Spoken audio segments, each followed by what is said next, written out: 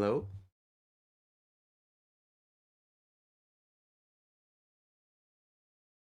Hello, hello.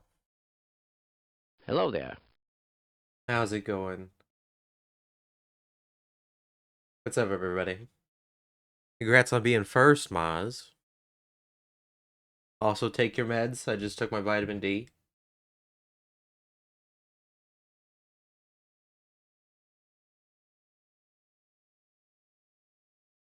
Hey, Gordon.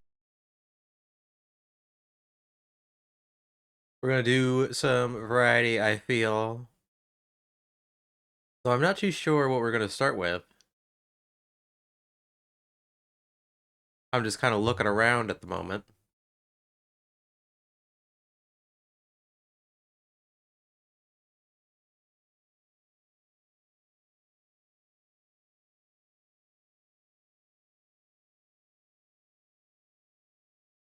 Also, didn't know what to put for a title.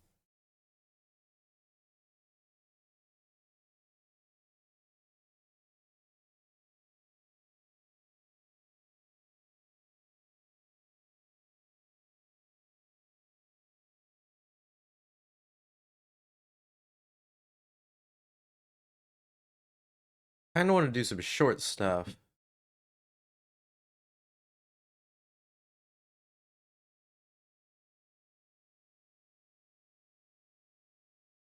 You know, the title's already set in stone. You can't change it. I'm feeling okay. I'm just kind of tired, even though I slept too long. I slept way too long.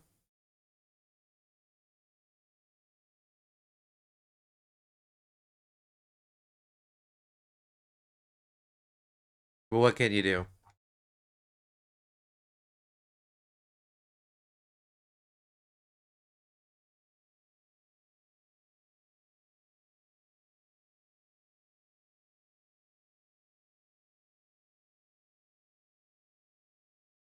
What should we start off with? Should we start off with something scary or something more moody? I don't know if any of the games I have are like really, really scary.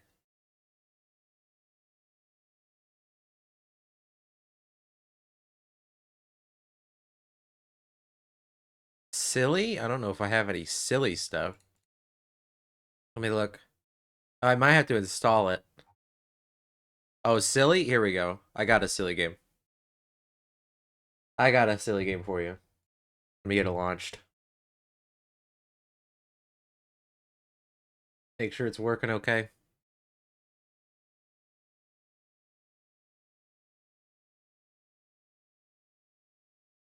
The game doesn't have any options. I guess because it was made in 2 weeks.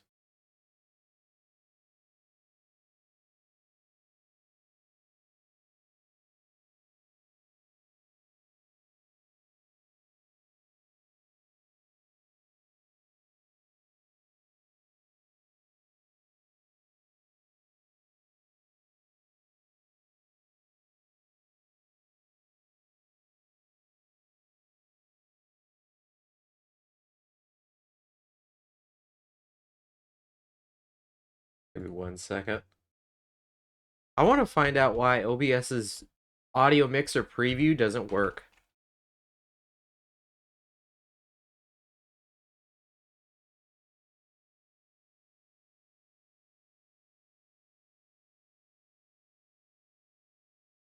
But whatever.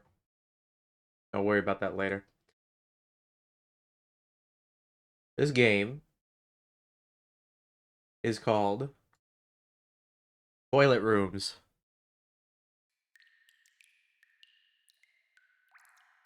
Are you ready? Are you ready? Are you ready to go to the toilet rooms?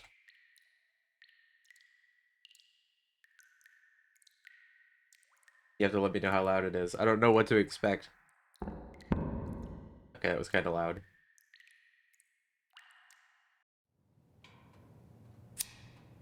Give me my give me my mouse back.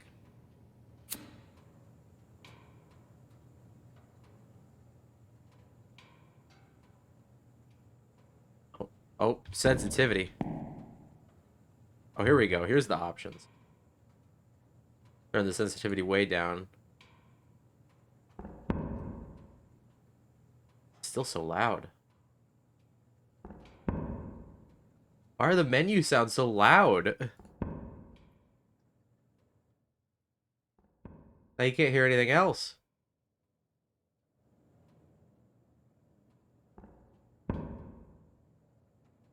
What the hell, man? The game's on 50% out of in the actual options, like in the volume mixer, and it's on like 20% here. But for some reason the menu is like a gunshot. But we found the way. Is there anything else in these toilets? Are there any dookies in the toilets? Oh. How can you make a backrooms toilet game but not have shit in the toilets? Is there a toilet in there? Didn't look like it.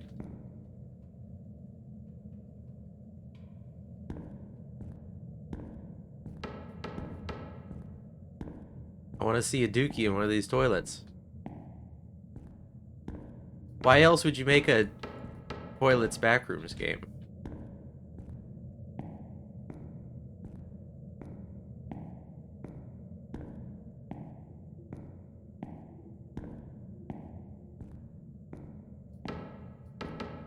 Oh, this one was already open. That's where the toilet monster went to the bathroom.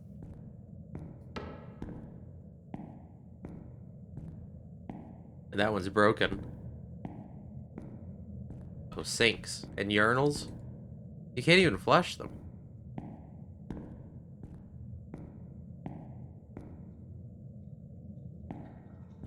Oh.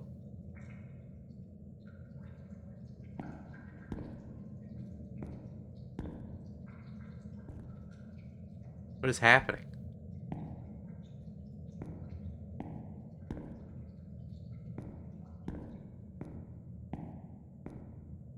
You really can't see anything. I guess we are just using a Zippo, but there's a brightness setting. Turn it up just a little bit. Because I can barely see in front of myself. I should have saved this game for later when it got dark.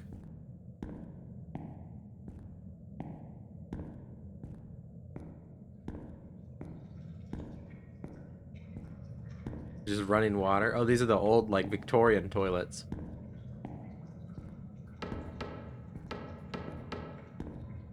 I don't know if there's an actual ending to this game or if you just walk around checking toilets.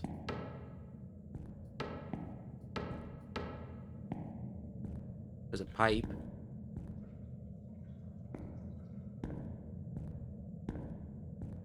I do know this game said it was made in 2 days. Or not 2 days, 2 weeks rather. 2 days would be impressive.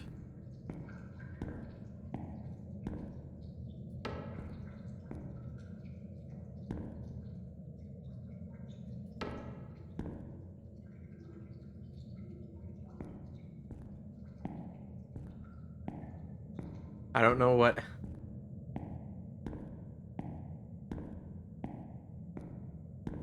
I really didn't know what to expect. Oh, here we go. Is that blood?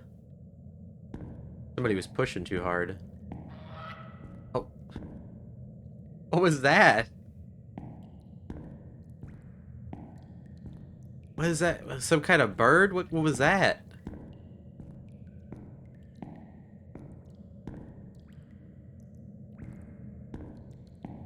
Was that a goose? I think it was a goose. Oh. Oh, there's a person. Hello. I haven't met people for a long time. Who are you? I'm just like you, the person who's stuck here. What kind of place is this? I don't know exactly, but this is kind of endless corridors full of toilet cubicles. How long have you been here? I don't know when morning or night will come. Okay. I don't have a clock, so I can't tell. How did you survive here? Well, I found a mattress. I sleep on it. There is water from the tap in extreme cases, or in extreme cases from the toilet. And the food is the insects that live here. Where'd you find the goose? I found a goose in a pipe. He hunts insects and brings them to me. How do I get out of here? I have no idea, to be honest. I don't even try. I heard strange noises not far from here, and I'm afraid to go far from my shelter. But my goose found some key. Maybe you'll find some use for it? Here, take it. Okay. That is a goose, isn't it? Where's he finding the stuff to burn?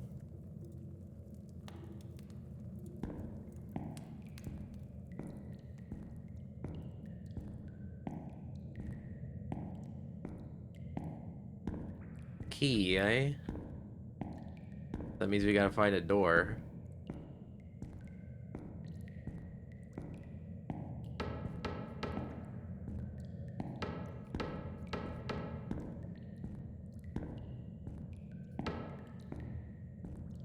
Don't know where.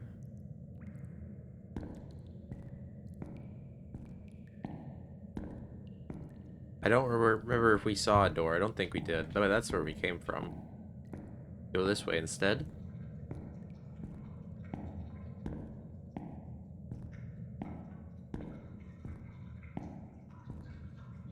This is just... Oh, here's the door.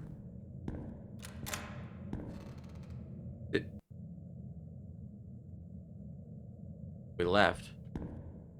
We're in a new... Oh, here we go. Is this what this dude's burning? What is that? I really have to sneeze. Give me a second.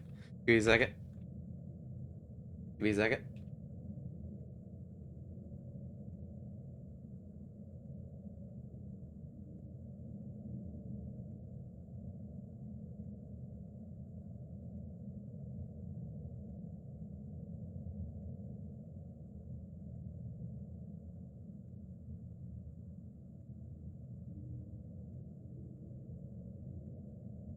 It went away.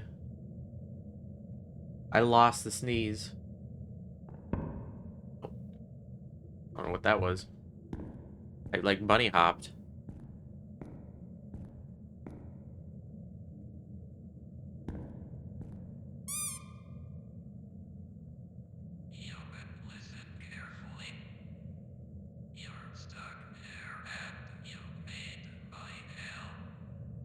Dude.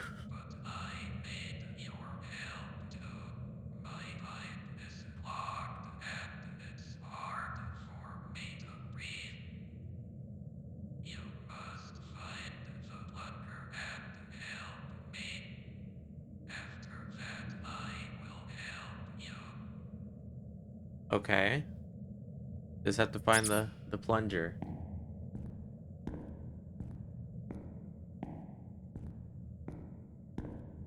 Oh, this way got cleared. Now, if I was a plunger...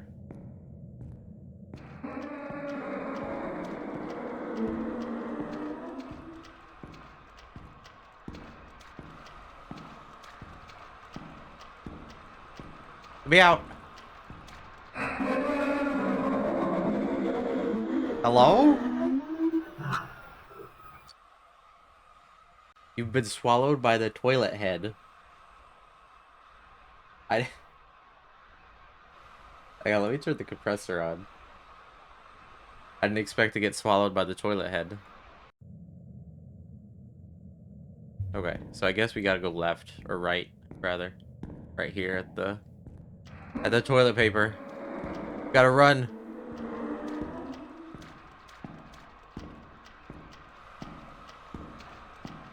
The toilet head. I wasn't oh my gosh, he's fast. I don't really think we have much of a chance. I wasn't expecting the toilet head.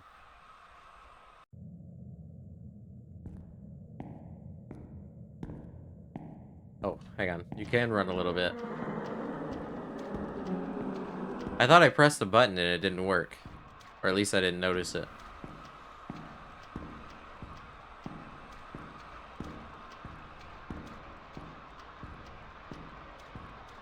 don't know where we're running to.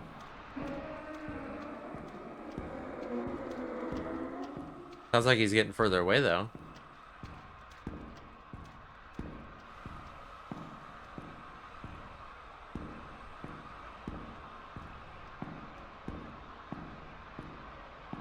Where's this plunger? There's pipes everywhere. Oh. We got the plunger.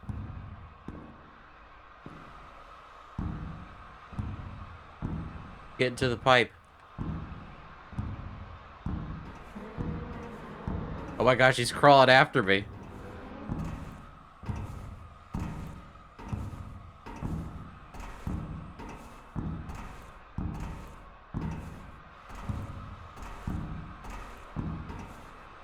Look at him. Look at him. He's coming. Oh my gosh, I can't run in here.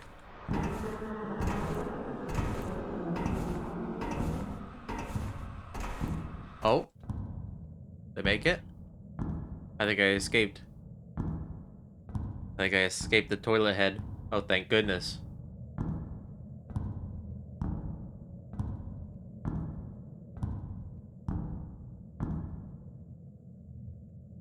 Oh, I made it. I got your plunger.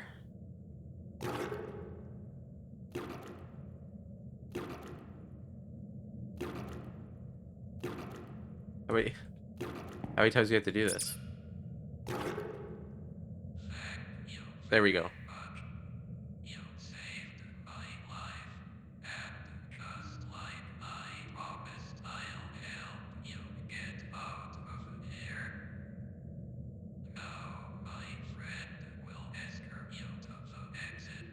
Your friend?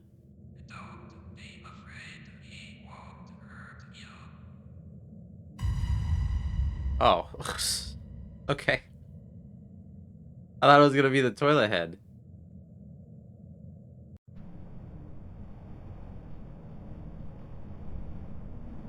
Now we're going into a different dimension. It's like we're warping in Star Trek. Oh, splash landing.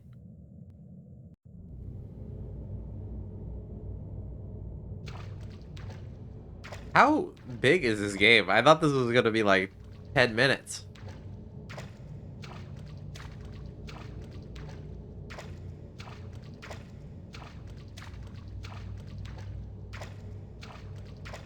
This don't look like the exit. This looks like more of the same.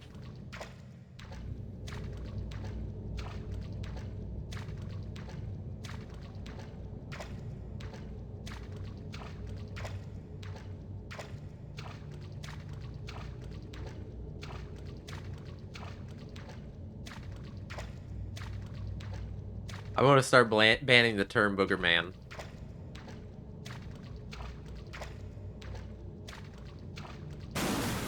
Oh my gosh. You're a shower?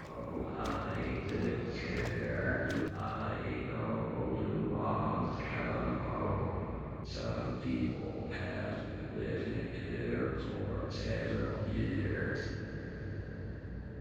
Yeah. You followed me the first day. Yeah. You have a lot to best. But your revenge I will not answer then. Why not? You are the first person to leave here. The first person? Congratulations. Don't worry, I'll take you home now. Did you see the screen And flicker for a second? It like freaked out. was just a bad dream.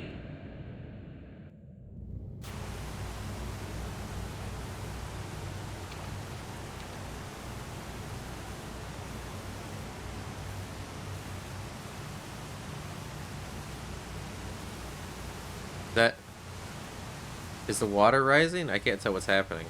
Oh yeah, it is. The water is rising. He's drowning us out.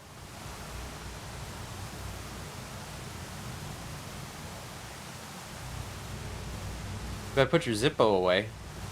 Oh, it's still burning underwater. I don't think we had anywhere else to go, to be honest with you. Oh, now we're in the bathtub. Is that what happened? We just fell asleep at... Oh, we fell asleep in the bathtub? I didn't ope. That wasn't an ope. That was an O. That was an O. Remove that.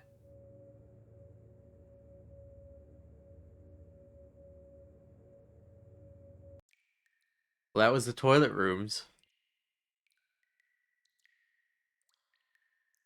We escaped. We escaped the toilet rooms.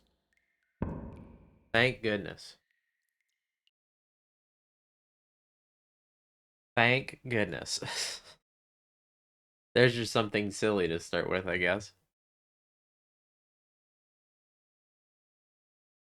I hear my rooster hollering. Let me check some stuff that I haven't installed yet. What is this game? This game looks very good for a different time. What game is this?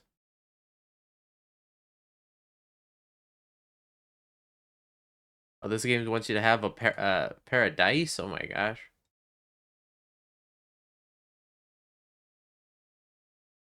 These are Christmas games. I should have had more stuff installed, but to be honest, I didn't really know what we were doing today.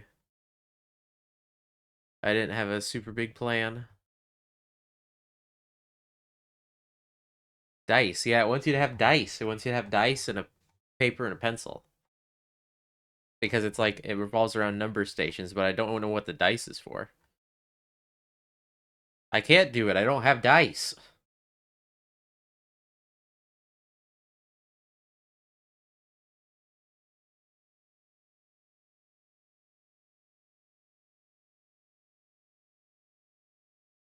But that's like the gimmick of the game, I guess. It's called like some Black Mountain number stations or something.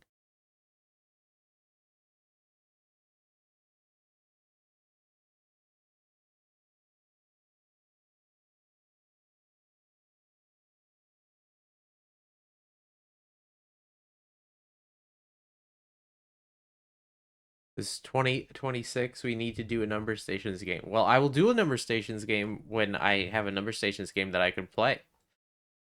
I can't play that right now. I don't have dice. I don't know how many times I have to say it.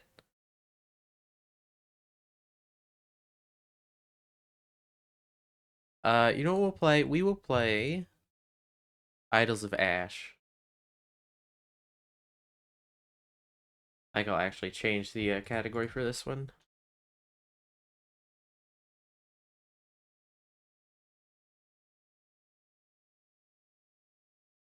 We get it set up though.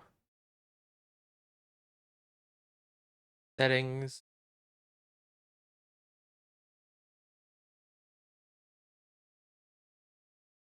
Turn on the VSync.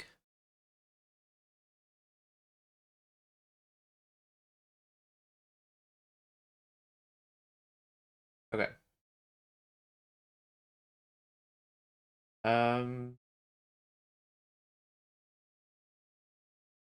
See how loud this is.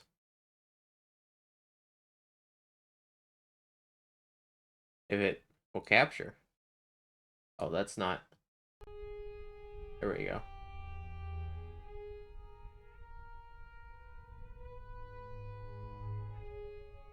Okay.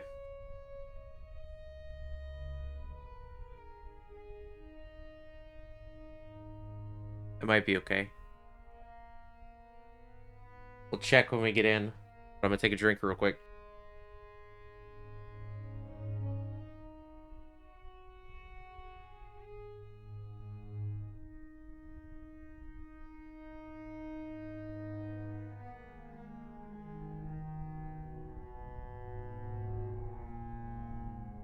I should have also bought Blood Mall. I can still do that real quick.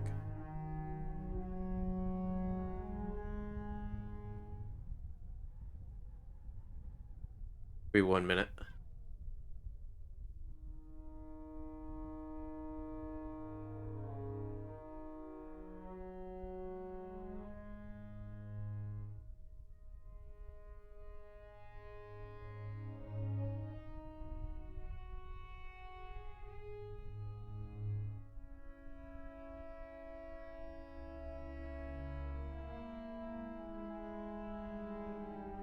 Oh, shoot. Hang on. I'm gonna do this during the BRB then. Hang on. I'll take a BRB after this game. And then I'll do it.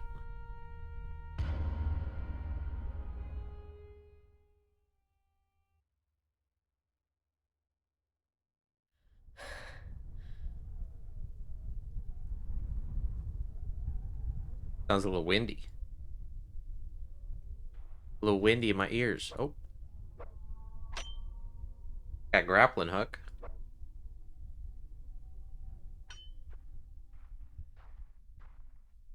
I can zoom. Inspect. A long journey, a sleepless night. All that matters now is finding it. And seeing her.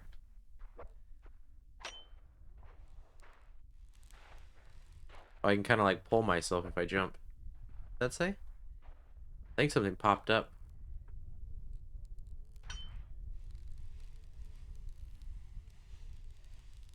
There we go. Okay. Just kind of throw in the grappling hook for fun. You know? Maybe I turned the brightness up a little bit too much. Hang on.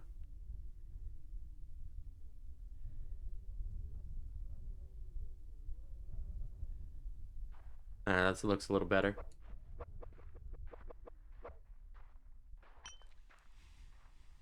Jump, shift to sprint. Okay.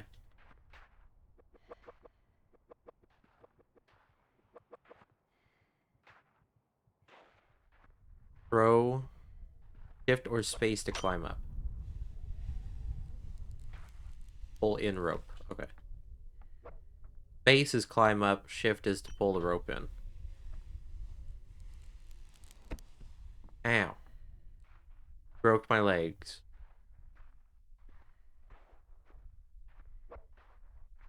Oh, here we go. I just need to get to the bottom of this place. Okay.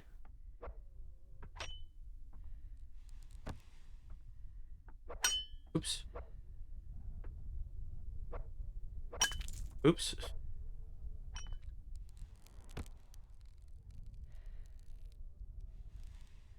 Whoa. Ow. I got slingshotted around. We're good.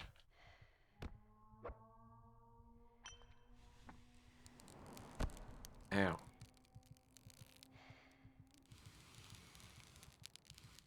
There we go. Nice and easy. Breathe in ashes. You breathe in the ancient ashes. The scent, the musty scent of stale air is replaced with pine and morning dew. You can almost see the faint outline of your village stirring awake. You remember it was the day you left for this place. You don't want to remember this. It serves no purpose to you now. These ashes will remember you. Yeah, that's what I just did. I just used my grappling hook and then I press control to slide down. But you only can do it for so much, but I can go like this. And then I can go like that. Yeah, we're huffing the ashes, I guess.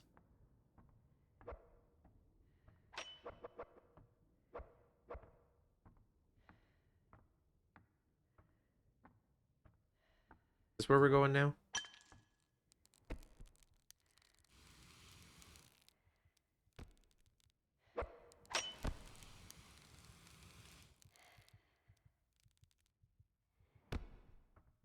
I guess this is where we're going.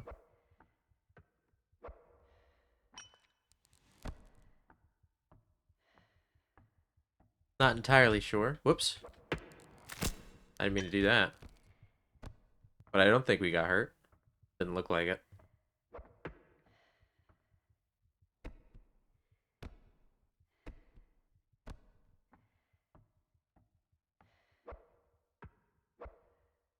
I got other games similar to this one that I should play. But I don't know how long they are. So I didn't plan on doing them tonight. Drink a healing potion. Your health is low. Do you have any potions or food? Ow. I feel like that would hurt more than breaking my knees.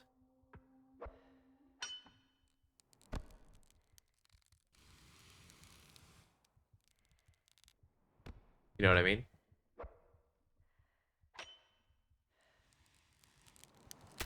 Ow. Is that lowering my health? I can't tell. What? Ow. Whoops.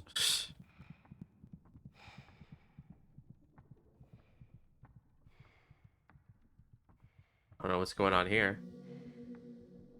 A latent ember has rekindled some vitality. Okay.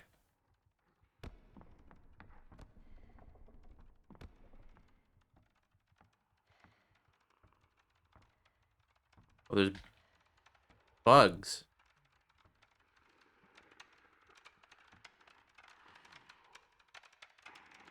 Giant centipede.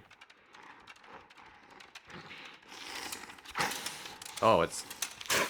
Oh my gosh. I didn't know that was right there. I was like, why is it getting so loud? It bit me in the ear. That scared the crap out of me.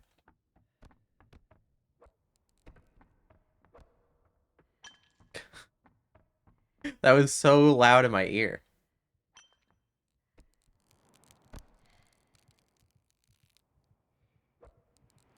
Uh-oh. Oh, look at that. Perfect.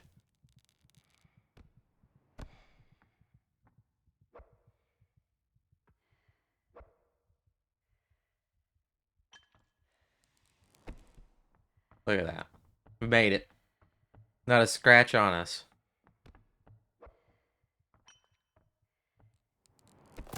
Ow. Okay, that does hurt a little bit.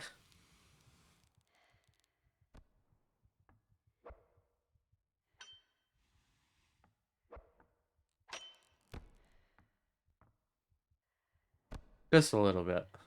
Not as bad as breaking your knees.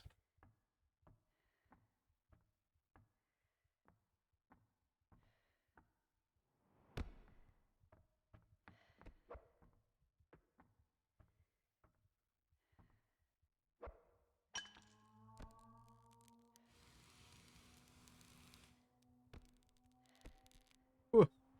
Okay.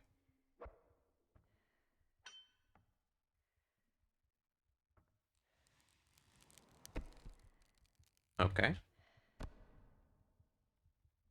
Now we can't get eaten by the giant centipedes.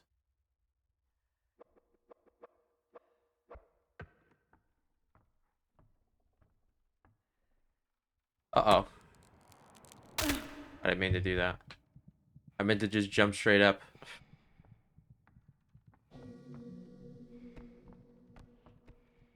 Okay.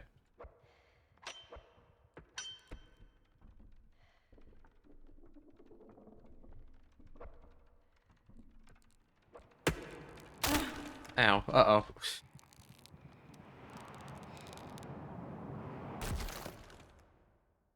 Rip.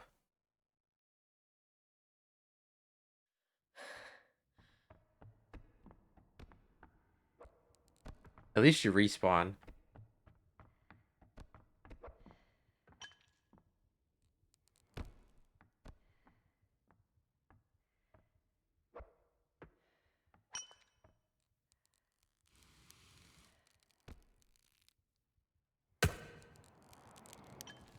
Ooh.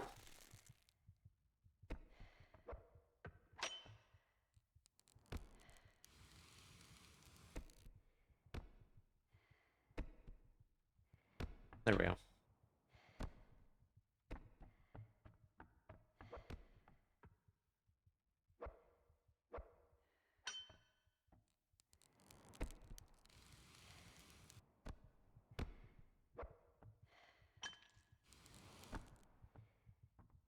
Just slowly go down.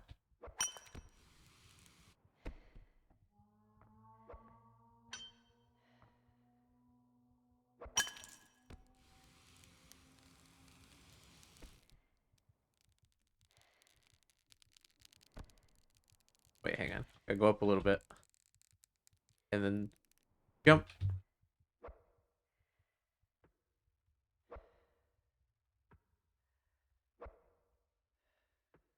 There we go. Ow, my face.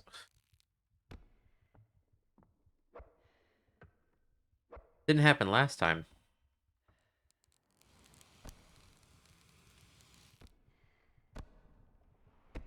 Okay. Get a little bit of health back. I don't know where they want me to go. I guess straight down, but do that while also being accosted by giant centipedes. Ow.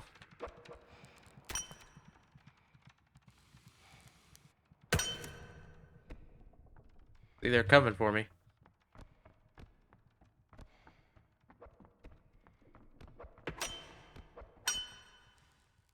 Oop. That's not the way. This is.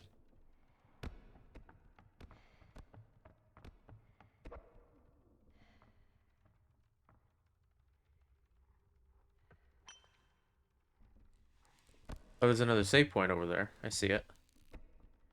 Here's some Heelys.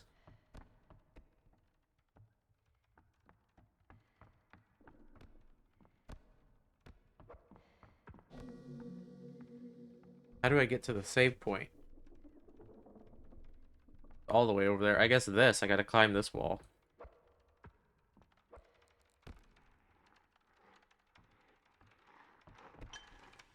Oh. Get away from me, dude.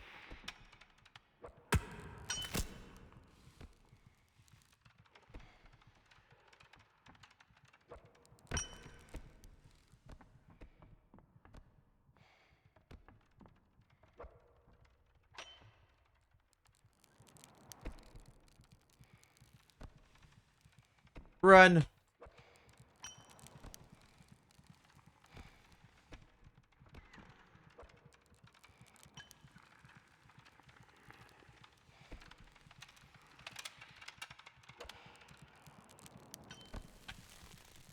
Ah, I'm stuck. I'm stuck. Ow.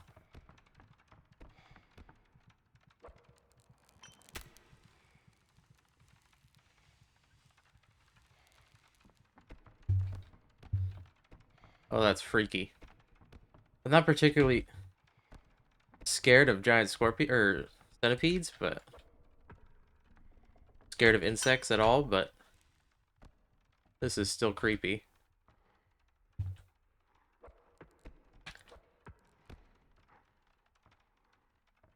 Trying to figure out how to get to me. Oh no. Oh no.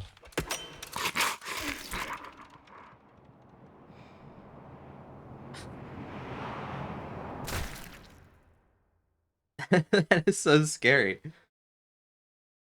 I really jumped hard.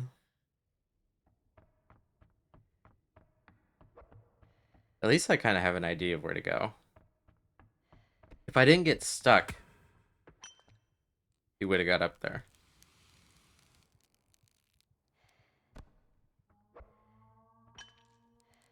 I mean, what's scary is it just gets so loud in my ear. So I gotta turn down my headset volume a little bit.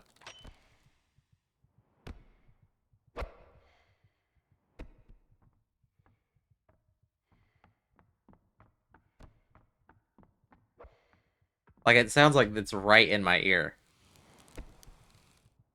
Uh-oh. There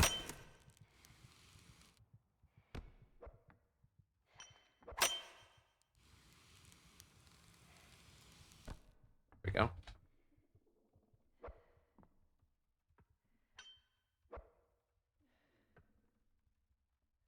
Come on.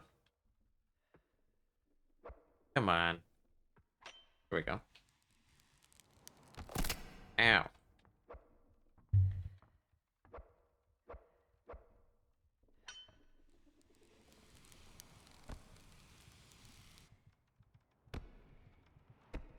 I hear them crawling.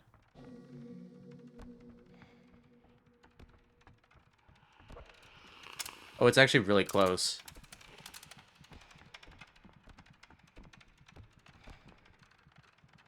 Uh-oh.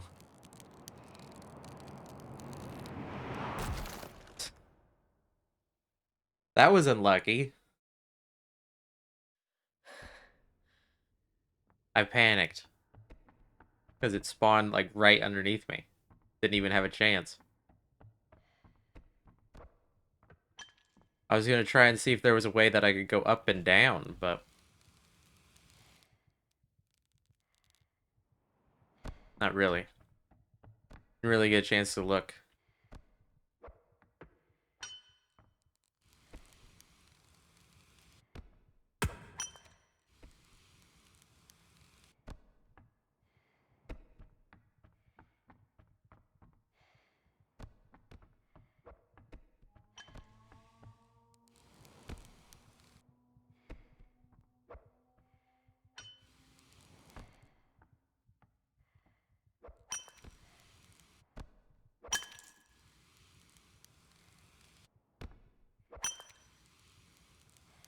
Do it like that, I guess.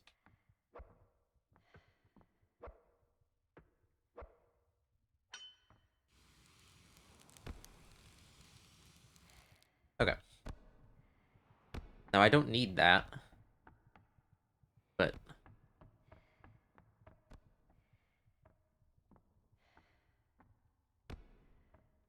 now where are they?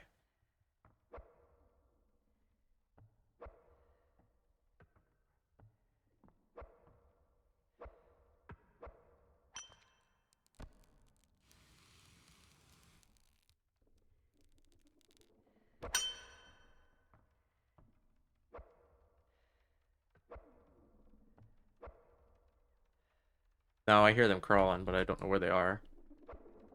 Oh, the other there are. There's one right there.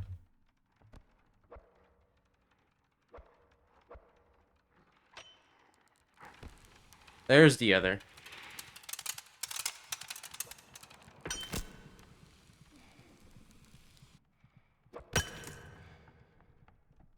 Okay, well... I've kind of missed the respawn point. But there's one all the way at the bottom.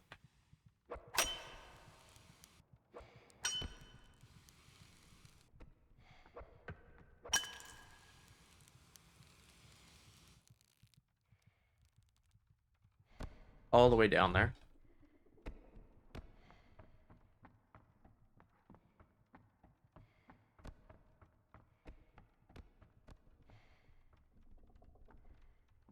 There's the bug.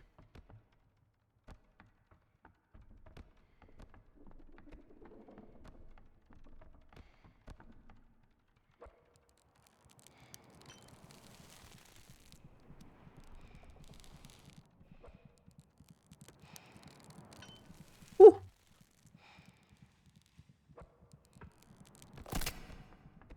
Okay.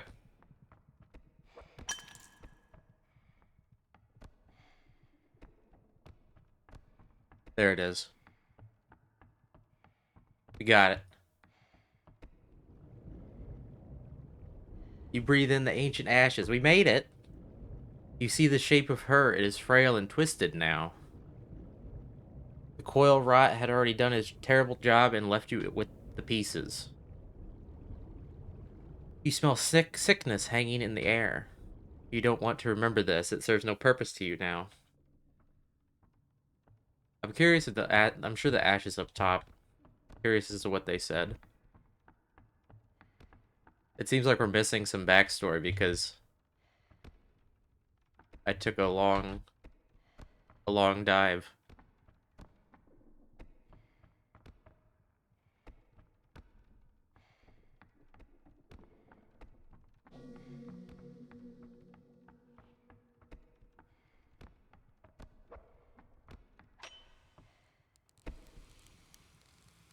What can you do?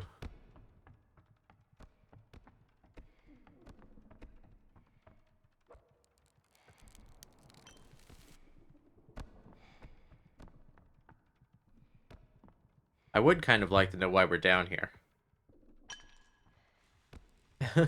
That would be nice. Why am I braving these giant bugs? Uh-oh. Okay.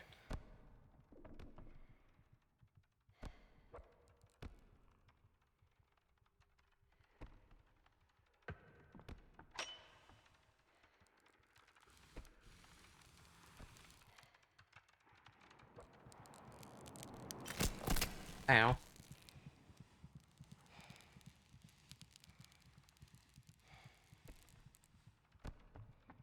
Look, see, we made it to the second respawn point, or the third, rather. You see the shape of her. It is strong, hale, beautiful, but distant. You remember this moment. She waited months for you to return. Every step you had taken was a step towards her. Seeing her distant shape is unbearable now. It's too far. You don't want to remember her like this.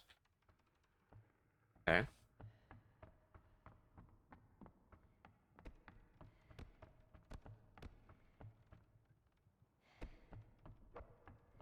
Get me up there.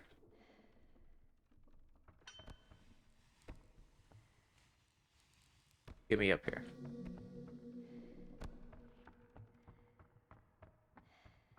The bug's somewhere over there. Oh my gosh, there it is. Man, they are fast.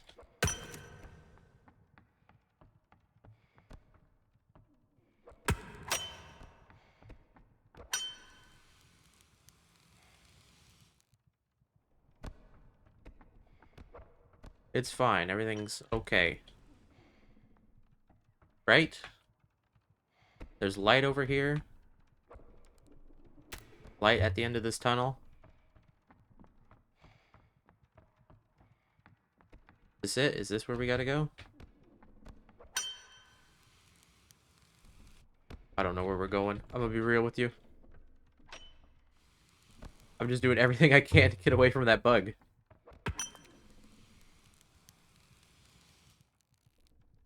Ugh.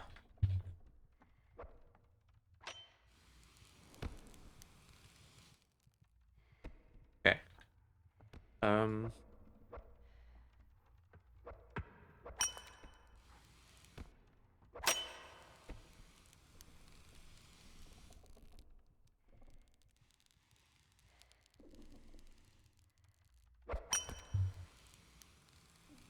Here we go. We made it to this. It's like a broken save point. That bug is still coming.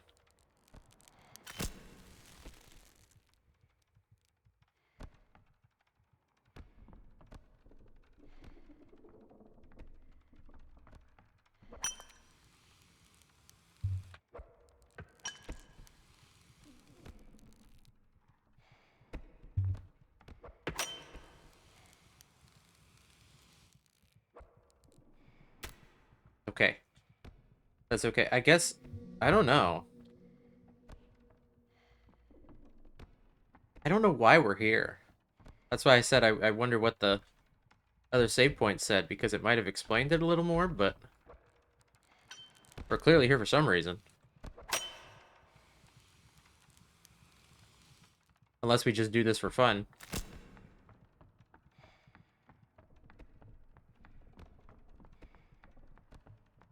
Now where are we?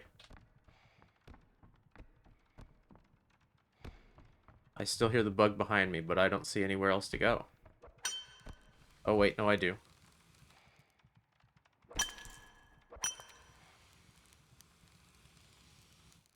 We're making it. Oh, my nose really itches.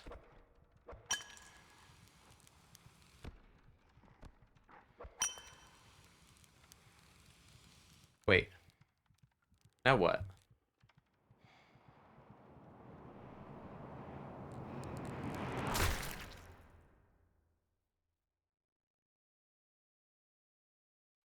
There was nothing there.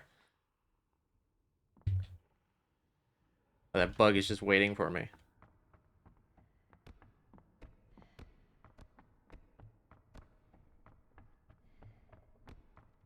There was nothing there.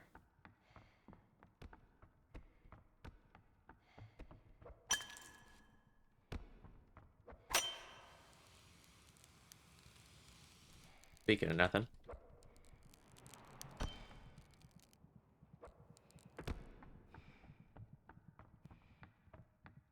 I don't know how else to get down further aside from this hole.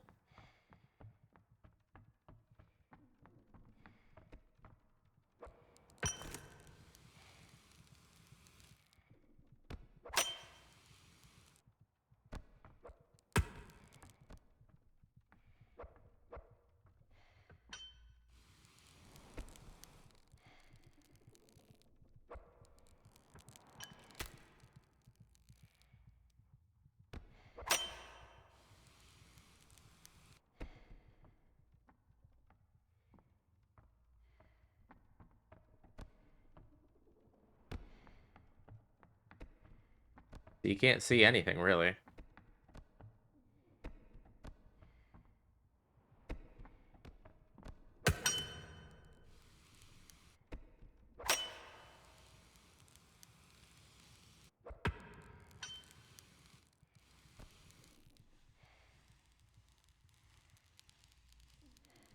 It is very hard to see. Uh-oh. Ow. Uh-oh. I didn't mean to jump that way.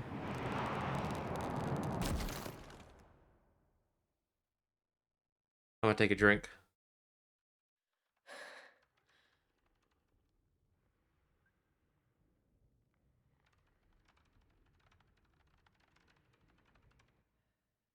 Don't give up! Excuse me, Mr. Bug. I'm gonna restart just because he started moving while I was drinking.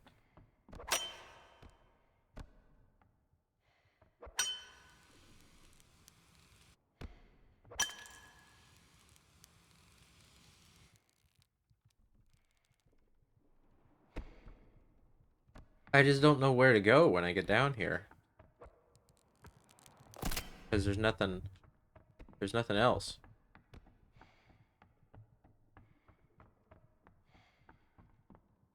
It looks like it's just a straight shot down is the only chance you have, but there's nothing to actually get you down any further.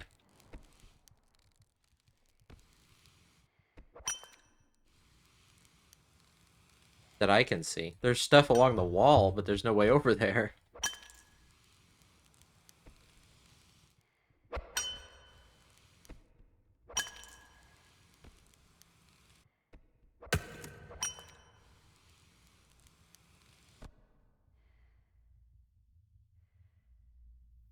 Okay.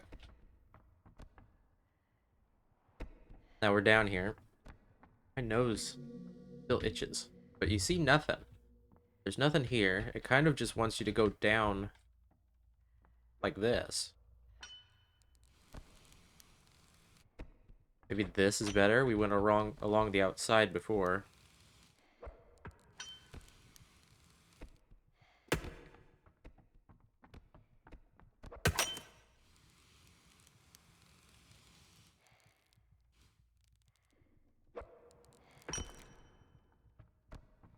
We just kind of eventually ended up with nothing.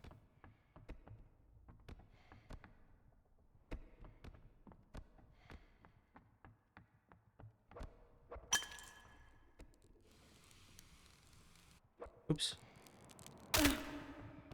Fine. Is this it? No? I don't know.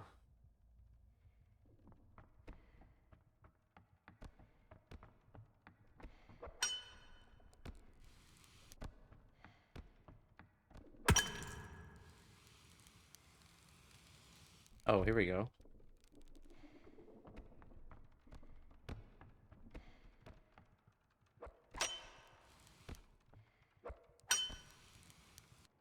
Is this it? I just hear the bug. There it is. Right there.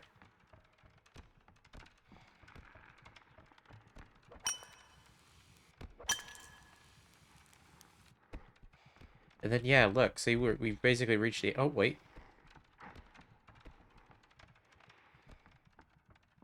Here we go. Here's something. We found it. We found, I think, the actual way down.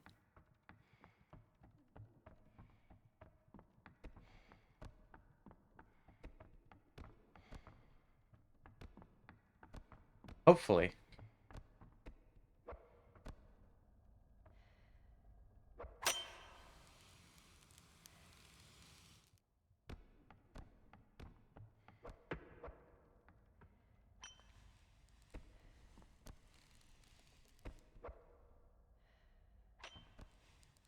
I get this healing.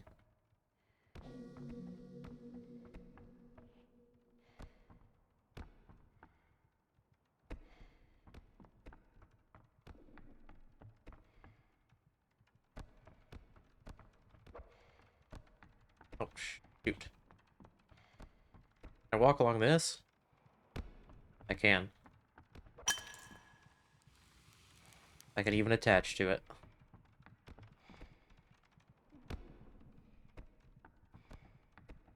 I will say the one thing that's like killing me the most is your jumps are kind of floaty. Kind of jump like Mario. Like you have no real weight to your body. Whoops. You know what I mean? Because that's like the only thing. Because like if I'm holding the directional button to jump, I kind of just go flying in that direction. Like I'm lunging. But at the same time, I don't feel like I'm actually doing that. I don't know how to describe it.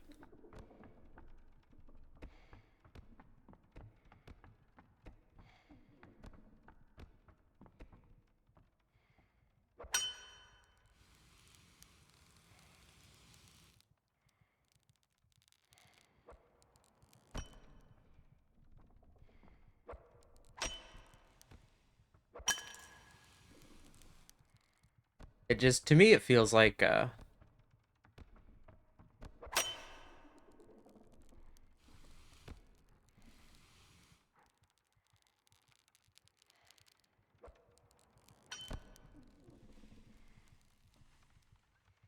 it feels like Mario, I guess. Like I don't, like I'm just kind of getting blown in the wind. That's the only way I can really describe it. Doesn't seem to be a save point here.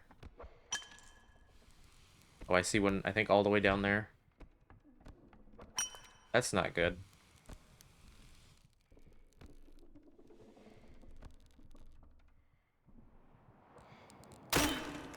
That's also not good.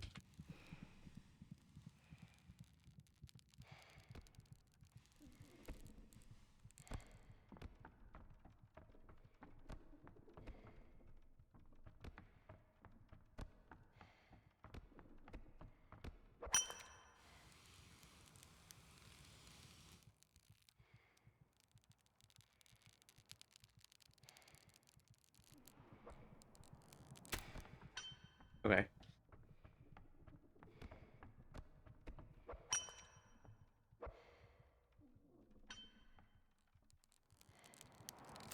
Ow.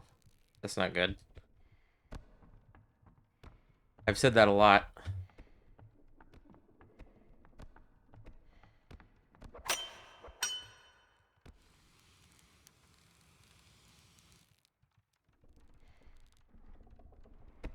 Our bones are pretty crunchy.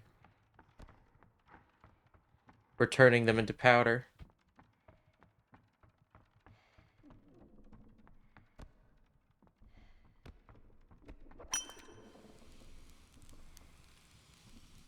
I don't know if that's... Okay, just barely. Just barely hurt myself. Just barely.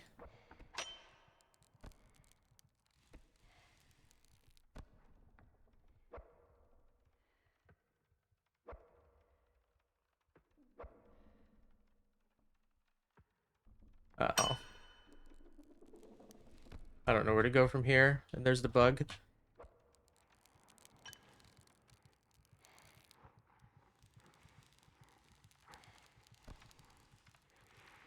Come on, come on, come on, come on, come on.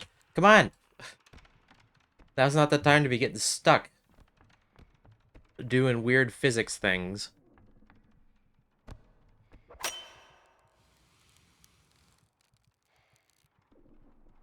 This is pretty anxiety-inducing.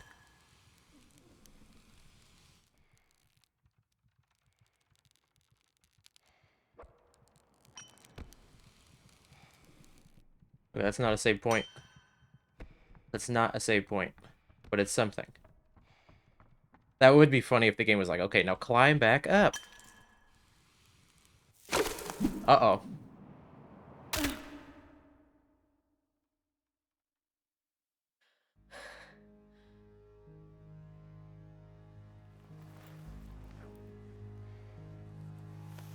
Did we make it?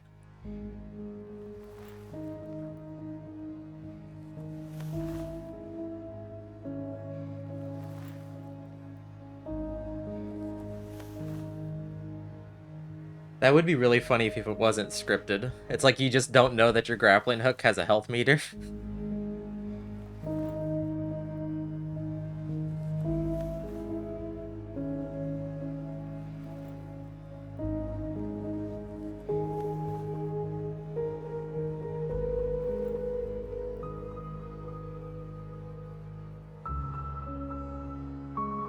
You breathe in the ancient ashes.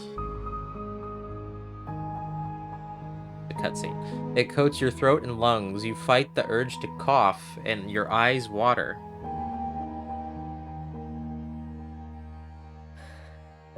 Oh.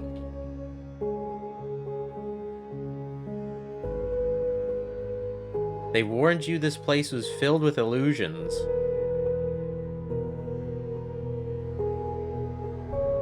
Tricks of the mind, intangible and ruinous.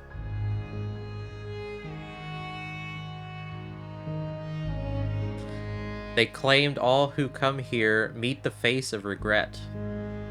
Kind of like a bunch of Haniwas. That there was no greater folly than to lose your life for a memory.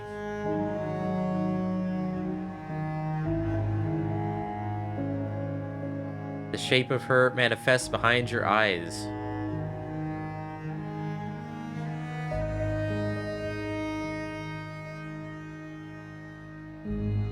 Welcome in, Roko.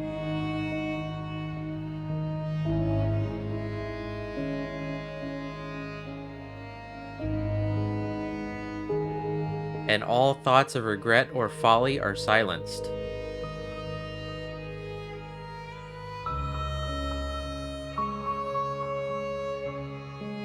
Are we turning into a stone person? Is that what all those other stones were? Were the people before us who came here?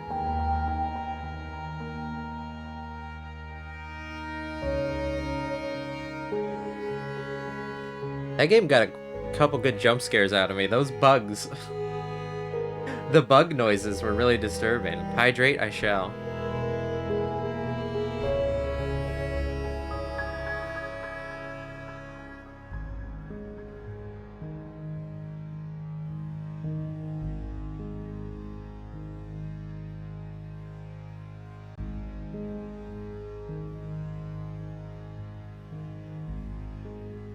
Well, that didn't take too long.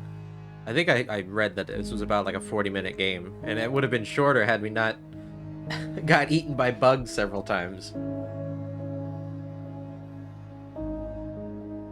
Nightmare mode unlocked? Sandbox mode unlocked. Sandbox mode. Well, we gotta check that out. Select a map? Nightmare. What is nightmare? Amount of centipedes. 10. Oh no. Or additional centipedes, rather. So that's like 12 then, because I think there was at least 2 of them. Unleashed? What is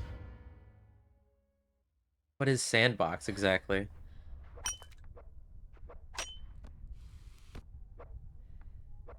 Is it just the same? It's just the same thing? I'm curious as to... It says maps. I'm curious as to whether or not...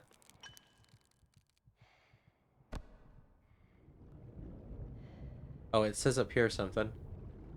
Have I played Lorne's Lure? No, I haven't, but I have it. So I just need to get around to actually playing it. There's another game that I saw Jerma playing that I can't remember what it's called, though. I think it's called White Knuckle, which is also a similar vibe.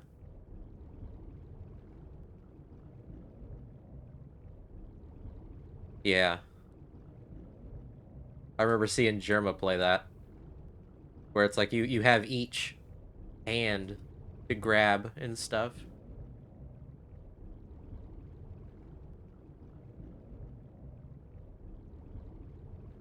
I think I've seen this game too. This Karen game.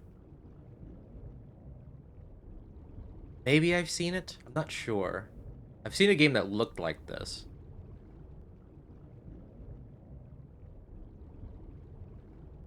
But I don't remember. There doesn't seem to be much of a difference in sandbox mode, aside from it, like, counting my hooks. It said something up there when I saved.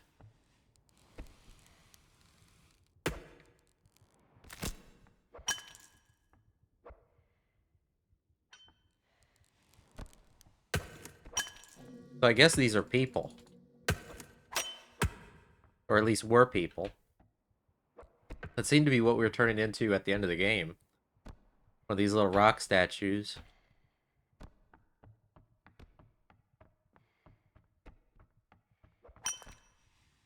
I don't know if other maps are unlockable, or if there's, like, plans for workshop stuff. That would be cool. Oops.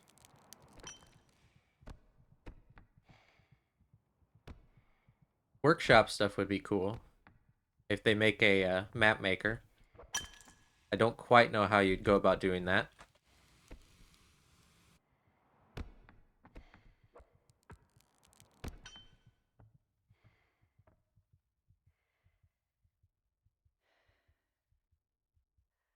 Enigma. See. Is that on Steam?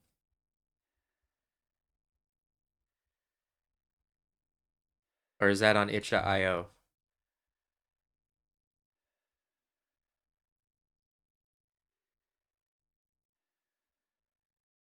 Oh, Lunacid. Oh, I misread. Lunacid? Yeah, I tried to play Lunacid and I wasn't a huge fan of it. Real recommended it to me, and I couldn't get into it. I just really couldn't. I got games that are similar to it though that I need to try. But it just wasn't my cup of tea.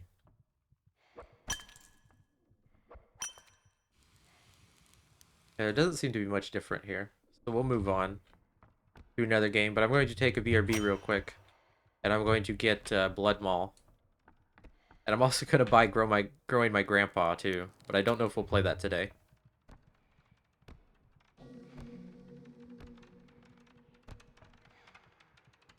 Oh, he's right there. Look at him watch me. Okay. Let's get out of here. But I'm going to take a BRB real quick, and I'm going to go to the bathroom and get that game bought. Give me a little bit. Let me get your music back. There you go. See you in a minute.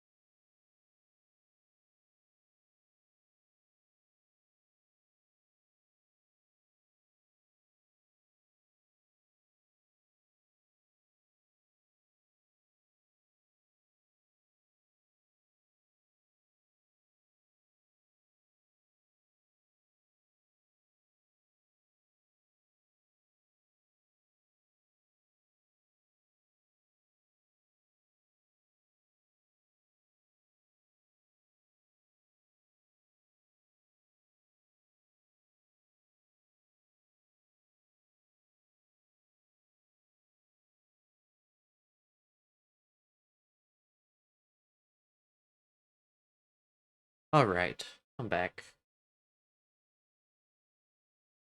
Um, now what? Now what would we like to do? Hey!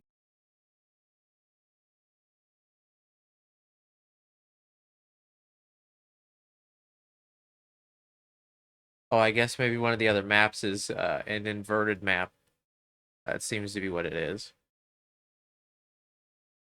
Now, what we like to do? What we like to do? Let me see. What else we got installed?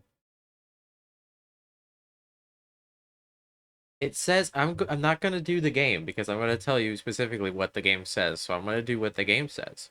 It says, if I can find it again. It says a pair of six-sided dice, ideally two different colors, and then a notebook and a pencil.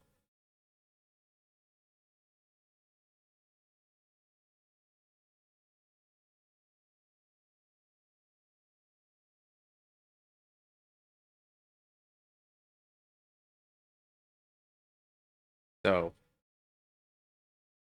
if we ever get around to it, we'll do that one, but we're gonna wait on it.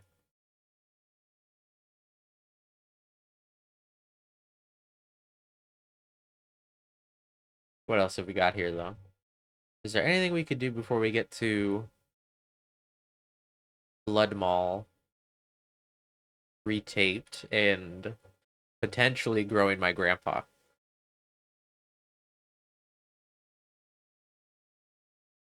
I'm just looking at what I already got installed, and it looks like we've done most of everything.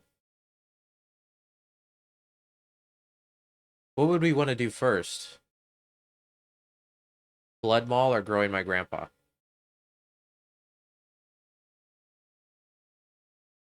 Would you rather grow your grandpa or go to the Blood Mall?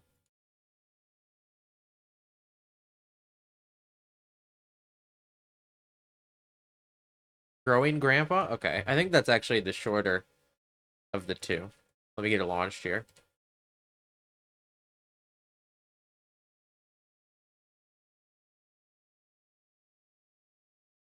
We'll also use the category for this one. I'm gonna take a drink real quick, though.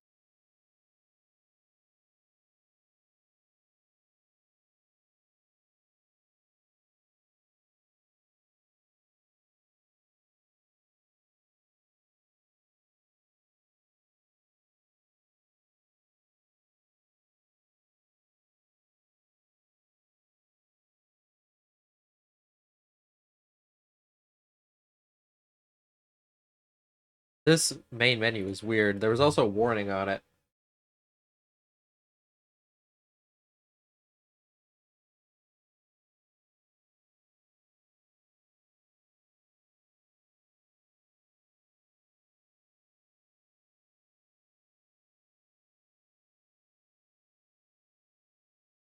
Give me a second. Let me relaunch the game so I can see what that warning was. It looked like it said body horror warning, but I mean, it's a games game. We kind of know that. But I wanted to make sure it didn't say there was like flashing lights or anything. Okay. Photosensitivity warning. There is a photosensitivity warning. So if you have seizures, please mind your eyes.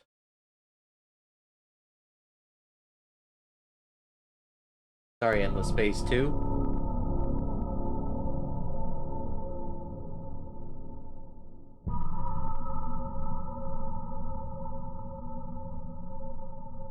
There doesn't appear to be any sound control in the volume mixer, but I'll turn the compressor off.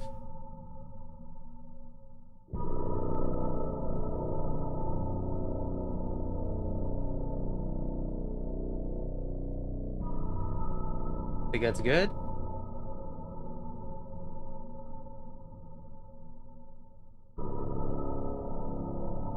That sound all right? Not too loud? Okay. You think it do? Well, let's grow our grandpa. Would you like to view the instructions regarding basic game mechanics? Yes. Please read. This game is designed to be played with a mouse. The input required of you is based around clicking the mouse buttons. The right mouse button will change the cursor image and function. Only when pointing indicated by the index finger, my little index finger here, can you, the player, interact with certain menu buttons and prompts. Please click below in the pointing mode to continue. Oh, so I can stick my hand out. Does that sound okay?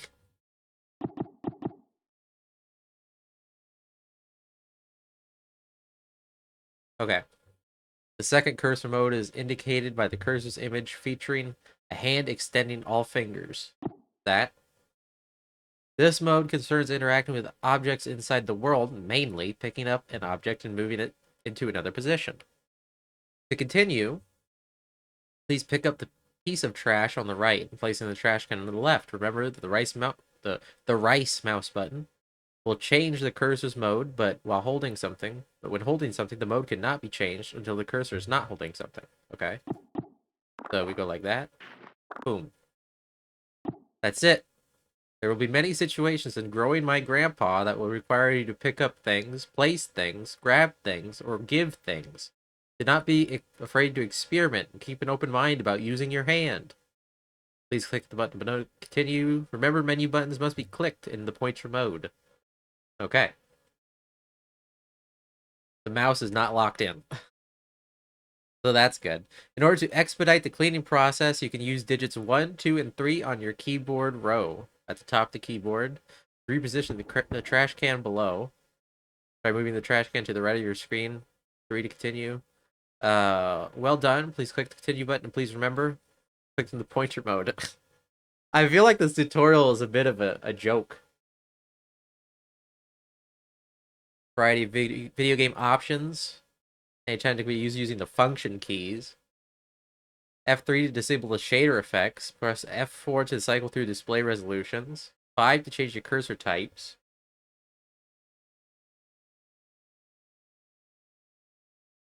There are 3 cursor color schemes available, plus left-handed variants for each color scheme. By default, growing my grandpa display is scaled up by a factor of 2 and the shader is set to low. Configuration overlay. Hover over the small question mark in the top right provides an overlay related to available configurations. Try hovering over it. This will be available at all times during the game. Okay.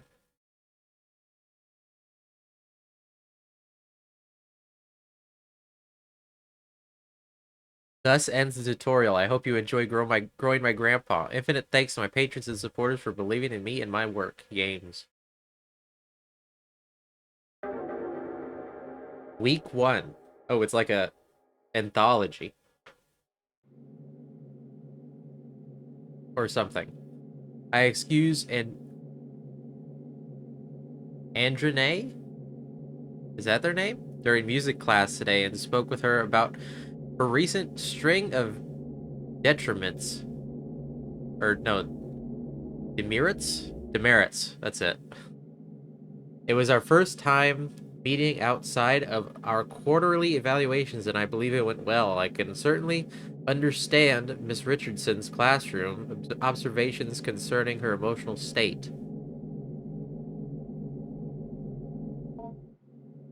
She was, of course, intensely shy when we first met. As I understand it, she is similarly withdrawn in her classroom activities and only speaks or acts when she absolutely must. Some things she simply will not do. Instead of participating in mandatory group activities, she will sit alone and accept that she will receive a demerit. Before the meeting, I read Miss Richardson's parent-teacher report, which allowed me to estimate some of her home life. Parents are well educated and come from a prestigious background, but they lack time to properly nurture her. She is often alone when she is not. Parents seem to not understand the importance of warmth and affection and affirmation when dealing with someone so young. Having 2 parents of this reserved and icy temperament exacts an inhibition in a child. The child's imagination is subdued, but only ostensibly, for it eventually finds its way into regular life. I surmise that I would be able to reach out to Andrene. I don't know how this name would be pronounced. By way of making it make believe.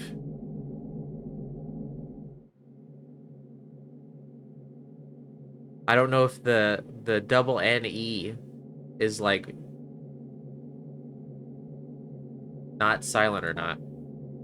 Oh, is that her?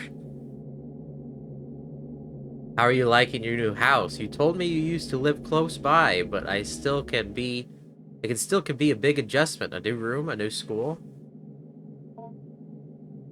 The basement. I like that. The basement? Yeah, there's a lot of cool stuff. Mom and Dad sent me down there. Your mom and dad made you go? Yeah, but there's lots of cool stuff. Well, that's not why they sent me down there, though. Why did they send you down there? Fighting. They were fighting, shouting. I came in to help and they shouted at me. They said go clean up downstairs, so I went. That sounds tough. Do they fight a lot? No. Well, alright. Maybe you could tell me more about the basement instead. Okay. Well, it was weird at first, the stuff down there, but cool. I found something living. Sort of. That's very interesting. Please tell me more. By indulging her in her fantasies and stories, I was able to glean more of an understanding of her anxiety surrounding her home and parents. Symbols of her stories seem to carry their own traumatic weight, and her exploration of the basement may very well be a vehicle for the conveyance of her anxiety. Whatever might come of our next meeting, whether she will engage in similar make-believe, I will set down her story here.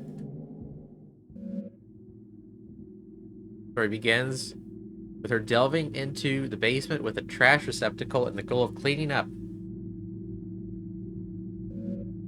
She discovered one of the walls was covered in plastic bags. She went to investigate, intent on tearing away whatever they covered. Oh, this is like got like mist trash bags. What is these? Grab these. I don't know what they are. They look like worms. Upon removing the plastic trash bags from the wall, she noticed their interior lining was covered in glass. Like a window, I offered. No, she said, like a mirror. Reflecting inwards towards the animal they covered. I gently asked her what exactly this animal was. Here is where the material reality of the story took a turn for explicitly fantasy and imagery. Upon her discovery of it, at her gaze, it grew, or extended its shaggy-haired self. Hair like the fur of a dog, I offered. No, she said. Not the fur of a dog, nor the hair on her head. It grew towards her, the animal's hair, reaching out. It was hard, standing almost straight like the hair on a brush, a bristle, I offered. Yes, she said. She was very afraid at first, but then very curious. I asked her what else was in the room. More things hidden away, she said. Things of Grandpa's as well. First, she said she found a hidden passage under the stairs. Inside were strange dolls, magic objects, naked, faceless figures. I heard these cryptic utterances and merely nodded. In order to keep the game of make-believe going, I only pressed for details where I thought necessary. The faceless dolls could be a simple metaphor for the anonymity she feels in her own home. The hidden passage, I am unsure of what to make of that. The revealing of the concealed seems to be thematic in her fantasy. The door under the stairs is but one example. Grab it. Give it a pet. Poke it. Yeah, we don't know what that is. The nice lump, whatever it is. Trash pile.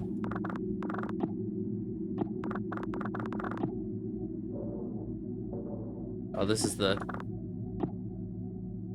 thing under the stairs. Rip this off. There we go.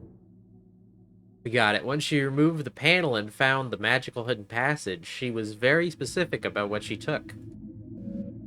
Found a magic book, a magic doll, a photo of her late grandpa, and magic glue. Take the doll. Slouching doll. Its material is rough and coarse.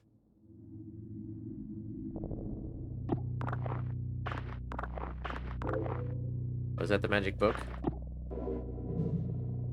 What does this say? Eurasia steppe shamanism and the Fusiform gyrus. An interdisciplinary study in the sympathetic magic. A dissertation, Jacob Hart. Papers crudely bound together to form a book. Read now. The impetus of this research was the recognition of a particular pattern in fragments of documents relating to magic and magico-religious practices. Numerous sources were drawn from commentaries on laws related to the banning of sorcery and necromancy, compilations of folk charms related to love spells, hagiographs of saints, and their encounters with devils. The list spans many centuries and a great distance, from the Levant to the Khazar Khaganate, to the border of the modern nation states of Russia and Kazakhstan today. From this paper trail arose a consistent account about a certain form of magic relating to the binding of demons to a sorcerer's will. A demon called the Heaven of Needles, or Angel of Needles, was known to be kept best by shamanic keepers or wards who suffer from face blindness, prosopagnosia, whether by birth or through developmental causes like a stroke or head injury.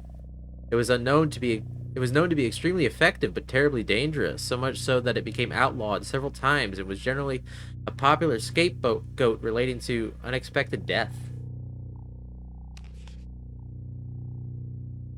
This nexus of magico-religious meaning-making, sorcery regarding human-related desires, and the history and science of neurological disorders relating to the fusiform gyrus, or gyrus, is where the subject of this dissertation will reside.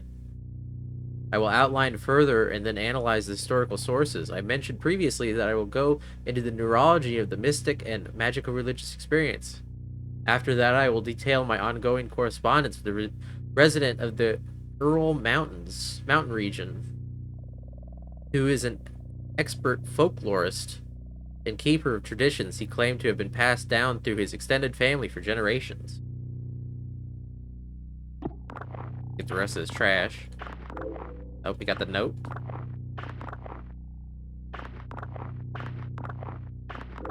There's the glue. All clean. The space will not be dirty again until next week. A photo of your late grandfather. Get the glue. All-purpose glue. Okay. I interrupted to ask what she did with these magic, mysterious materials. Bro, Grandpa, she explained plainly. And then, without missing a beat, she continued her own story. Or she continued on with her story. Feeling this was a potent symbol, I stopped her again to ask what she meant. Somewhat puzzled, I did not understand immediately. She explained slowly. Grandpa lives in the cage in the other room, the cage behind the door. They grew people in the cage.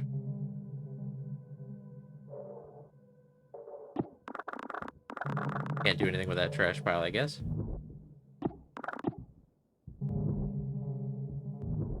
Anything this way? The darkness of the shadowy corner unnerves you. You cannot explore here without some form of light. Okay. This makes perfect sense, clearly. A hastily written note. Oops. Shit. I missed the note. I accidentally clicked the wrong button. A note on experiment 1-4. I don't know where to find my inventory. For the sake of university policy and the health of any future career you hope to have you will abide by the non-disclosure contract you have signed. Do not break the anthropodic vacuum without my prior consultation and approval. Any anthropodic forms brought into the enclosure area must not be left unattended. When not in dormancy, the samples will attempt to take the anthropod shells. Please see shell note for more on that. There.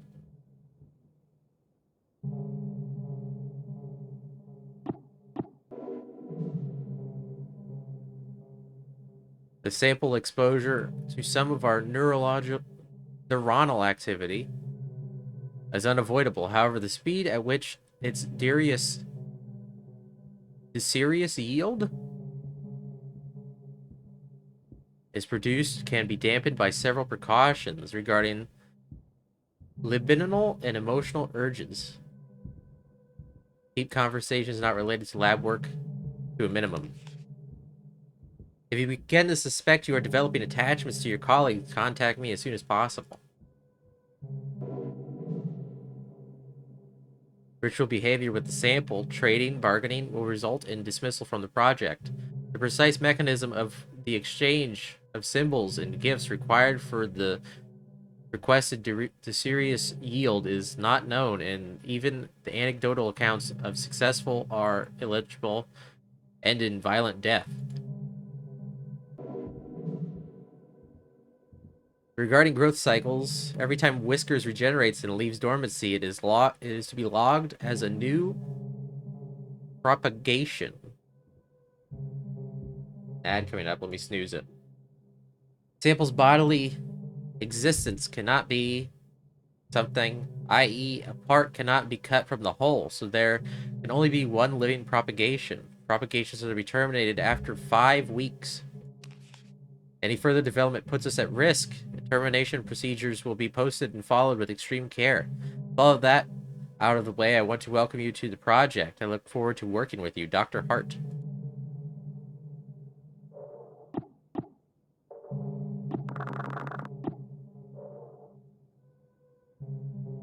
I wish there was some way to get that note back.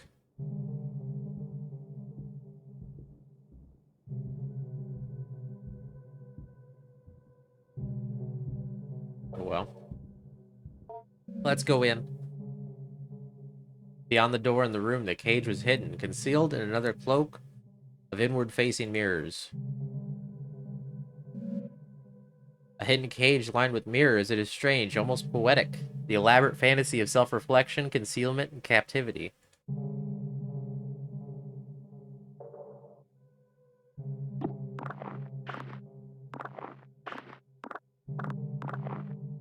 Let's get that tarp off. At the cage, she finally cast her spell. But it was confusing, she confided at first. She took the magic doll, the magic glue, and the photo of her grandpa. And she combined them, and she wished very hard. I can only assume in this fantasy that her next wish would come true. In what child's story would it not?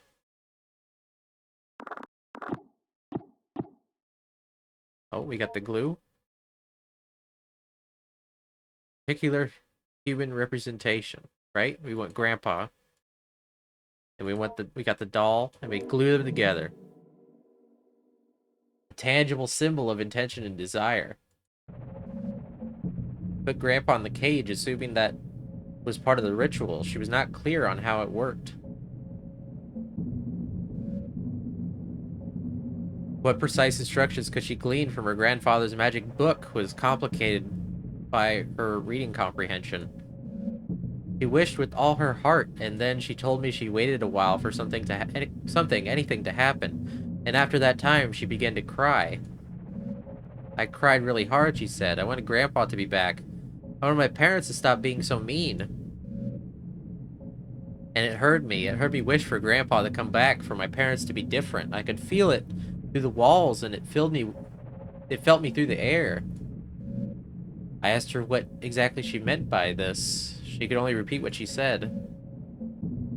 By this time, lunch was almost over. I said goodbye, and she left to rejoin her class.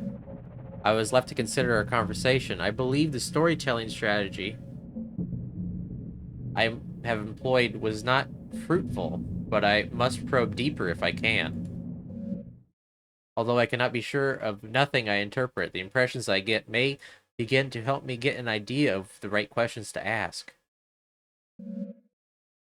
Knowledge you acquired this week has given you access to certain topics or keywords you can discuss with Grandpa. You've gained the conversation topic wish. Consider discussing this when Grandpa emerges. You've also gained the following keyword: shell. Week 2. Let me take a drink real quick.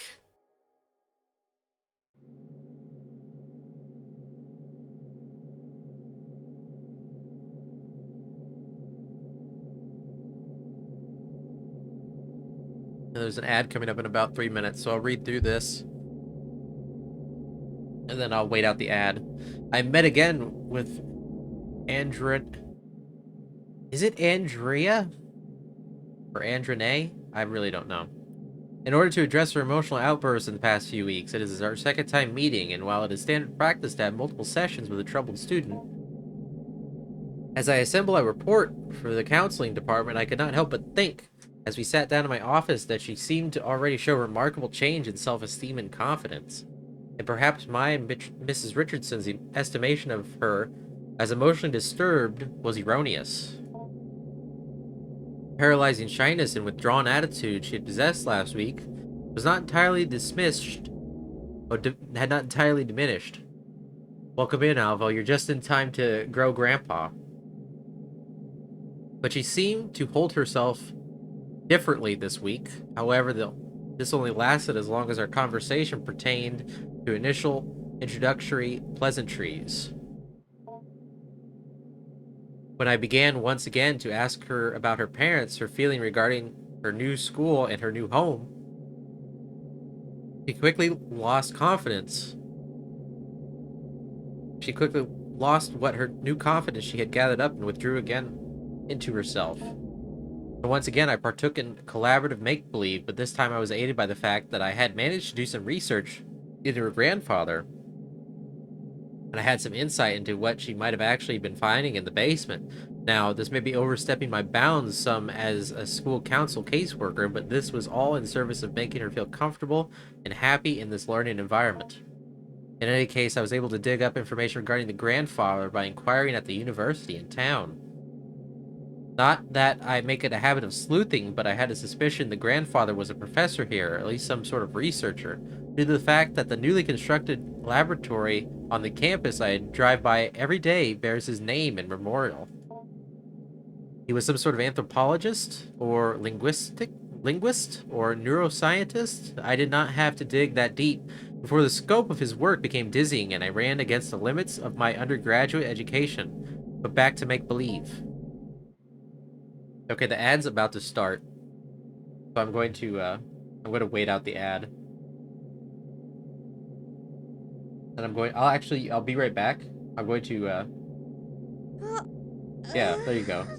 I'll stand and stretch. Whoops. I'll stand and stretch. So I'll be right back while the ad plays. See you in a minute.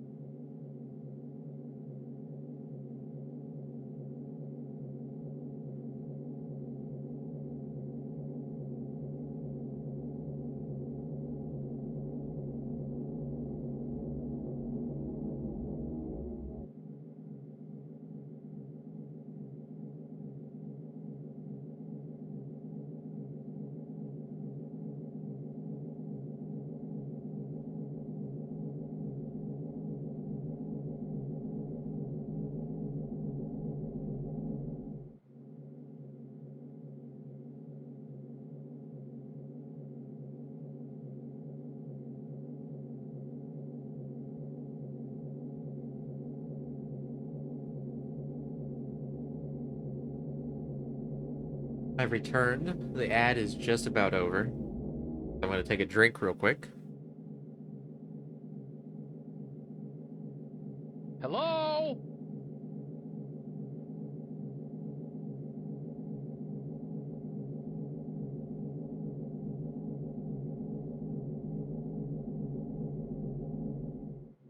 Okay, I think the ad is done. Alright. What is your grandpa like? Is he a smart man? Not anymore, but I'm teaching him. So he's grown a good deal then. You've been feeding him well? Yes. He's getting bigger, but he has a lot of room in his cage. Is he still behind the bars? Oops. Yeah, well, he might be able to climb out eventually. There's this vent in the ceiling. Well, perhaps if he climbs out, I could meet him someday. Yeah, maybe, but he's not ready to leave. He can't take care of himself. I have to feed him, pick up after him. Ah, you store your food in your lunchbox. That's nice of you to share. He can almost talk. You cannot speak with him? He doesn't. He doesn't have a mouth, sort of. But how do you feed him? He has a mouth on the outside, on his shell, or the stuff that is his skin. I gotta sneeze.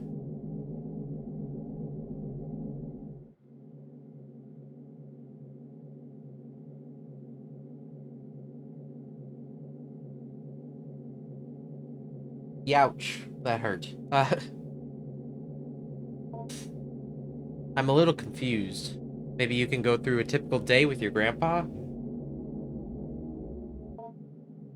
Okay. I asked her to explain how exactly she goes about growing her grandpa, and she began another tale. According to her, in the weeks that had passed, much had changed in the basement. Well, that thing is gone. The hairy thing that was here before is gone.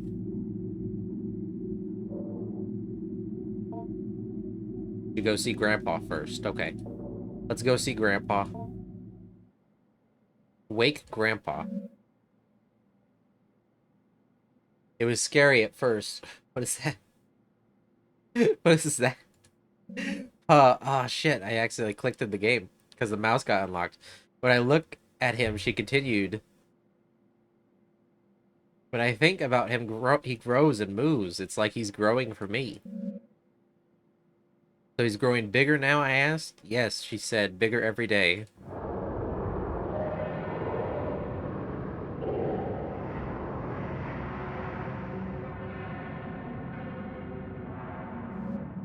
This begins the actual growing part of growing your grandpa. Beneath the doll's burlap skin, the follicles knit together what resembles a proper person, your grandpa.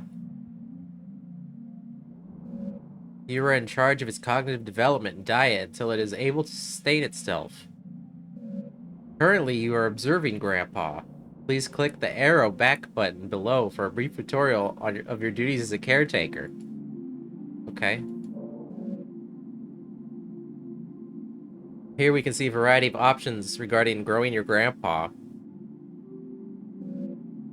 Highlighted in red are objectives related to feeding and teaching Grandpa. Important messages regarding Grandpa's recent activity will also appear here.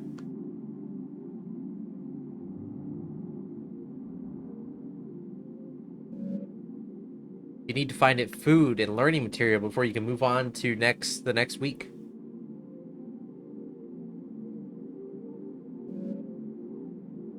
Some foods will make Grandpa happy, others merely content. Some foods will make Grandpa disgusted to the point of nausea. Learning materials also scattered throughout the basement. Seek out vocabulary cards intended to teach English and basic anthropodic concept formation. What does that mean? The options highlighted in red are related to navigating around Grandpa's enclosure. I guess so. To go to Grandpa The Go to Grandpa option will let you perform all actions directly related to Grandpa, feeding, teaching, observing, etc.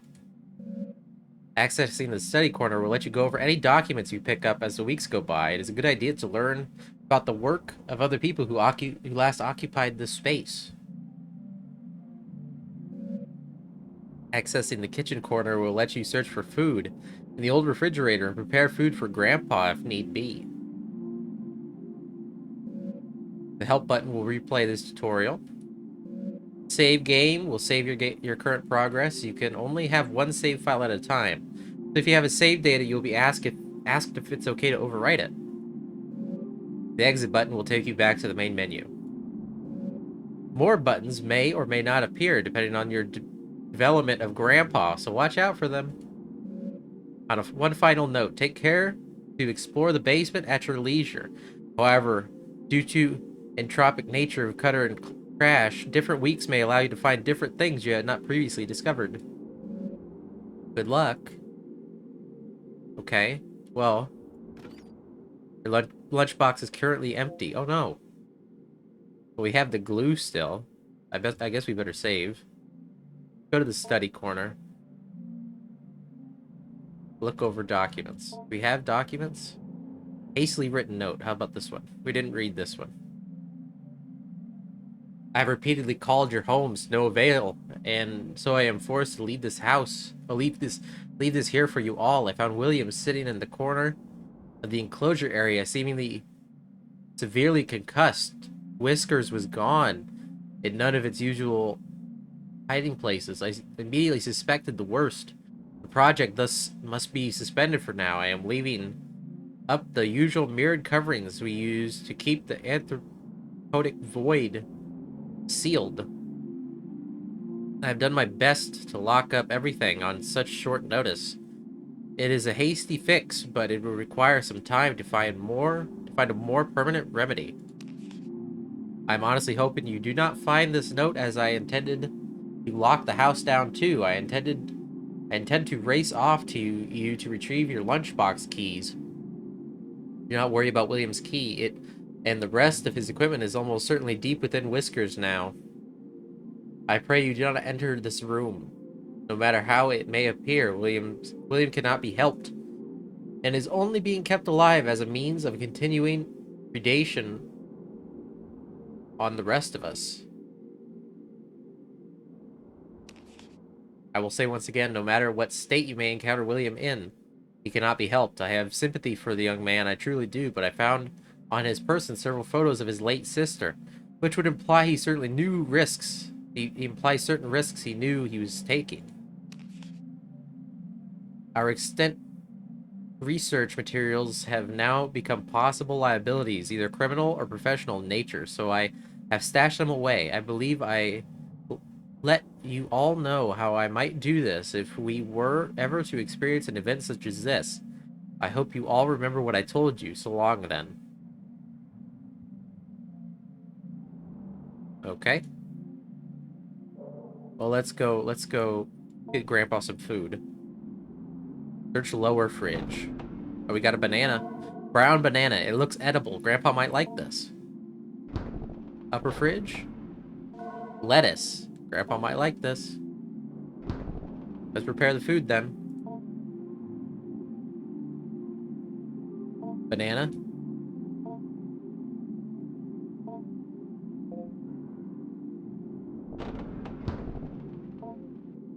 Is that the food, or do we need an unappealing item, I guess? Maybe? I'm not sure. Can we feed Grandpa? Go to Grandpa. Feed Grandpa. Would you like to view the tutorial before you start? You will not be prompted again.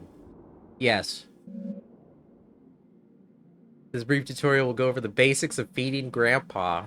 Via induction of your unprotected insula, Grandpa has simulated the production of a tooth enamel to mimic a human mouth. He will need to be fed through this in order to properly learn and grow. First, you will need to select an item from the lunchbox. Click on the lunchbox in the bottom right corner. contents of the lunchbox will be displayed. Select an item from the lunchbox. Doing so will fill your hand with this item. Note that any food can be put back into the lunchbox by clicking on the lunchbox with a full hand. Before Grandpa can be fed, it must judge the food by smell. Hover your hand above Grandpa's olfactory bulbs, and if Grandpa is pleased, it will allow you to feed it.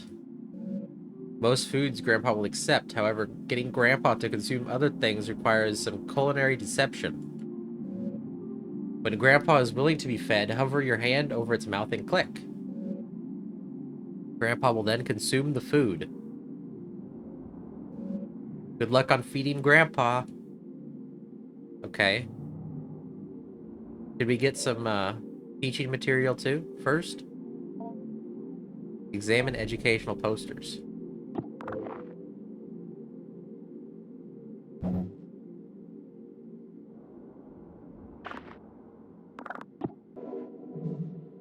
Here we go. A set of procedures regarding disposal, interment. We'll read it. The researcher will seal off the enclosure bars, ensuring minimal gas leakage during the later fumigation process, and then retrieve the burn barrel and place it near the enclosure.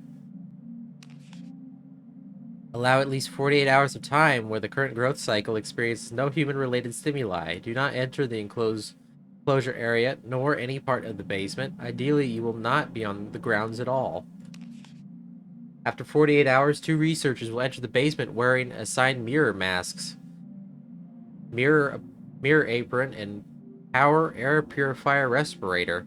The researcher will use the vent system to fumigate the enclosure area.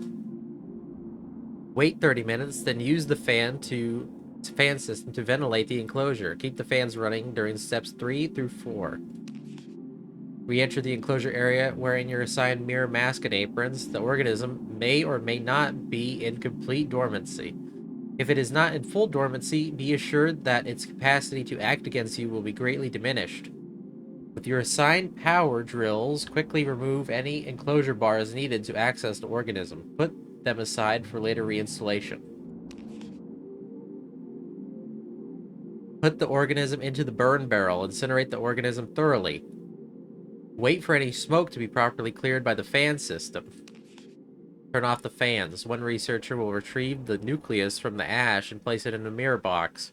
The other researcher will sift through the ash and place any substantial remains in the biohazard bin in the room outside the enclosure area. The bins is locked for safety procedures. The code is 323245.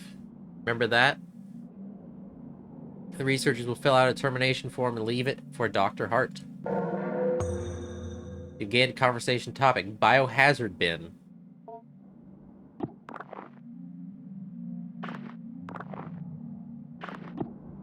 Okay.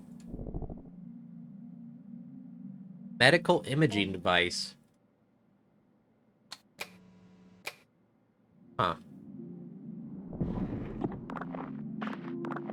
We gotta look for some material for Grandpa to read. What is that? Cashews? Yeah, cashews. I don't know what that is. Looks like a measuring tape.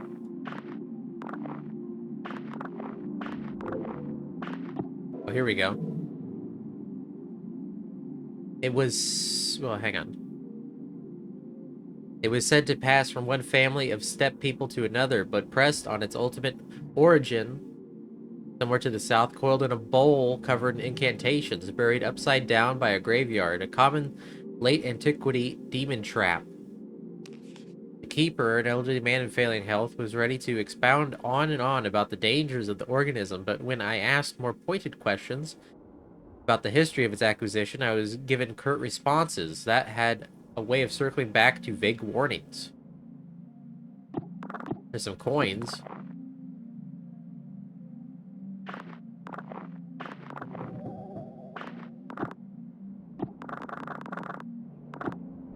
Nothing in there.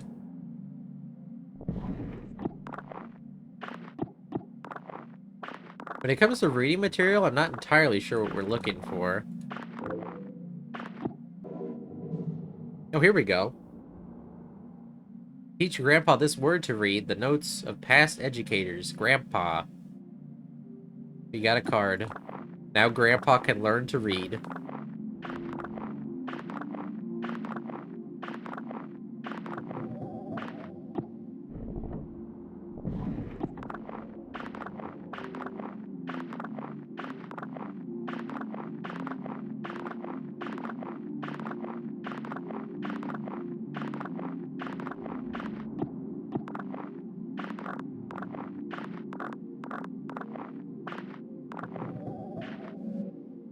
You remove the tape-down fabric to reveal the cabinet's wooden bottom.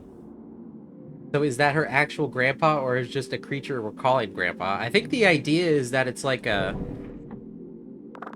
some weird metamorphosis thing where like we use the picture of grandpa, so this weird creature thing is like turning into our grandpa, but it's not really our grandpa.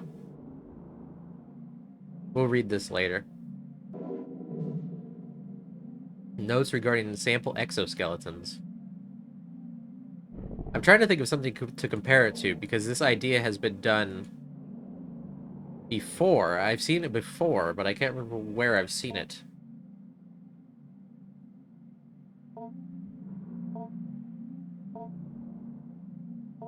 Maybe we shouldn't give Grandpa the banana. Maybe we should save the banana. Let's go to Grandpa. Should we feed Grandpa? Feed Grandpa first? Oh. Click on Grandpa's nostrils. If Grandpa's enticed by the smell, click on Grandpa's mouth to feed it. Click on Grandpa's nostrils. Left of its mouth.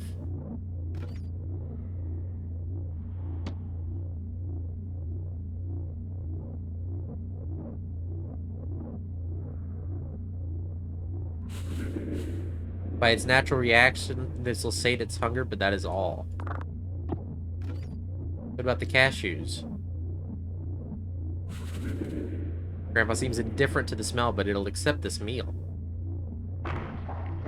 Okay. The meal appears to have been sufficient. Okay, well then we'll give you the lettuce.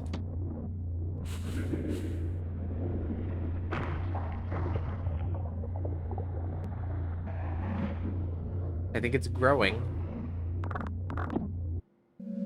You step away from the window set in the bars. Grandpa grunts in appreciation and locomotes towards its favorite corner. Okay. Well, we fed it. Let's explore the basement some, I guess. Examine. Trash. Bulbous growth. What is this? Something appears to be growing from the wall. You take a closer look. A pulsating sac. The slimy membrane that is its skin seems to contain something. Might be able to open with a blade. Let's get the trash out of here.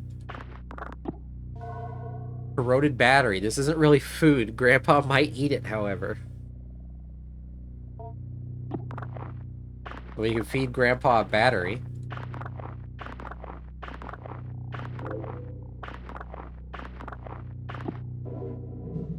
Oh, vocabulary card. Hello. Hello, Grandpa. Whoops, hang on. There was more trash there. I could barely see it, but I did miss some trash.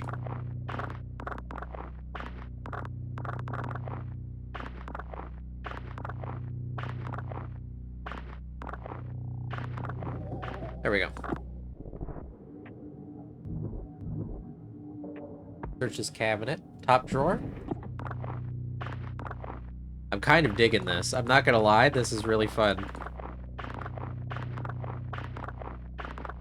This is just creepy enough to be fun. Got another paper. We'll read this now. Before we begin, he had us all cover our faces completely. An earthenware pot was, and on the inside, as we stole brief glances at it, we could see the interior was inlaid with mirrors. The something gave it small pieces of dough, spoiled food, chicken feed, keeping it content. The keeper gestured towards the small bag where the food posted and told us to be careful not to feed it any meat. I asked if the rotting food was enough to sustain it, how it might get nutrients from any of this.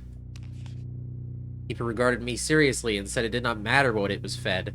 The act of feeding itself was what mattered. The act of feeding flesh is another act, however. He then gave me another series of grave warnings regarding not keeping any animal-derived foods near it, where I might be keeping it. Okay, so I'm guessing that's a warning. We can't feed Grandpa meat. What is that? A safe.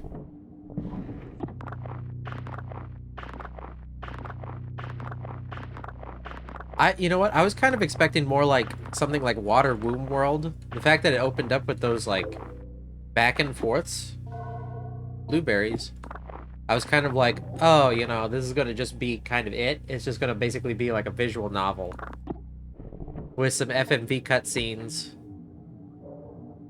and some point-and-click gameplay. But no, it's like a whole, it's like a whole Tamagotchi.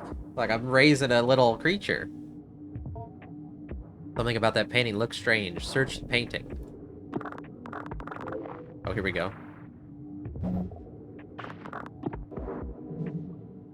A folder of radiographic images.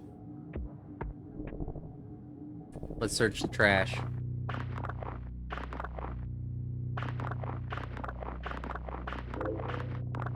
We found something. Fiberglass insulation. This isn't really food. Grandpa might eat it, however.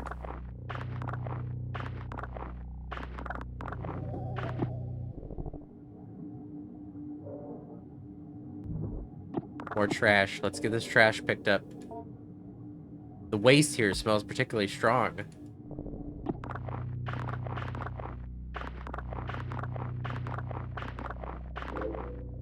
It's like a paper doll. A simple paper doll. This might be useful in construction of magic symbols.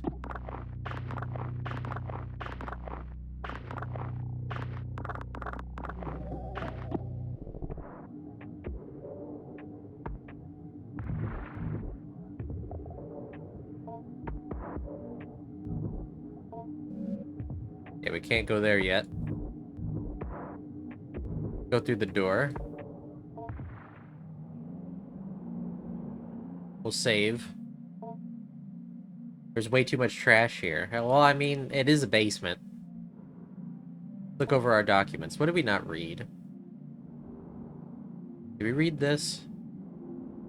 Yeah, we read that. Did we read? We read that. Severe note. I don't think we read this.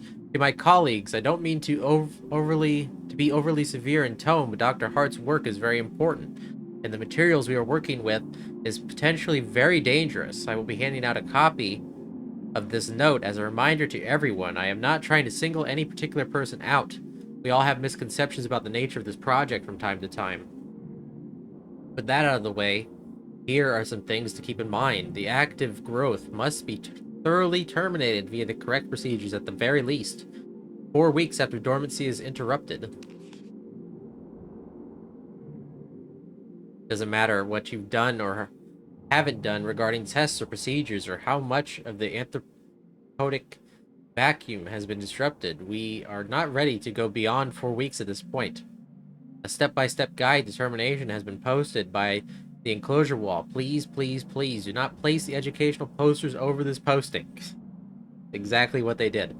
2. Do not disrupt the anthropotic vacuum without Dr. Hart's prior consultation and approval. In case of any emergency where the vacuum is disrupted, put on your equipment and begin the lockdown procedure. Make an extensive note of when and how the breach occurred. If you find the habitat empty, page Dr. Hart immediately, but do not attempt to speak with anyone else.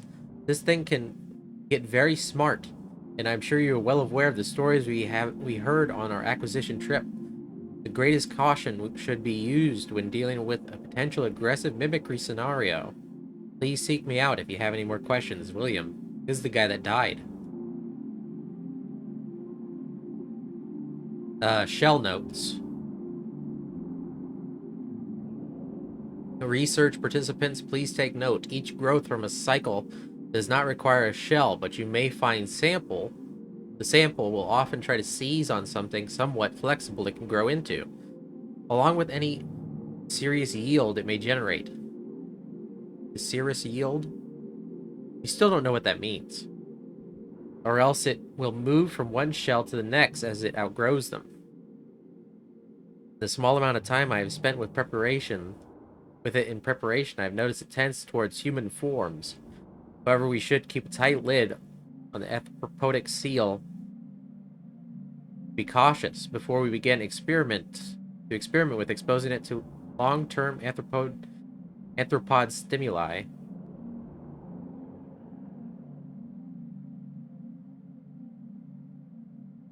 Okay.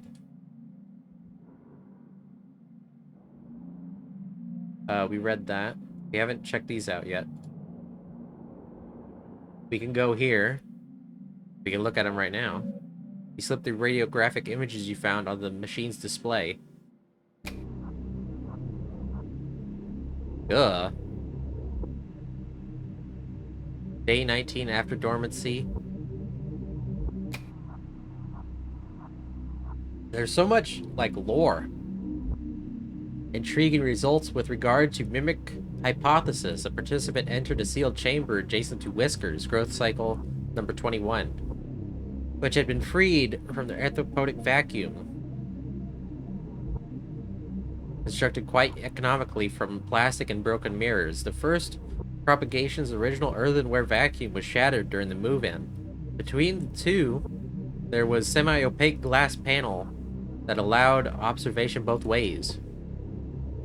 The human participant was asked to think of someone in the popular consciousness, fictional or no, and cogigate on their image. Face if possible, image, personality, face if possible, voice if possible, etc. Our participant chose Jesus of Nazareth, and with weekly repeated exposures to the participant's imaging propagation, began forming what resembled an anthropod Nazarene in the fold of its spines. Previous human-oriented tests have always bore out a result that Whiskers would form an anthropod team member. Be it me, Dr. Hart, or Gerald, and we assumed it was merely mimicking one of us. Dr. Hart had always contended the serious yield, or the anthropod reproduction Whiskers creates when in contact with human beings, has always been based on the conception and relationship of the person through someone else. With this framework, not actually a replica of a person, or if it is only a replica of the fiction of a person generated in the mind of another. This was not Jesus Christ, but the participant's image of Jesus, assembled from their religious upbringing, religious artwork, depictions in popular culture. Radiograph was taken right before the destruction of the growth cycle while Whiskers was rendered unconscious via fumigation. It seems like every successive propagation, the stem cells in the organism work a little faster, but I am not paranoid. It is technically deathless, yes, but we are burning up whatever knowledge it gained when we incinerate it. I don't believe in magic just yet.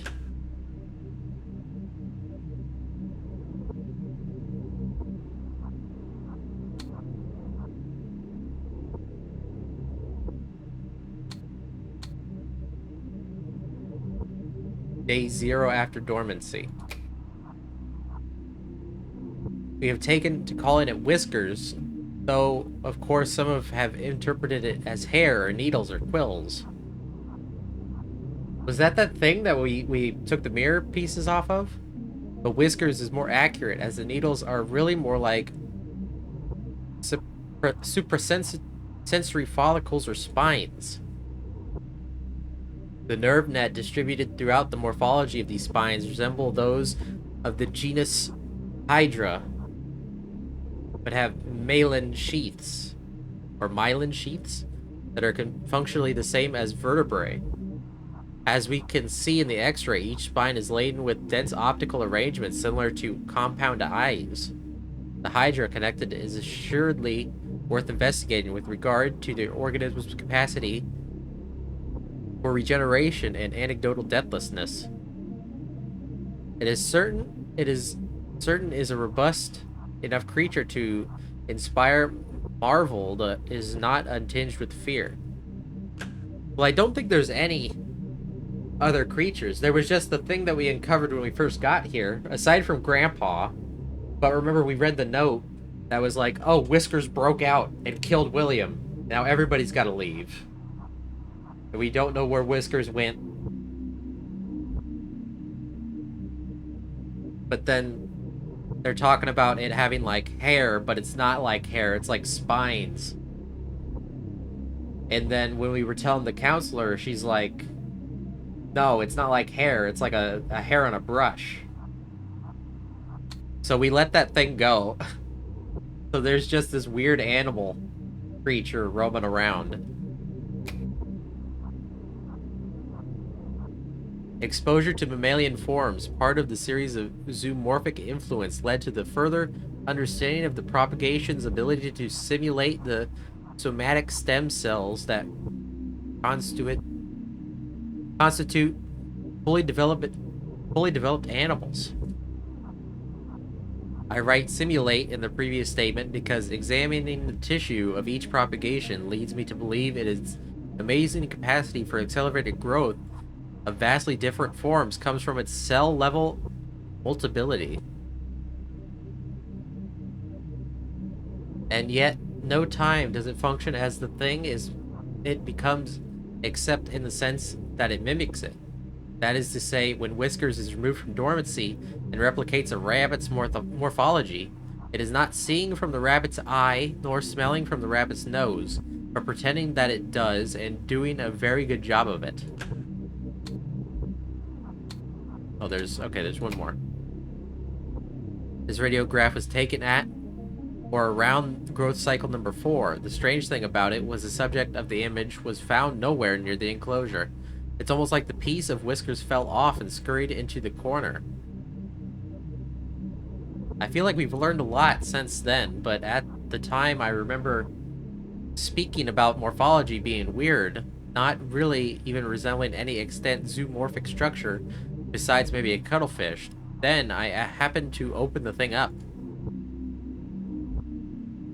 Inside were all these little dead amoeba-like things, but they all sort of looked like they had faces. Faces that were barely there. After I took the radiograph, I gathered it up and went to go throw it in the biohazard bin.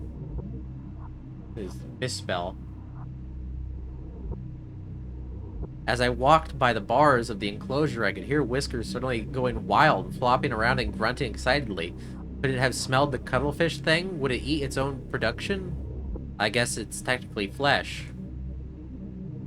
This is beyond the scope of the project, but it could be that without the stimulus of an active brain, or more specifically, a healthy and active brain capable of face recognition and theory of mind, Whiskers began to pull whatever it can from the limited data available to it.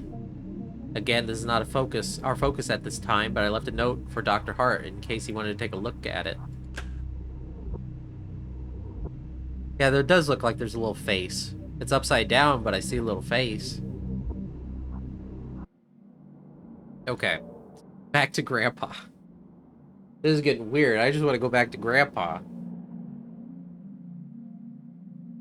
I don't know what that thing is, but we need a knife to open it.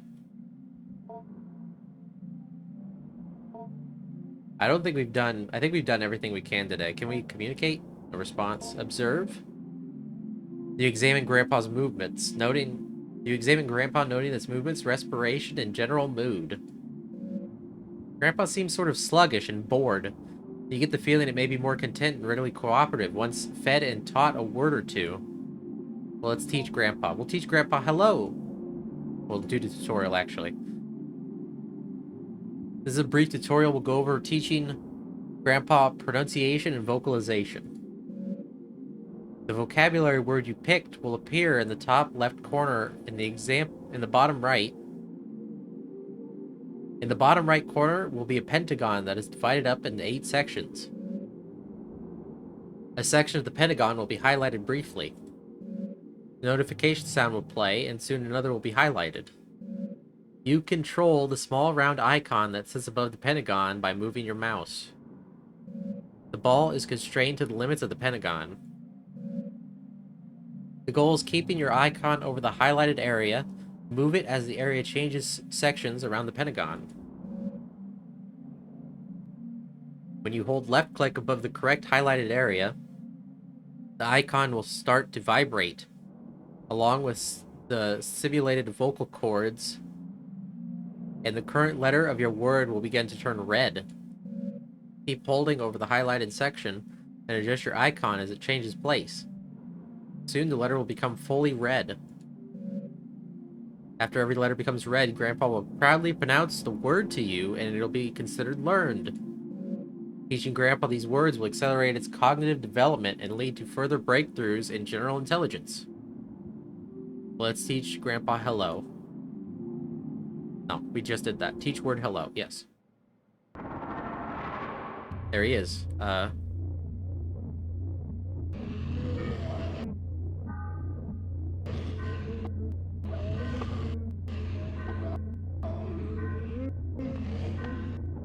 This is kind of hard.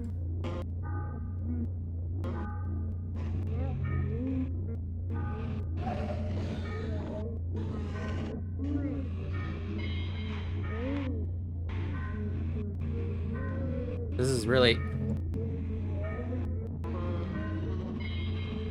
Okay, we got it. I gotta need to turn my sensitivity back up.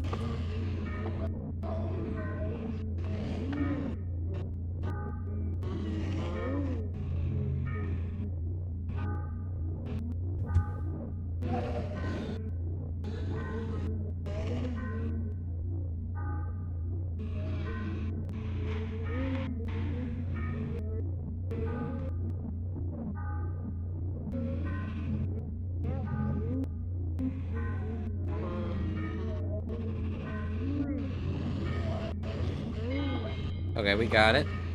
We're almost done.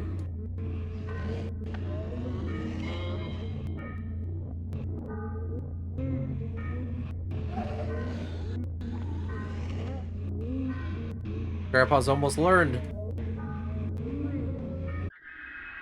Deep within Grandpa, strange membranes phonate confidently. Yep, that's hello, alright.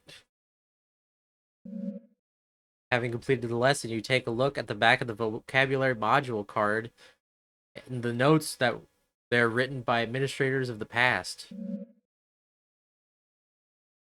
Hello, part of vocabulary and vocalization module A2, conversational basics.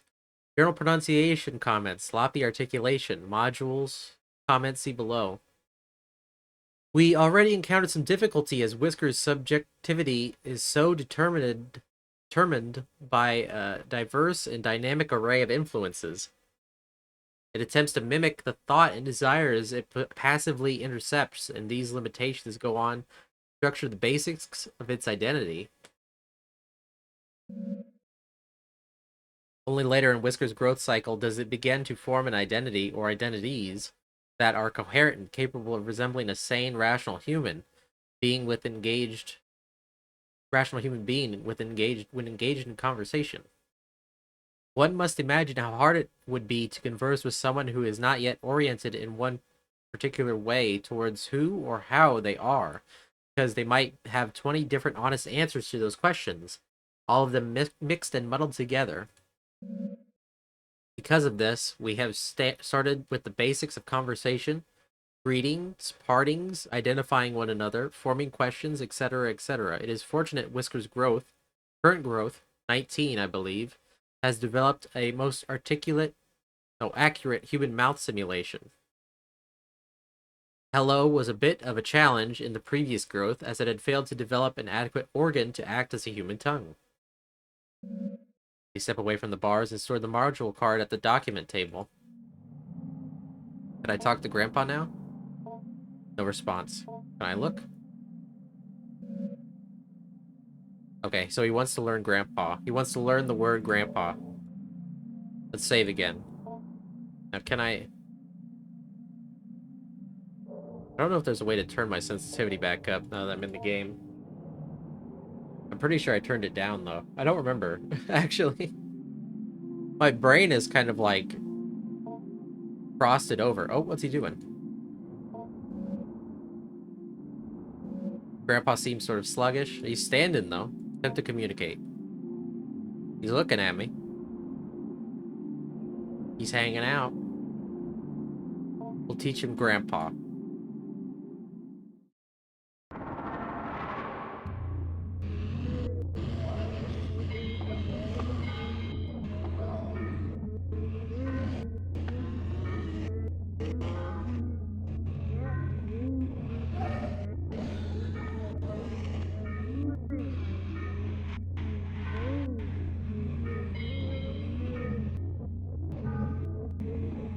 This was going slightly easier.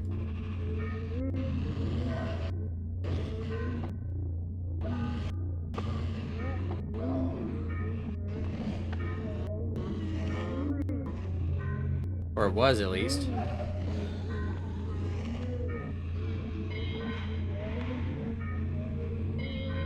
There we go. Okay, no, I'm kind of getting it. I shouldn't release the mouse. I shouldn't release the mouse button.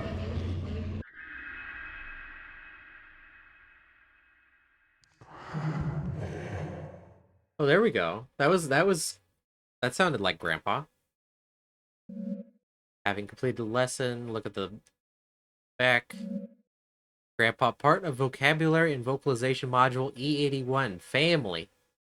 General pronunciation comments. Usual trouble with articulation. Voice thin / raspy. Possibly underdeveloped larynx. See below. We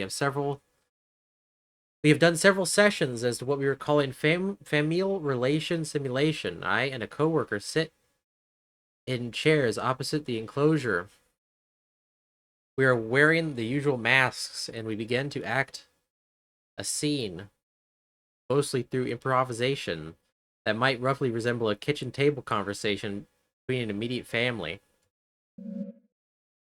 Repeated trials would reveal, although our simulated conversation was purposely vague and unspecific regarding persons and identity, we would only address each other as brother, father, sister, etc. It soon became apparent the encoded information and associations we unconsciously drawn upon when hearing and speaking these words were being picked up on by Whiskers and its psi-type field reception and interpretation of brain / mind / events semantic content. My co-researcher William noted that this in a simulation where Whiskers was given a role as a sister and he is a brother.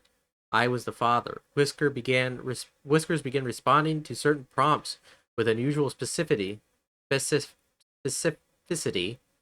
as well as general pattern in timbre, I don't know what that word is, of speech, and continued with unusual consistency.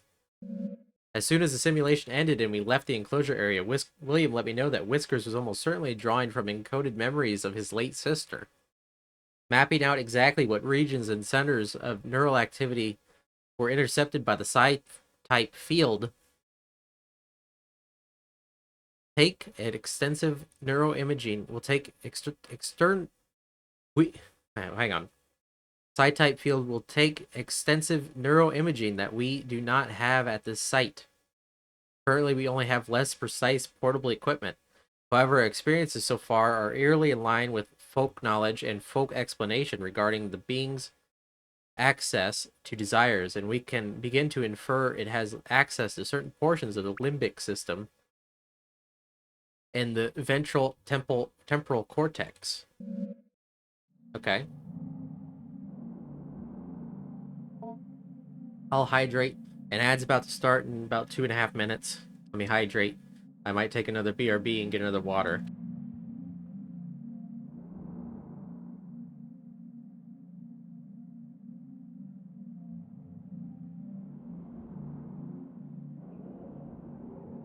Have I eaten? Yes, I ate before stream. Can we communicate with Grandpa? Oh, here we go.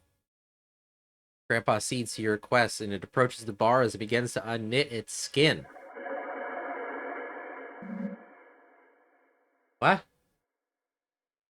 The inner grandpa, though still not fully formed, is revealed. It may be fruitful to speak with it if it can respond. Is that my grandpa? Ask about wish. With a great deal of effort, Grandpa gurgles fragmented thoughts through its ill-formed lips. Mother, will father. New lives out of the air. The dark, spiny filaments that make up the majority of Grandpa's body begin to oscillate rapidly. The air behind your eyes, I can taste it.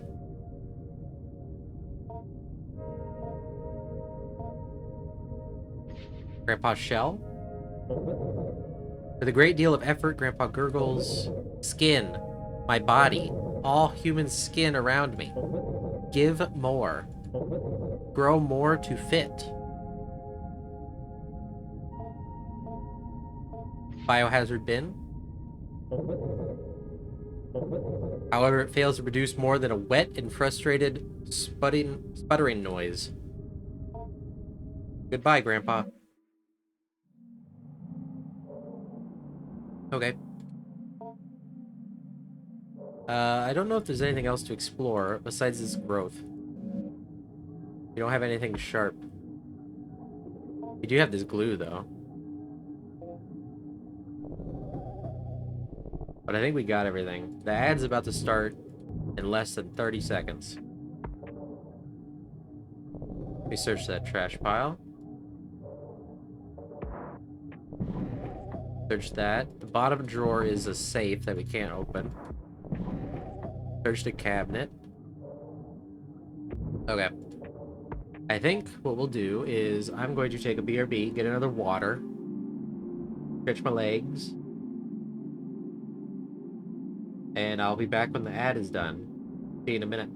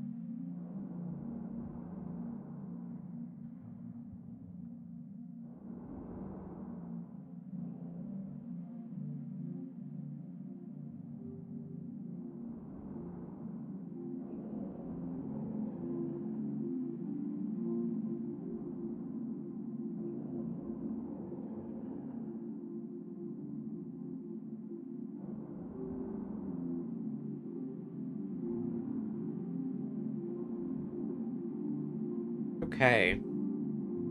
Ad is just about over. I don't know that there's anything else to do. We'll check the study corner once more. I think we got everything, though. Searched all the file cabinets.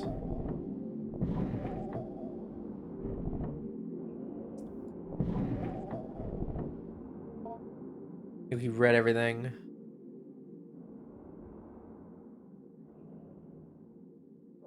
I think we're good. I think it's time to end the week.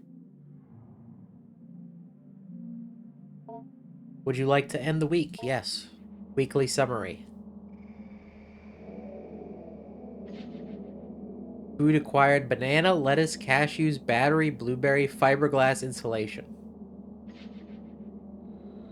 Documents acquired: doll, magic book, grandpa, glue, hastily written note, orientation note 1 through 4, grandpa doll, termination procedure, acquisition note, grandpa, vocab card. This is just everything we did, I guess. It's a good way to find if we missed something. Glue is a document? Apparently so. It's a doll is a document. Grandpa doll is also a document. It's a different document. Knowledge you acquired this week has given you access to new conversation topics to discuss with Grandpa. Language. We got a new topic. It's language. We learned about the language. Mrs. Richards approached me the other day in order to remark on Andronay's development. What was that? Oh, I accidentally...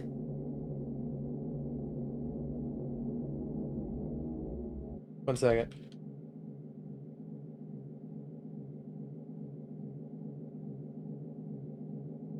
There we go. Okay. Development. She noted how much more at ease she appeared when called upon in class or when asked to participate in group exercises. I told her I had seen this change happening as well, and that as much as I would like to take credit for it, I can only guess dimly at what might be reshaping her attitude. Welcome in, Leon. It's pretty? Oh, you should wait until you see Grandpa. Mr. Richards posited that it was perhaps her family moving into their grandfather's property that caused the change. It apparently is out in the country, in a wooded area full of wide open space and far from the bustle and noise of the city. Their grandfather, Dr. Jacob Hart. This is pretty. Good content for driving.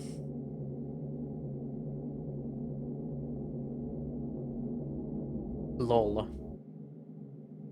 Had jointly purchased the land with the university he was employed with and began constructing what he was intending to be a satellite campus for a burgeoning psychological, anthropology program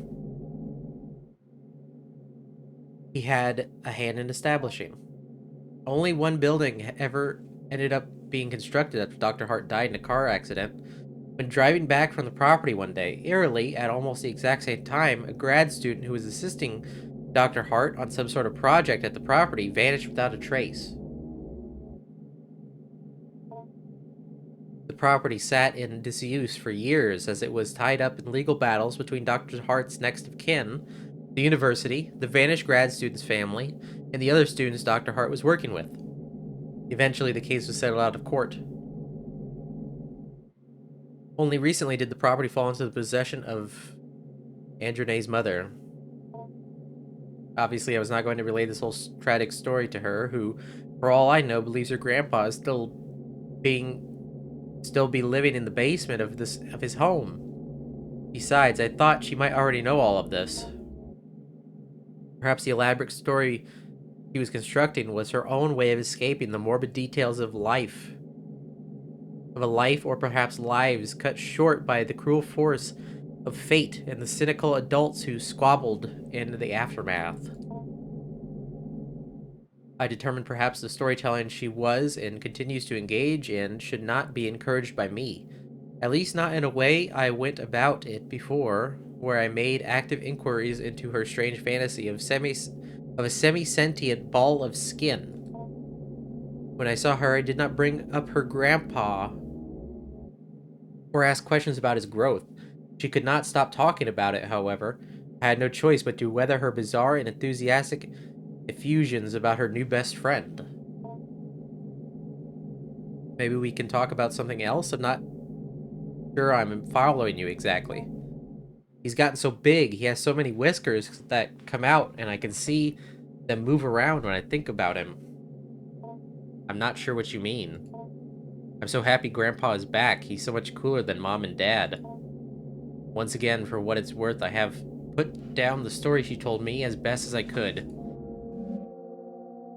Once again told about growing her grandpa. Back down to the basement. Now, that growth is still there. Let's clean the trash again.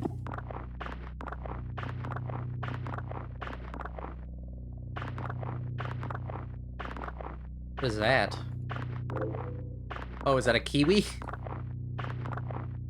Grandpa, you want a kiwi?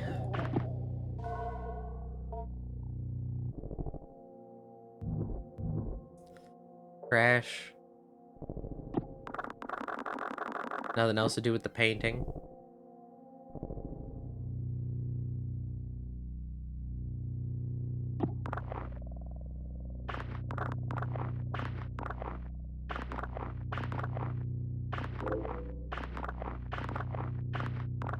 More notes. I want a potato. Potato for Grandpa. Oh, vocab word. Vocab card life. Do you understand life? Oh, it's another growth. Ugh. Okay, these things are kind of scary. I think we gotta pop them open as soon as possible. Let me take a drink real quick.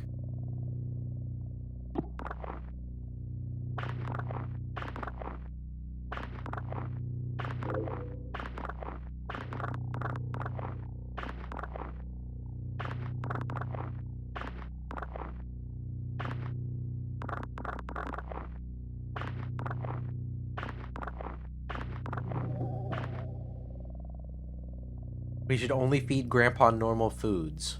I mean, as much as we can. Vocabulary card indecision.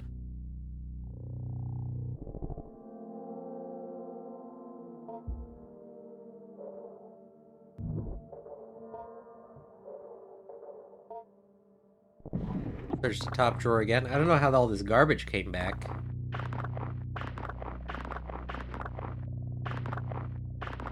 But you know.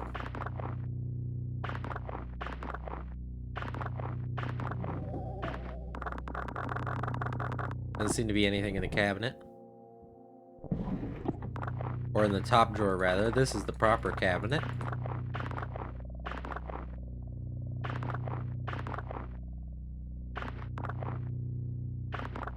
We need a knife. Or a scalpel or something.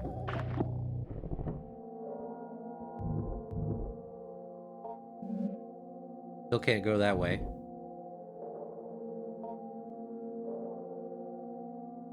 Let's see how Grandpa's doing. Go to Grandpa. Oh, hi, Grandpa. Observe. Grandpa's gums are bleeding slightly, and it seems overly dry. It may need a food packed with vitamin D. A kiwi fruit would be an excellent remedy. I see. Let's feed Grandpa. Let's give him the kiwi. Grandpa has scurvy. Wait, what does that say? Half of an ancient and nearly completely dried out kiwi fruit.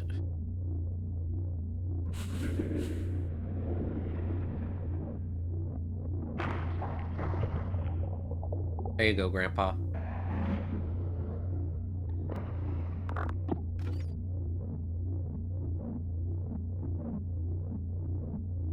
Give him some blueberries. Grandpa finds this palatable.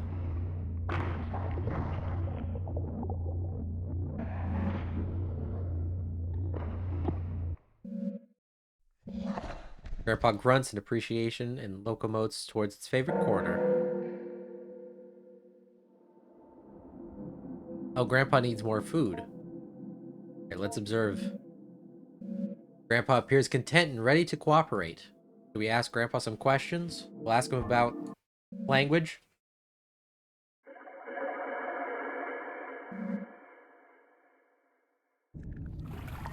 There he is. Ask about language. Grandpa still struggles to somewhat to speak. Due to its underdeveloped tongue, mouth, and jaw, however, it manages to rasp out an answer. Grandpa is old. My lives were easier before I made myself to speak and before you made clothes to wear and rules to obey. Your grandpa remembers. I learned much in many lives and deaths. Keep speaking with me. I love talking with you and learning from you, and it helps your grandpa so much. Soon I will be everything you would like me to be. What about the biohazard bin? They kept putting me in a box, sleeping, and then set a light, and then in a box in the corner in the darkness. Most of you couldn't read then. The scribe came and wrote what everyone said. They wrote on strips of bark with thin reeds. No, it was not that. It was a paper posted somewhere. It had words to open the box. I was half dead in the box. The part of me that dies was put there for a long time. That part of me, and the other thing they threw in. A refuse pile, papers they discarded. What about Grandpa's shell? Something to grow in. My skin is not the doll's skin. My skin is not like your skin either. I can still feel your eyes on me inside my shell. I have many eyes to see, but I don't need them as much as I need your eyes with which I can understand as seeing me. There is a cycle of attention. You give me myself, but I am still not that.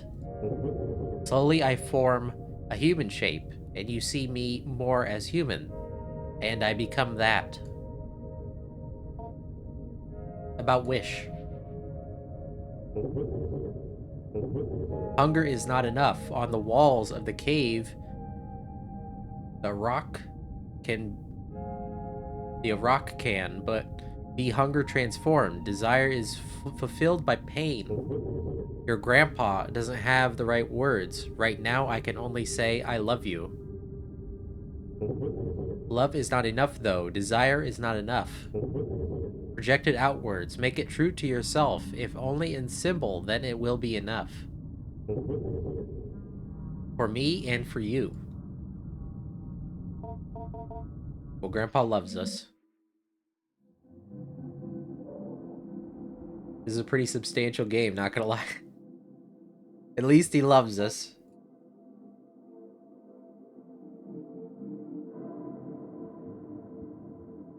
Let's go look for more food. What's this? A pear. And a strawberry.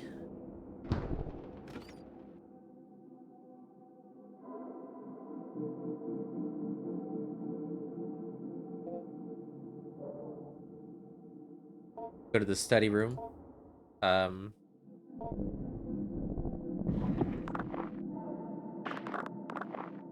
guessing there's not going to be anything new in any of these drawers, but you never know.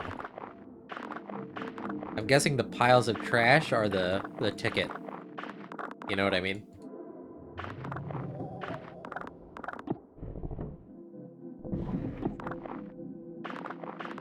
Still should clean them up, though.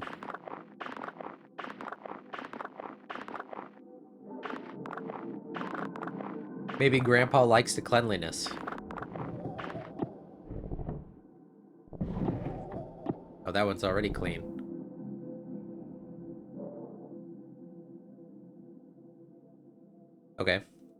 Wait, do we have...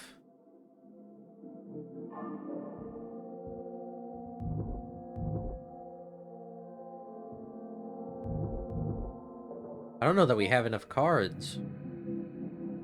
Do we? Oh yeah, life and indecision, that's right. Hey! Welcome in real time. You just in time to say hello to Grandpa. I'll hydrate.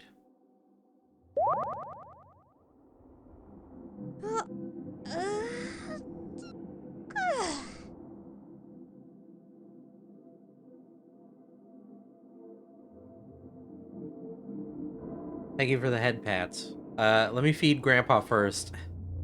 And then I'll stand and stretch. How's that? What do we want to give Grandpa? A banana, a potato, a pear, or a strawberry?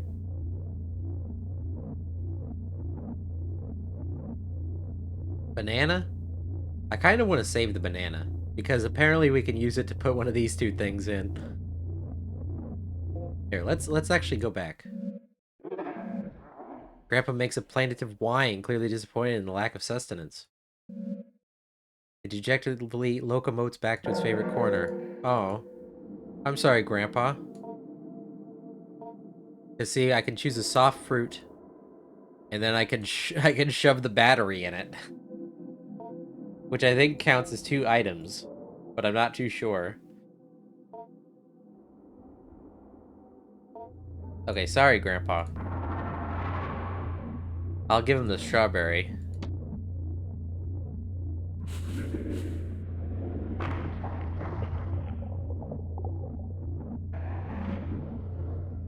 Okay.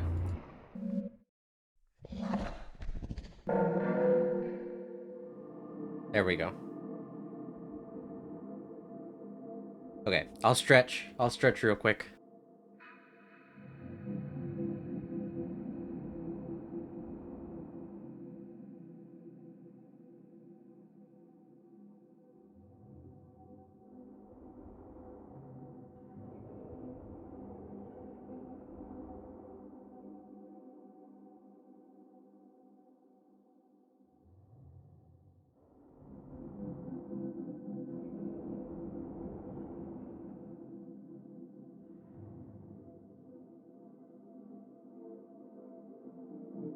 You gotta shower soon? Well, don't shower yet. You gotta teach Grandpa the word life.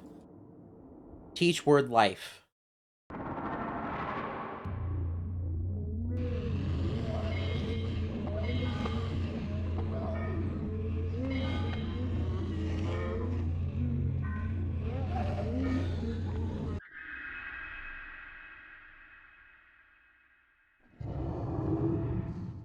They kinda got it. Look at the notes. Life, part of vocabulary and vocalization module P29, concept formation. General pronunciation comments, none. At week 3 of growth number 24, Whiskers appeared to recall some information from a previous growth cycle. We cannot be sure that this was really the case. For all we know, what we interpreted as it recollecting this information was really it drawing semantic content from one of our recollections of it and then redeploying it without rationality or contextualization. For the sake of our safety and for the sake of scientific inquiry, we are attempting to draw out whether it retains knowledge from previous cycles and its morphalic nucleus. We do not think it was possible the nucleus, though complex and incredible in its regenerative abilities, was capable of this, and the nerve network that grew from it made up the base of Whisker's mind. And so we are now attempting to ask Whiskers as best we can if it has ever died, or what it might remember if it did. Okay, well, one more word for Grandpa. Indecision. This is going to be a tough one.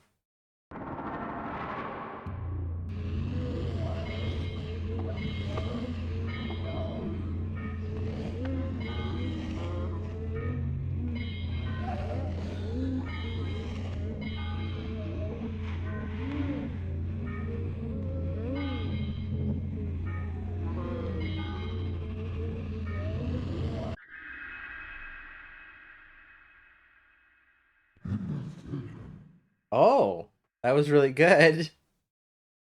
That was really good. Indecision, part of vocabulary and vocalizations module theory. F23 theory of mind. Journal pronunciation comments. Articulation problems. Possible trouble with diphthongs. We are introducing the latest growth of whiskers to more subtle social cues and testing its ability to judge mental states of participants in conversation. The semantic content that flows to whiskers via its psi field is still becoming muddled and slipped without distinction into conversation, although our intention of instilling in it a solid theory of mind will perhaps make it begin to understand that we do not know what it knows, or know what we know, without our control sending to it. One would think a theory of mind seems to develop as part of its maturation process.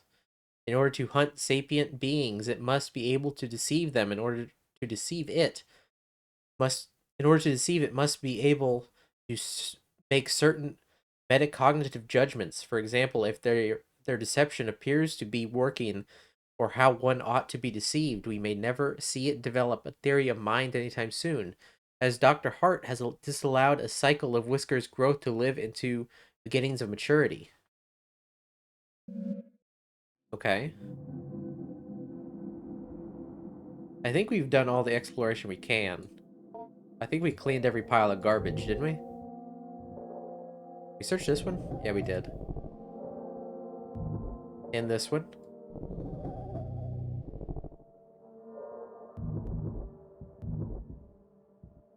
What about this one? Yeah? Okay. Trash. Trash, trash, trash. Nothing but trash.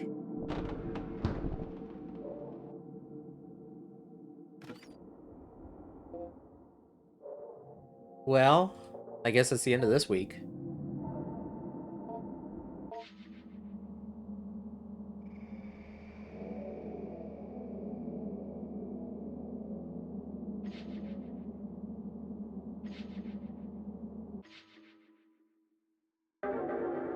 Week 4. I don't think they're supposed to live past week 4, are they? Is that what it said? The time I have to spend compiling an evaluation on Androne. How many weeks are there? I have no idea. Is almost up, and I still can't say what to make of her changes in mood. It is, of course, the case that children of her age are nowhere near finished learning and growing. I may simply have to be happy that she was able to improve her attitude. However, something in the odd and occasional grotesque stories she continues to bring up to me still strike me as meaningful. How's your week been? Grandpa is almost ready. He's almost finished. Well, sort of. Ah. He's almost as big as his shell now. He has a face, and he can talk pretty well. It almost has legs. I see. As before, I have put down the story she told me as best as I could. Once again, she told me about growing her grandpa. He almost has legs. He can almost talk. He's got a face.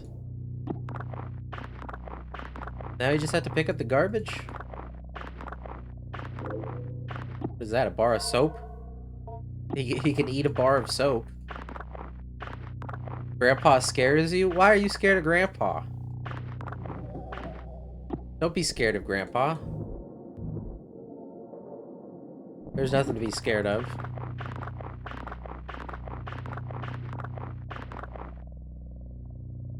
He ain't normal? Well, he's growing. Grandpa's a growing boy. Oh, there's a bulbous growth over here.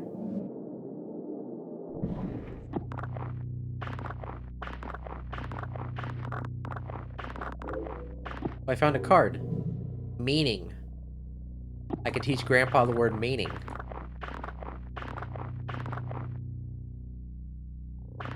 Grandpas aren't supposed to grow. You're so judgmental.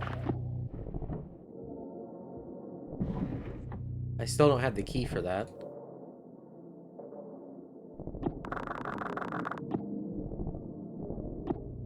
What is that?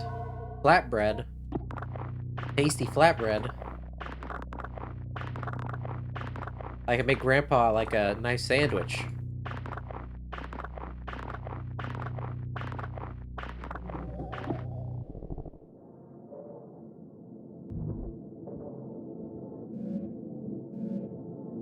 I really wish I could get rid of those growths. I really don't like the growths.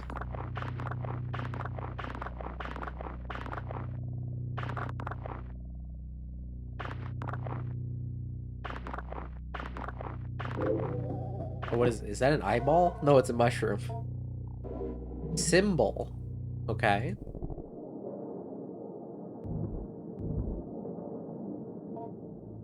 Go see Grandpa. Let's go to the study corner. We'll search the cabinets again. Such stuff actually does seem to be spawning in them. It just so happened that last time it didn't.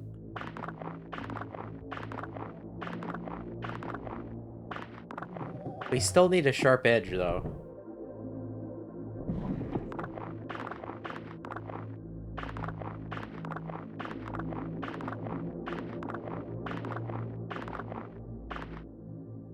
How's Salty Saturday going so far? Well, I actually didn't expect this game to be as long as it is, but it's a lot of fun. But we played a toilet backrooms game. And then we played Idols of Ash. And that's kind of all we've done, aside from this. I'm not very salty, no. Jackfruit. Apple. I got an achievement for collecting all the fruits.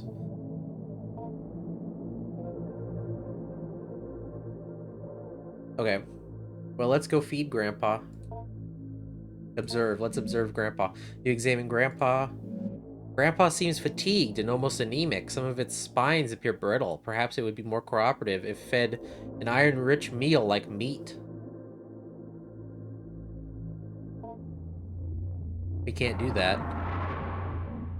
We can't do that. Alright. That takes care of you guys. Oh my gosh. Moz, thank you for the 5 gift Gifted subs. 5 subscriptions to the community. Thank you so much. I really appreciate that. Thank you, thank you. Treasure train. Level 2 treasure train? Wait, hang on. What are treasure trains again?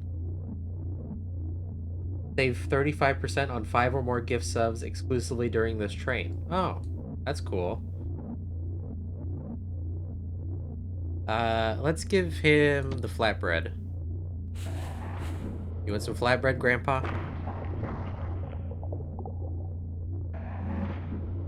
I think he liked the flatbread. What about the jackfruit?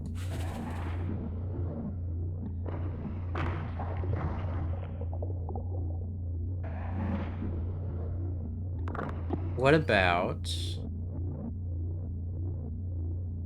the mushroom?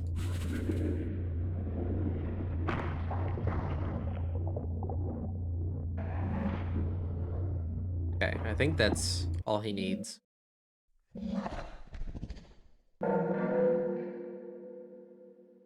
Three digestible foods. Maybe we should give him the battery. Maybe that has enough iron in it for him.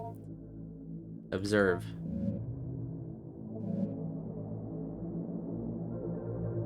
I wish I could give him something to help, but we can't give him meat. It explicitly said don't give him meat.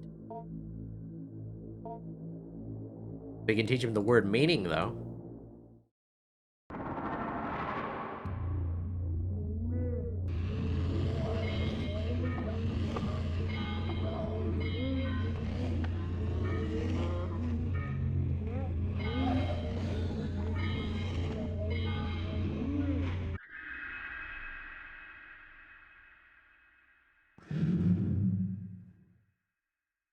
That was close. Close, but that didn't sound like meaning. Meaning, part of vocabulary vocalization module J11. Metacognition / higher thought. Pronunciation comments none. We delve further into abstraction with whiskers, partially, or perhaps for the most part, for the purpose of determining the origin of its recollections that precede its death. Dr. Hart has begun to theorize that in the process of death, The structure of Whiskers is compressed back into the morpholactic nucleus. Then later, upon reestablishing the nerve netting that is laced through its spine, welcome in, Bees of War, is slowly reassembled and redeployed as needed. Enjoy the gift sub. I do not think this is the case, for I can plainly see for growth cycles in which Whiskers is not receiving our pronunciation and vocabulary lessons, that its capacity general for comprehending its environment is greatly diminished, and in the simulated conversations we carry out, Whiskers struggles greatly or else does not participate. In any case, we'll press on with our lessons and heed Dr. Hart's caution regarding terminating the growth cycle before Whisker's allotted growth time passes, or if it appears to be becoming just a little too competent at appearing human. Okay, well, we gotta teach Grandpa one more word. Symbol.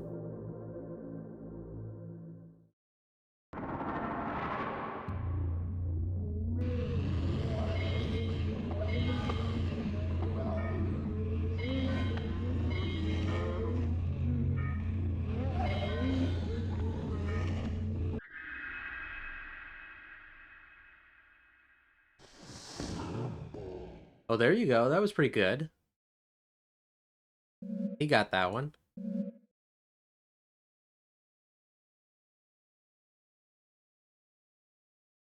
General pronunciation comments, there is nothing. Module comments, there appears to be nothing written here.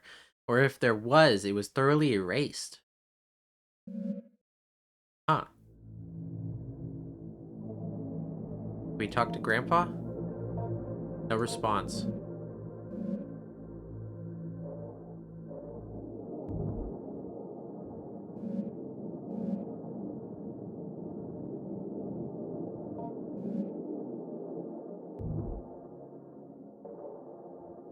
I'm not sure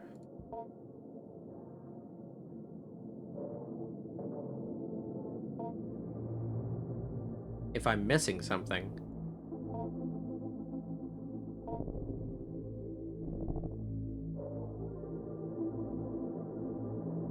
Because it seems like I should be able to get those things for Grandpa, right?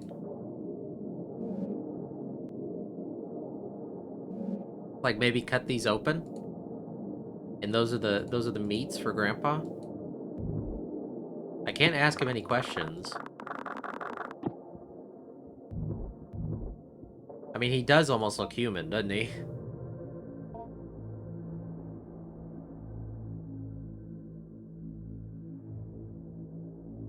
But it says he looks sick. But I don't know what else we could do. I don't know what else we can do for him.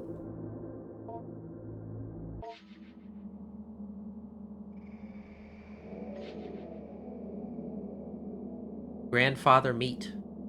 Indeed. I don't know what's gonna happen. Week 5. I think we're a week over. I don't actually know what's gonna happen. Oh. Who could that be? Come in, Andre. Still don't know how to pronounce his name. Good to see you. Aren't you a little early? No matter. I suppose I have some time now. How have you been? How's your grandpa doing? That's what I wanted to talk to you about. Something happened. What is that? That's pretty fun.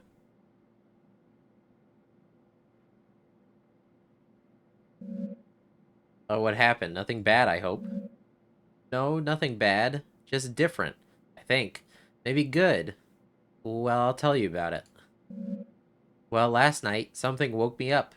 There was a noise at first. It was like it came from the walls. I could hear it in my bedroom, but there was something else. Something calling.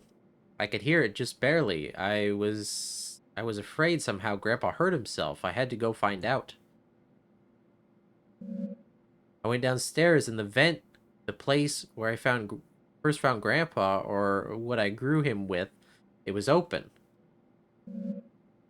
Do you remember how I told you about the vent in the ceiling behind the bars? I was thinking he had climbed up into it. He had gotten so big, he could have done that. Maybe he had gotten trapped somehow in the vent. I had to go see. Uh-oh. Are we gonna get jump scared? I got inside, I heard they calling again. More clearly this time, Grandpa was definitely in the vent somewhere. I could feel him hearing my thoughts. I got that weird feeling, a sense in the air. I had to go forward. Uh-oh. As I moved closer, the vent had stuff in it, the kind of slimy, hairy stuff Grandpa would leave around a lot. He was definitely close. I mean, I don't know. Mind your ears, we might get jump scared. Oh, there he is. Something was at the end. But it wasn't Grandpa. It looked like he had made it, though.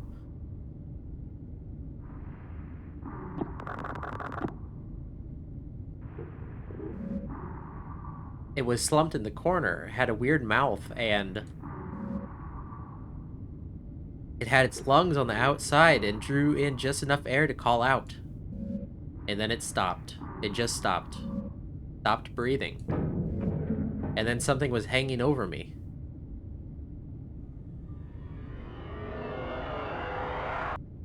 Oh. And then I woke up in my bed. In your bed? It sounds like it was just quite a dreadful dream. Are you alright, by the way? Your face is twitching, like you're about to have a violent sneeze. I'm fine, it's just Grandpa. You see, it took me a while to figure out, but later when I was brushing my teeth, I saw one of Grandpa's whiskers poking just out of the space under my eye. And then I started to remember how it went in the vent. He hid inside of me. It was so fast I could barely remember, but soon I started to feel him sliding around in my head. Behind my forehead and behind my eyes and nose, it doesn't hurt at all, it's just ticklish. I'm glad I can be with him. Oh, I can feel him now. I think he wants to meet you. Part of him is moving down my arm. Oh. I'm starting to get worried. You really should not be twitching like this. I think you should walk to the nurse's office. Come on, let's go. You really should meet him. I've told you so much about him. Here. What are you doing? You're starting to look very ill. Please just wait. Just stay still. He's gathering, waiting at my fingertips. Why do you look like that? You don't have to be afraid. Look. Oh.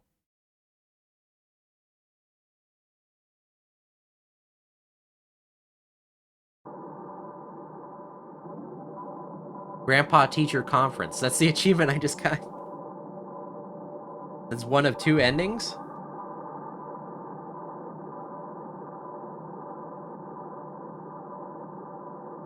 I was right. Week 4, it's too much. So I'm curious as to how to get the second ending then. Or what the second ending even is. Well, well, well. We brought Grandpa to school with us.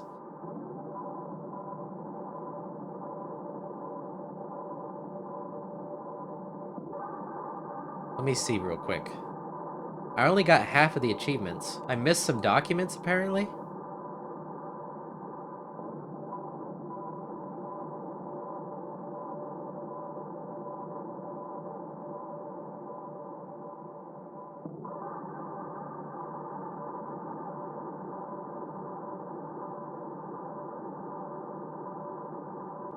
You missed it? Can I restart? Well, apparently I need to get a second ending.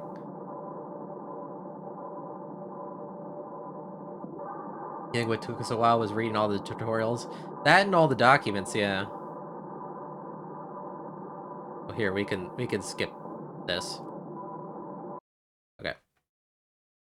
A second playthrough wouldn't be so bad. Okay. If you're asking for the encore, we can do it.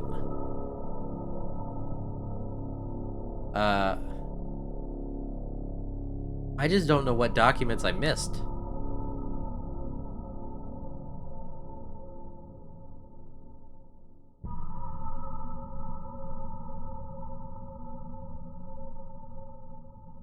I don't know where the key is. We still... Should we start from the beginning? I guess we have to, right?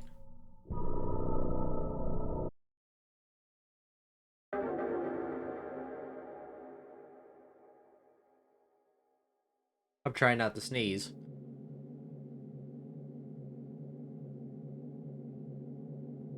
So we could skip most of the reading, I guess, but... Where's the key at? I would like to know where the key is.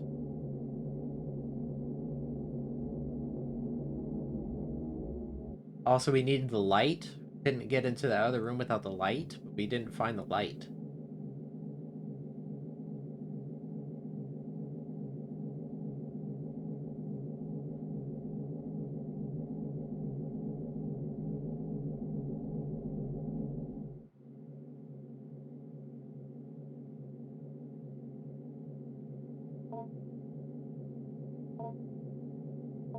I don't know if there was anything we also missed on the first day. It's possible.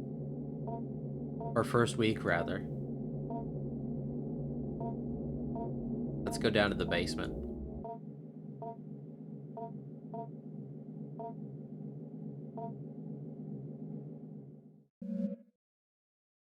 Okay.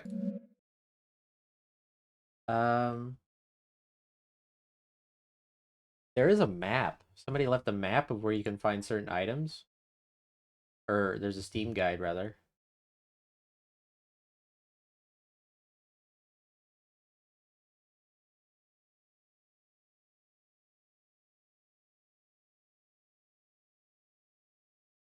But I'm not sure.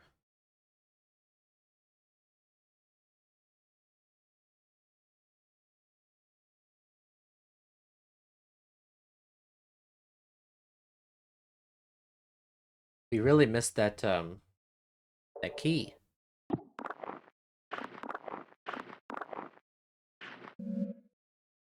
Noticed the lining was covered in glass.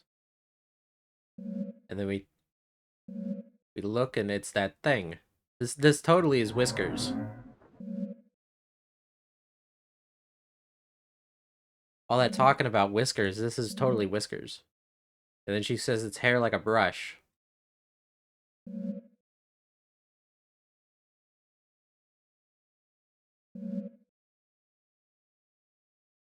You gotta feed him the special items. That's what we gotta do?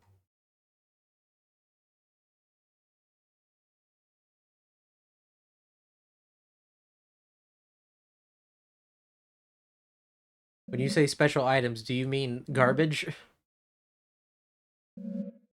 Oh. So we do have to feed him the fiberglass and the batteries and everything.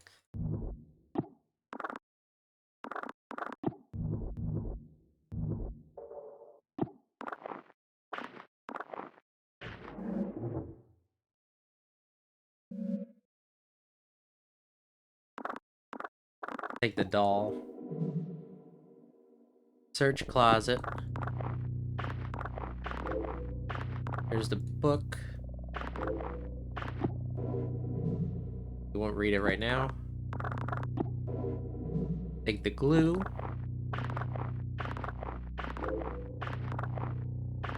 So we gotta feed him the fiberglass and the batteries. And there's our picture of Grandpa. Now we gotta go grow Grandpa.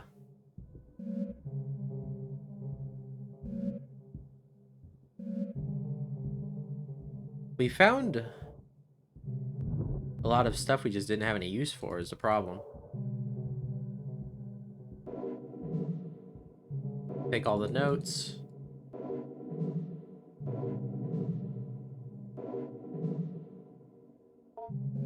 Okay.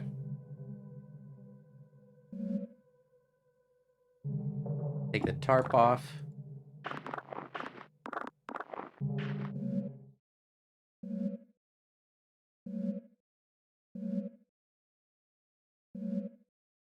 Ad coming up in about a minute.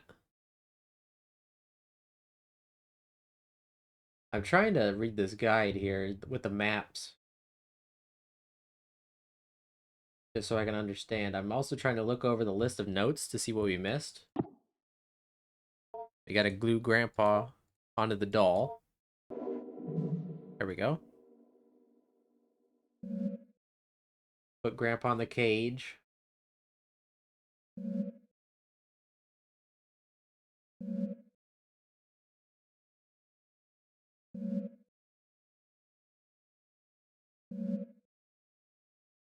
Don't worry, Leon. I'll wait for you.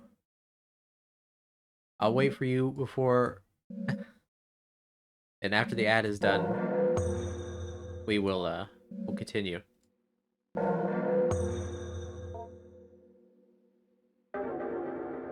So you're gonna miss a lot of the dialogue, because I'm not gonna read it all again.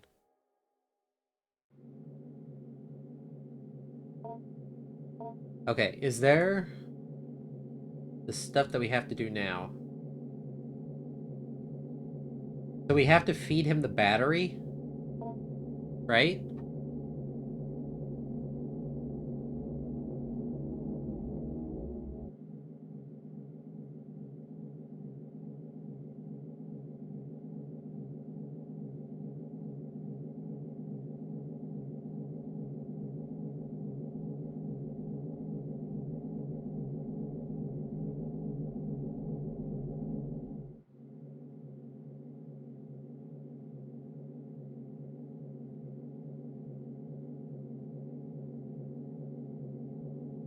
I don't know if it matters what food we stick it in.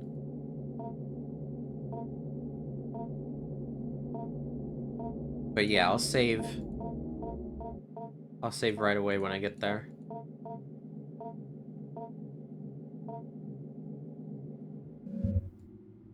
Okay. Oh, there's the ad. Okay, let's just save. And I'm gonna go pee. Well, we can't save yet, but I'm gonna go pee.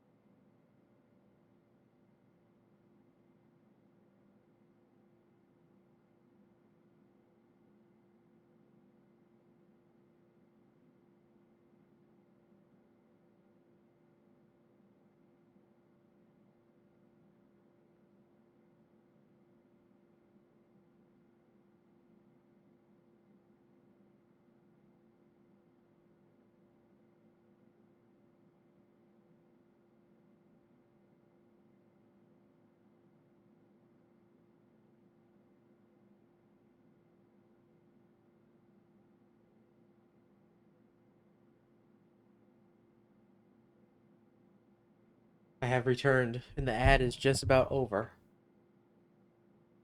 Okay, I think the ad is done. Let's wake up Grandpa. Hello there. Thank you, thank you. Okay. Hey! Hello, hello. Here comes Grandpa. There he is.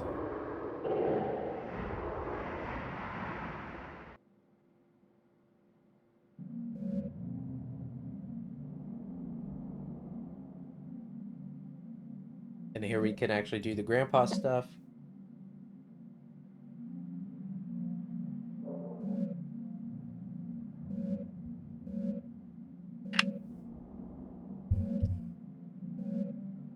Okay.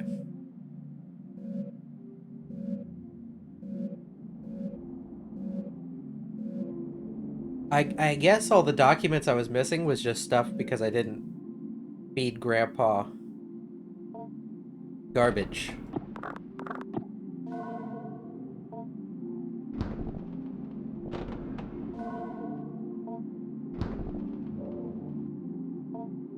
I don't remember where we found...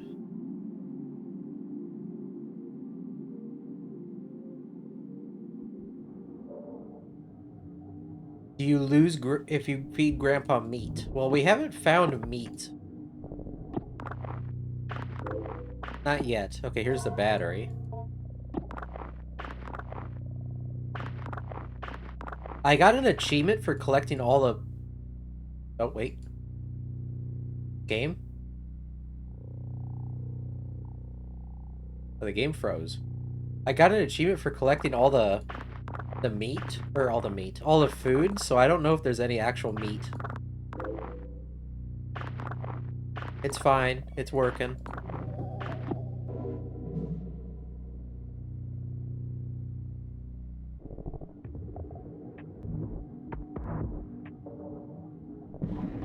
Okay, let's get...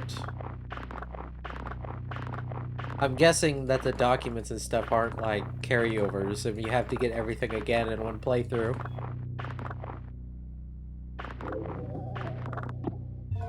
We got the blueberries.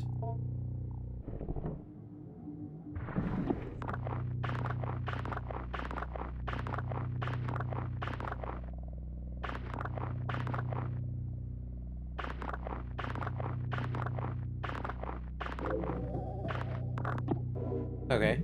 There's that paper. Need to get this one.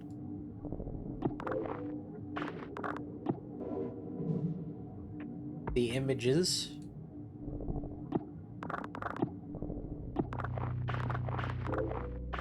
Oh, here's the fiberglass.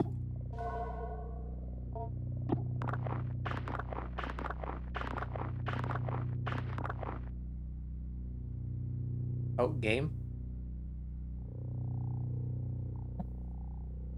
The game kind of freezes when you click around the edges.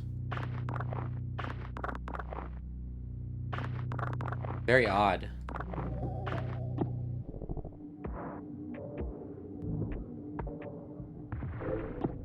Oh, here's the doll.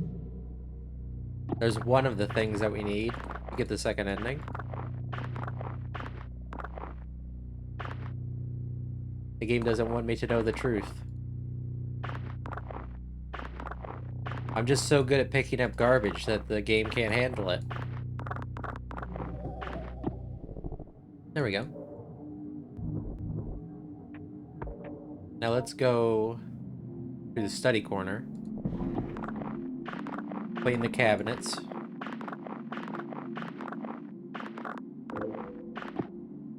Get the cashews. Paper. Okay, that's clean.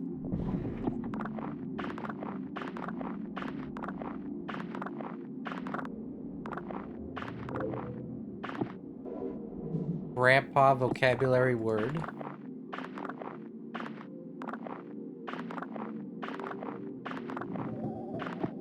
That's also clean.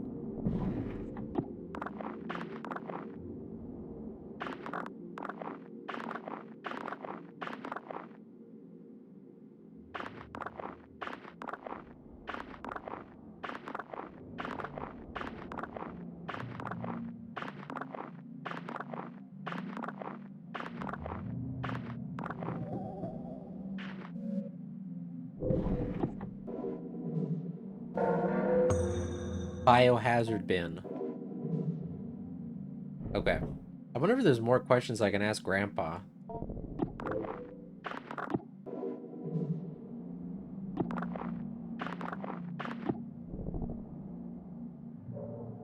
Okay, Okay, let's go to the kitchen and shove this battery in this banana. The battery is concealed in the browning banana flesh. Go to Grandpa. Feed Grandpa the banana.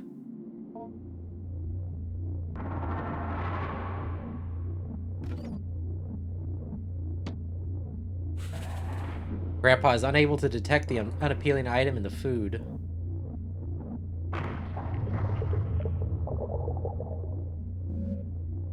Although quickly consumed, the meal seems to be causing some indigestion. With a sudden lurch, Grandpa empties its stomach onto the floor. Contents pulled together in front of the cage.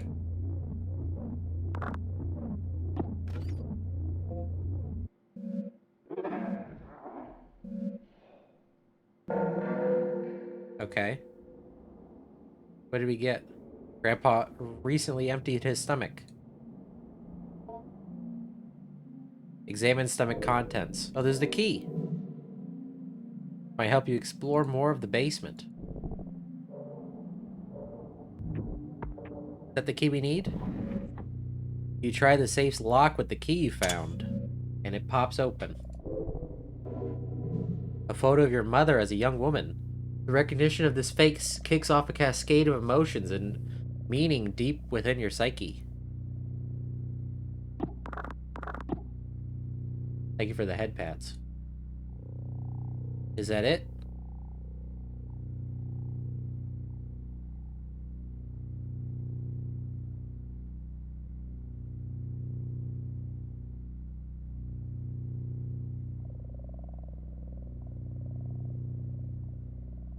Where are the scissors at? There's apparently some scissors that we're supposed to be able to find with the key as well, but I don't know what else we need the key for.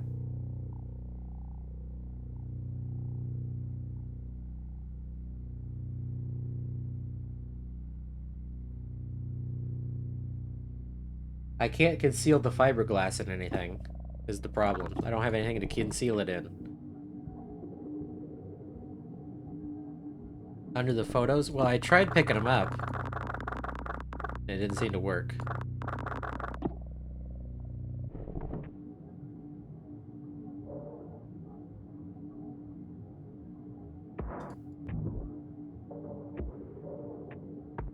Was there anything else that needed this key? Well, you know what I can do? I can glue Mom's face onto the paper doll.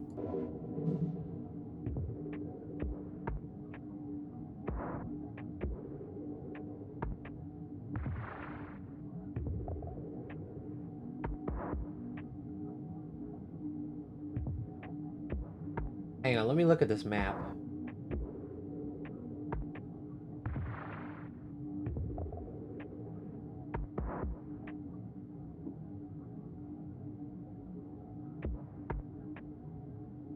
The map doesn't really say.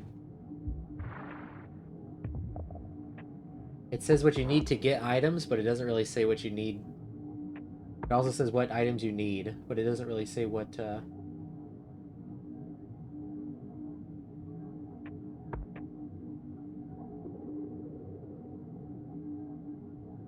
how to get them.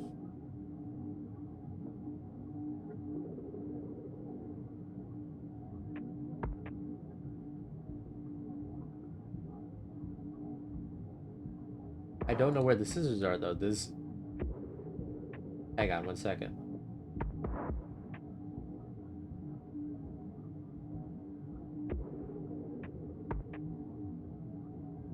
Oh, no, wait. Okay, I see. Grandpa coughs up the scissors. So I think we're good.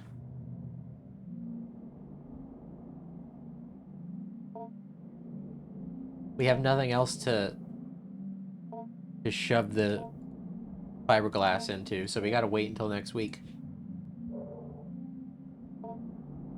We gotta feed Grandpa.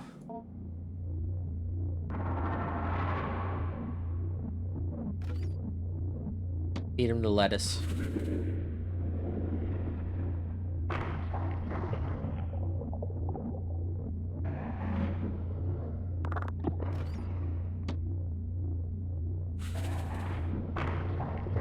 Okay. He is fed. Now we just have to teach him.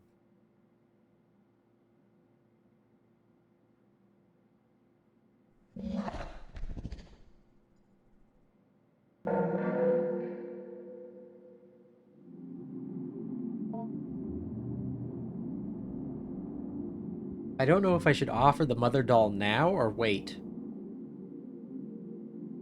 It doesn't really specify.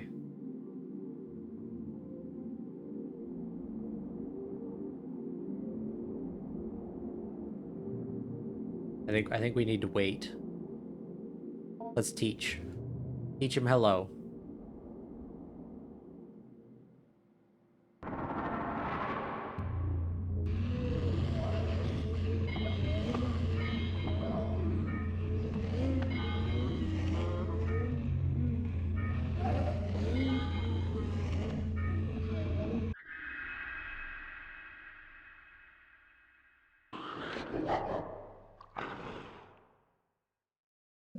Yeah, it doesn't. That doesn't really sound like hello. But now we gotta teach him grandpa.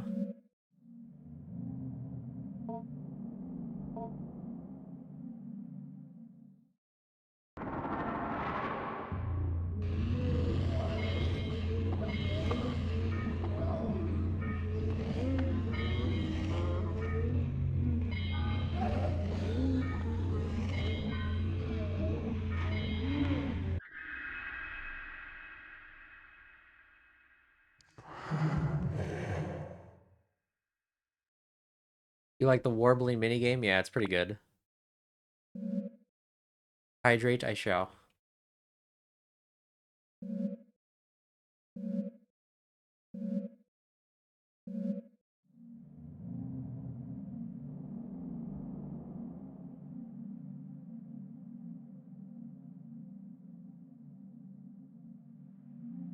Okay. I think we got everything from here. Yeah. We can ask Grandpa the questions again. Do I like sparkling water? I don't think I've had it.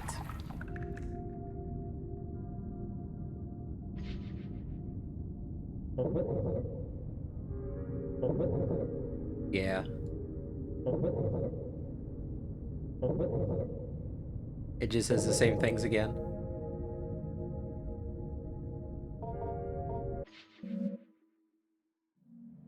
Okay. Let's... You have to try many kinds. A lot of the popular ones are just battery acid. That sounds great. That makes me want to try all of them.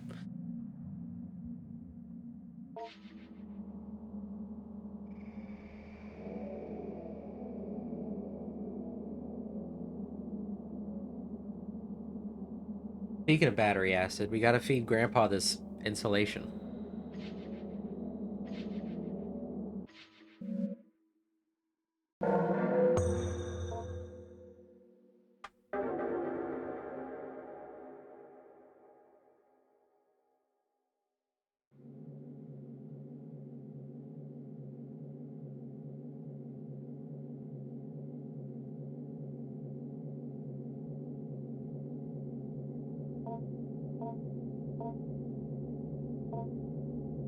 Okay.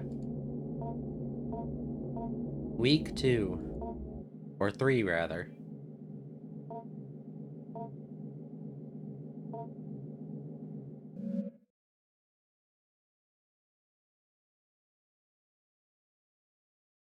Now we need... Search everything again. Kiwi?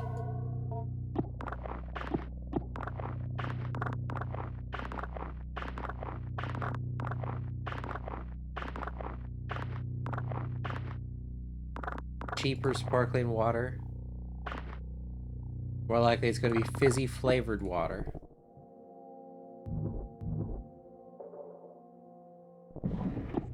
I don't know if I want to drink sparkling water, though.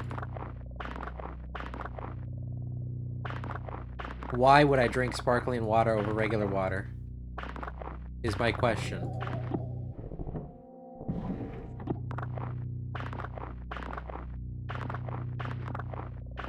Tasty?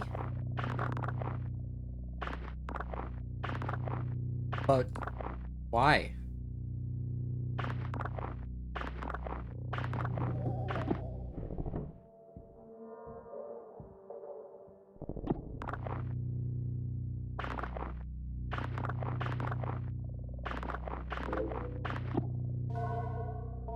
I think we can shove the fiberglass into the potato.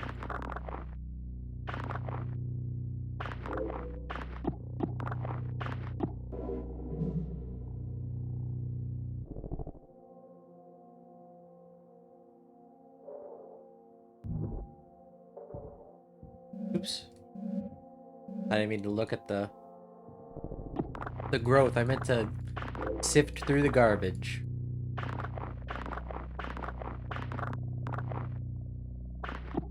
The trash lifestyle.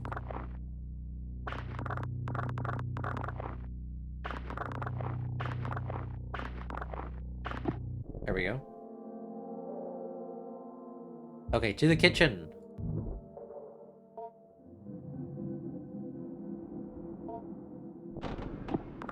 Take this pear. And this strawberry.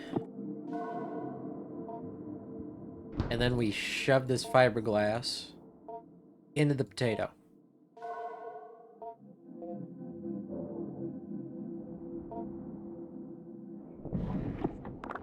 We should look in here too. I don't remember if there was anything. But we just can't miss.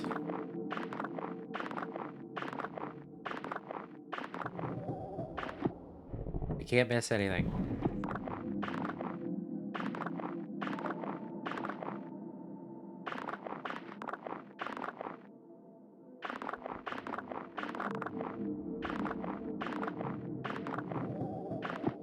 Okay. That one's still clean.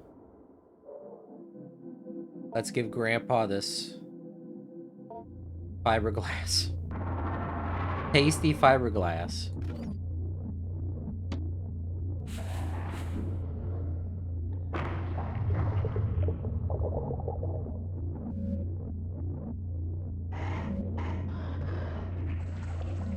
Okay.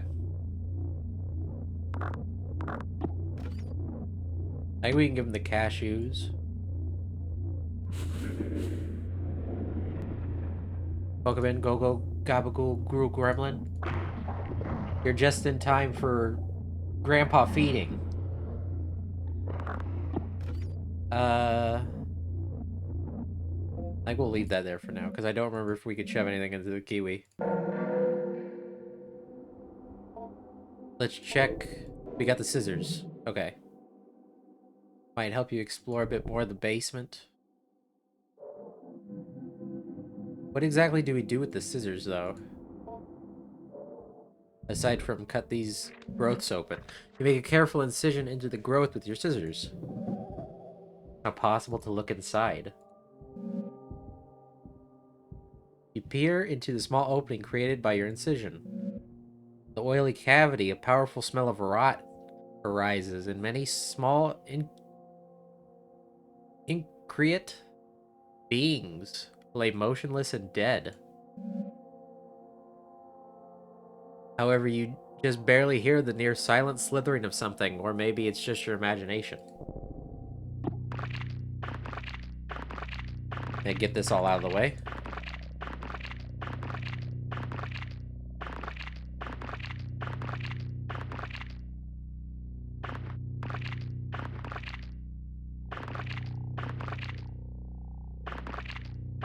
Little meat fellas. Oh, there we go. Arthropod remnant 1. A self-sufficient animal knit together from years of ambient thoughts left to crawl around the basement. Grandpa may enjoy the flesh. Oh, okay. You've gained the conversation topic little friends. There's another one over here. Stick our hand inside. We found the meat.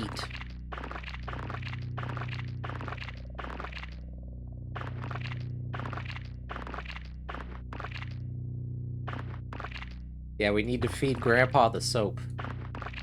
Oh, there he is.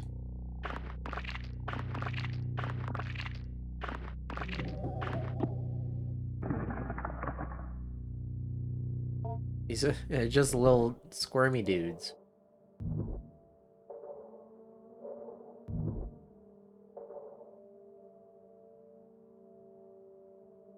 Yeah, the last item he apparently throws up is the flashlight.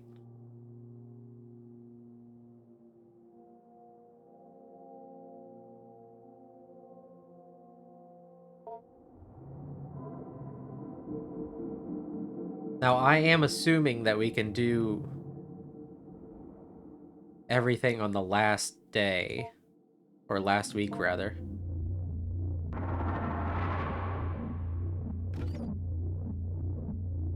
Feed him the kiwi.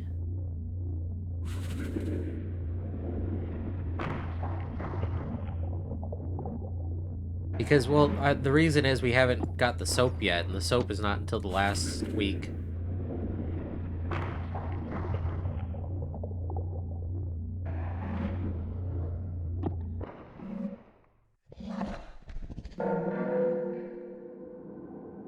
I did save. I just saved. Need to teach. Life. Teach him about life.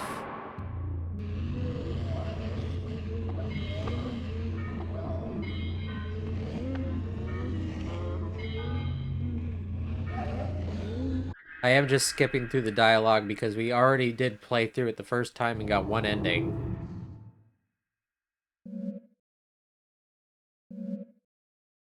So you have to be a VOD watcher to get all the information. Teach Grandpa indecision.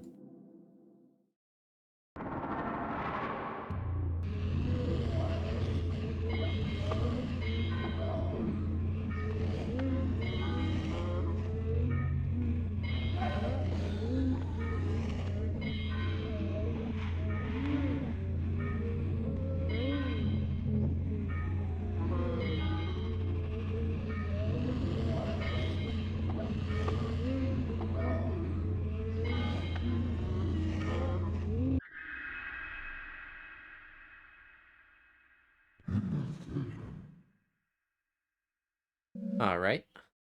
Well, let's ask Grandpa about the little friends. Because we didn't get that one. Attempt to communicate.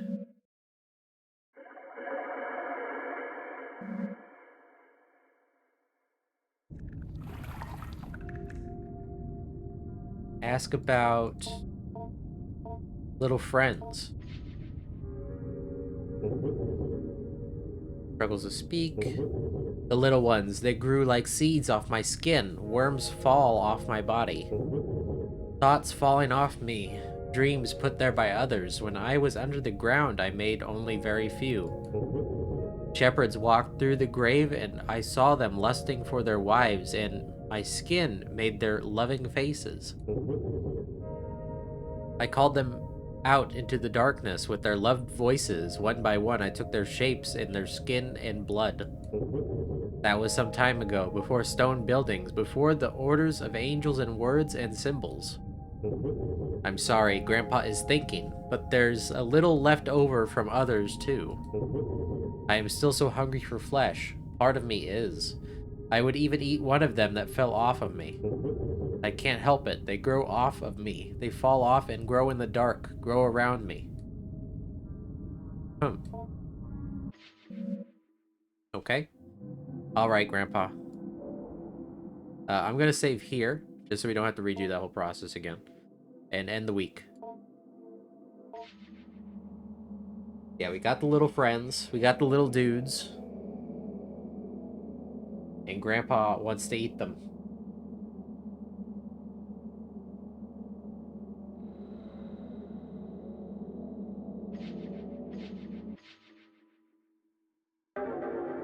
Week 4.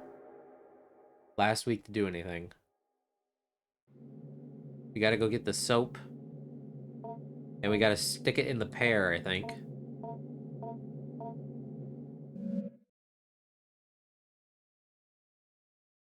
from there, we get the flashlight. I don't remember where the soap was. But we'll just dig through all the garbage. There it is.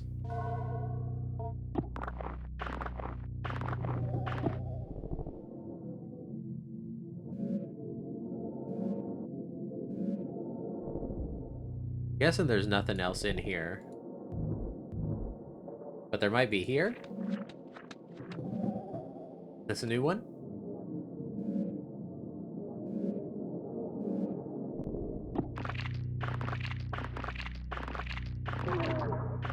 Yeah, there he is. There's the third.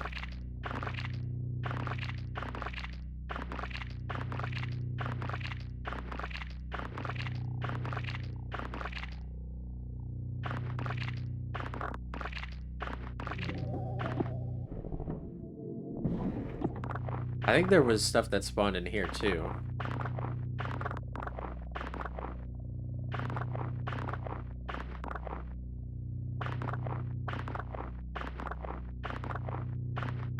Maybe it wasn't here, maybe it was the cabinet. I also don't think I checked the bottom drawer before, but I'm guessing there was nothing in there. Yeah, one of the papers mentioned that Whiskers was shedding. And then, whoever picked it up walked by Whiskers' cage, and Whiskers freaked out and really wanted to eat it.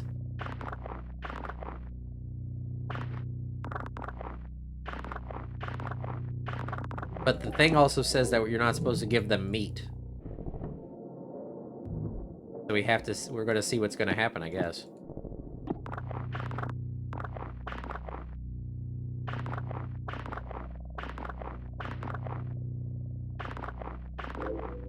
There's the mushroom.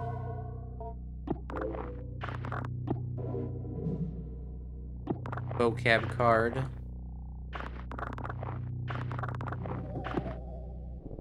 We missed. Here, we'll check this just for grins, but I don't think there's gonna be anything else in here.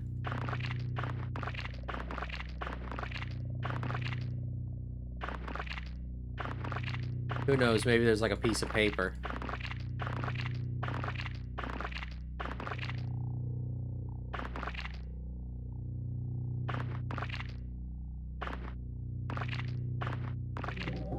No. Okay, I didn't think so. I think we accidentally skipped this trash pile.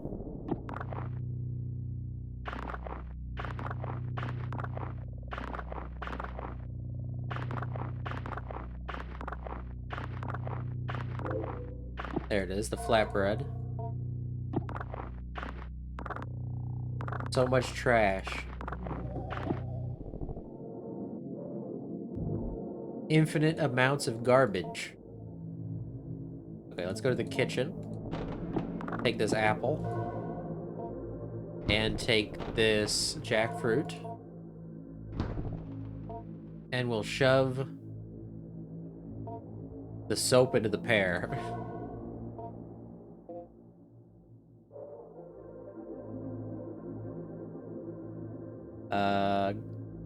Here, let's check the cabinets. I don't remember if there's anything in here, but...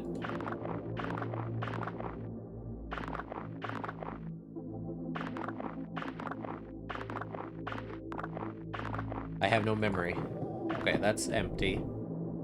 3 is always clean. Pear-flavored soap sounds really good. Why would you eat that? Do you mean scented soap? Because, like, you don't eat the soap.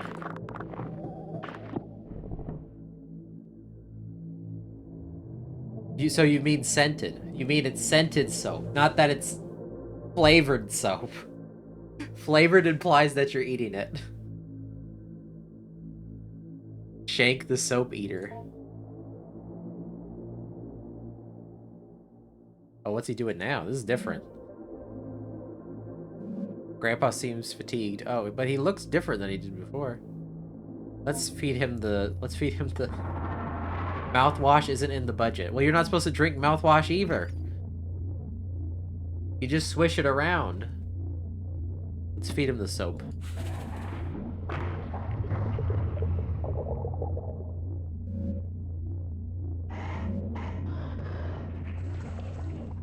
There he goes. Okay. We'll also feed him. We'll feed him now. We'll feed him the flatbread.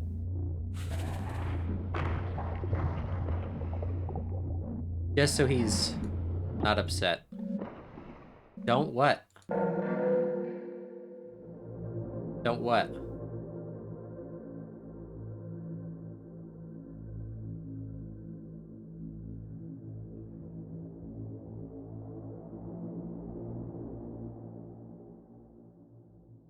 What? Examine the contents, take the flashlight. Okay. Well, it doesn't seem like it prevents me from feeding him more. I just have to feed him 3 times. A classic of alchemy.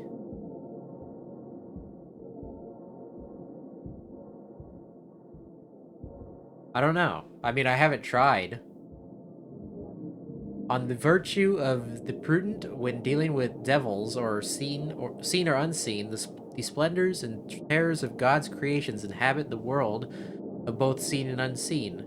And just as one will not grapple with the lion, lest they be a fool, one will not approach a being of mind or aether without foreknowledge thereof.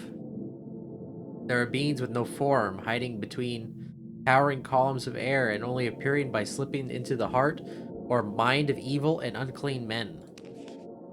But still there are more beings which straddle the realm between the seen and unseen creatures, feeling through the air to see the heart of or mind of men, and it is only by God's grace and his angels and servants crushing these beings under their heel that a magician might compel them to the magician's will, and so a magician must be perfectly clear and unerring in intent and ritual granted to us by God, or else these devils, seen or unseen, will devour them, that being their nature.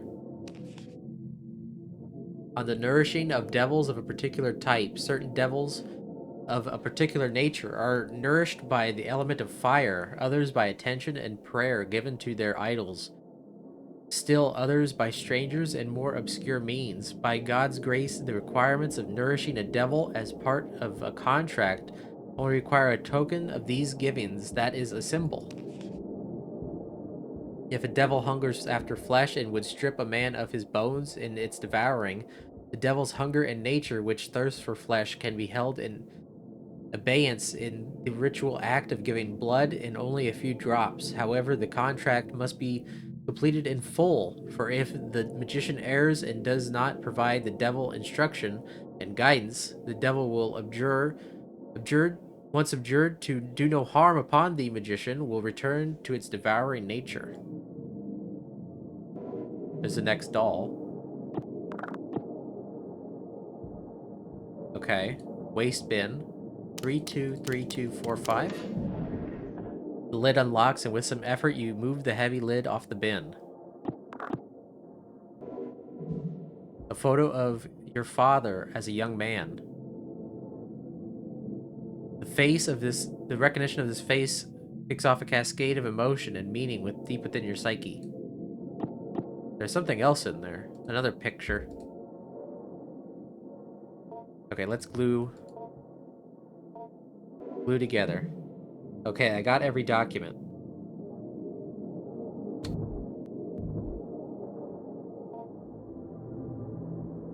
Okay, now what do I do?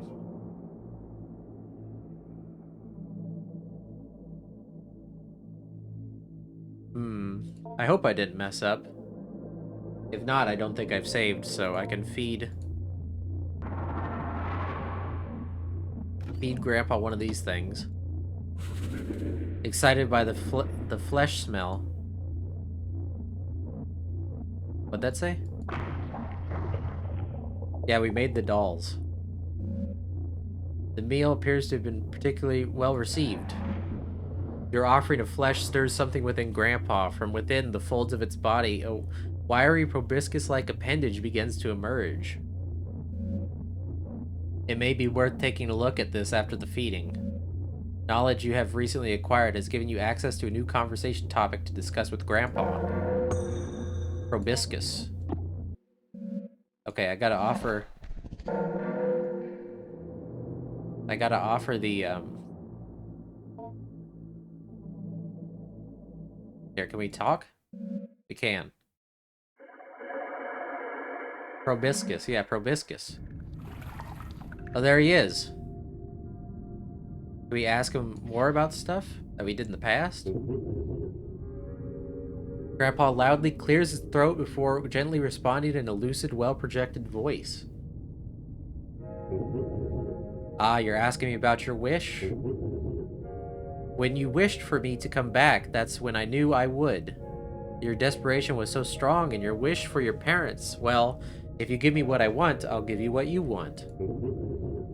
You know I love you. I am for you whatever you want, and I love you just as much as you love me. But desperation and love is not enough.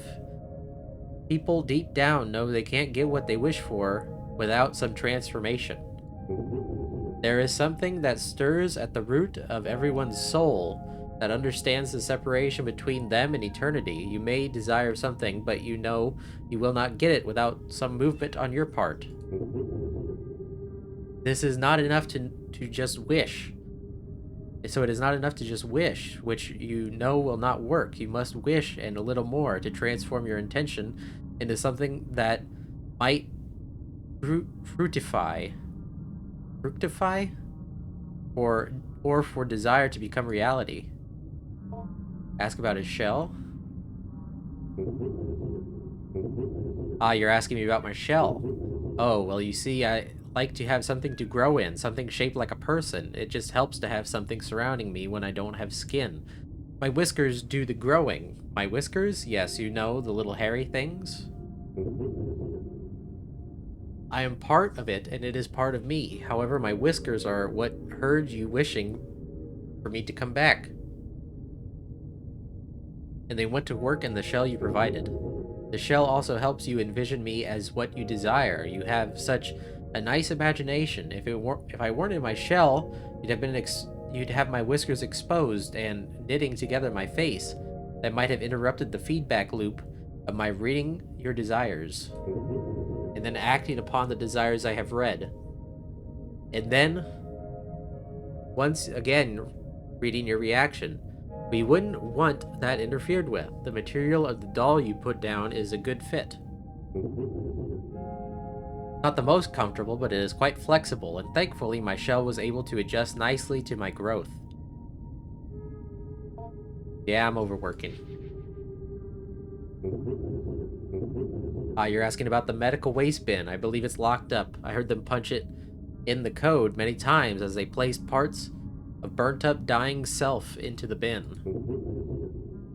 I often forgot what the code was and had to go check on the wall where they were always taping up sheets upon sheets of information. So much so that new papers would cover the old. What do you think you would find in there? Well, perhaps something they did throw crashes inside from time to time. Bits of paper and so forth. I remember seeing a man who looked quite like me. His daughter had given him a photo of her new boyfriend. He threw it in the bin in disgust and joked with one of his colleagues. It may still be there for all I know. Language?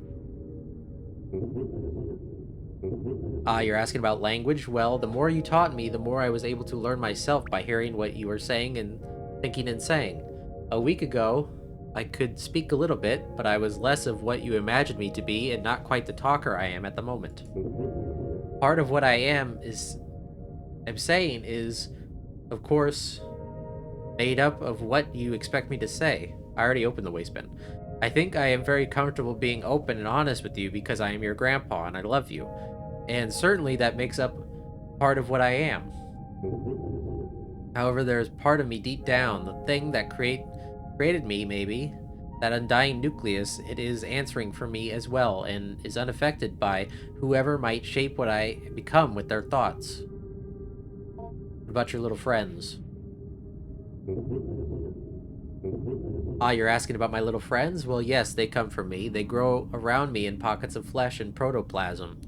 They think of them like dreams, maybe. I'll explain. Have you ever had a dream that was sort of like a bunch of people, places, and events you experienced, all mixed together and jumbled up?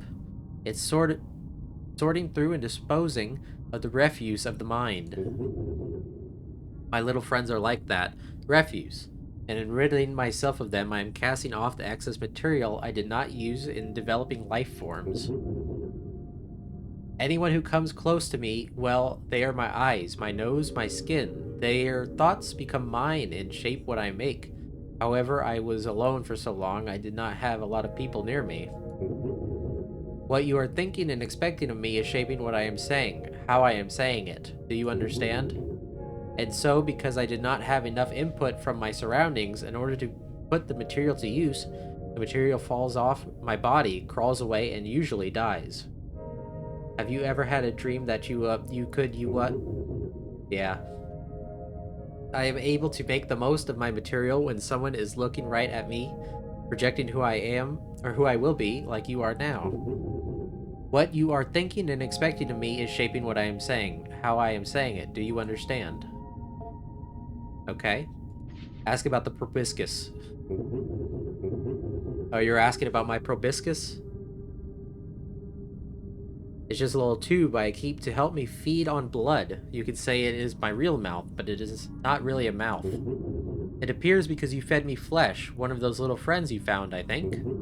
You feeding me flesh was a symbol, a proposition, if you will, that you wanted to hold up your end of the bargain with regards to your wish. If someone is willing to hold up their end of the bargain and let me feed on them with my proboscis, then they can move on to the next step of the agreement, providing me symbolic instructions. I hope that clears things up. Oh, do you have another question? Do I like blood? Well, my whiskers, I believe they like the blood and the flesh. It's strange. They are me, and yet they are... I'm guessing that's supposed to say not me. I am bound to them. They control me, and technically, yes, they did make me. However, you were the one who really grew me. In some ways, they are me, or part of me, or I am part of it. The part is much more animal-like. Whatever might happen, know that I will always love you, and because it controls me, I might not be able to act how I would like, even if I do love you. Okay. Goodbye. Goodbye, Grandpa. Let me drink.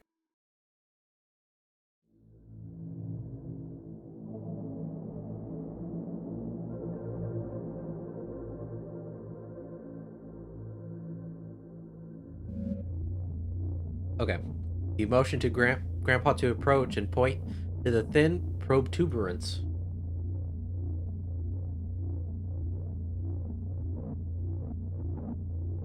Grandpa silently ambles closer to the bars and fully extends it towards you.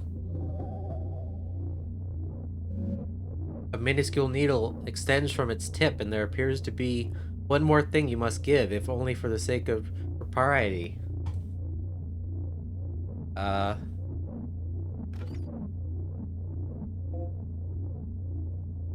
Gotta grab it?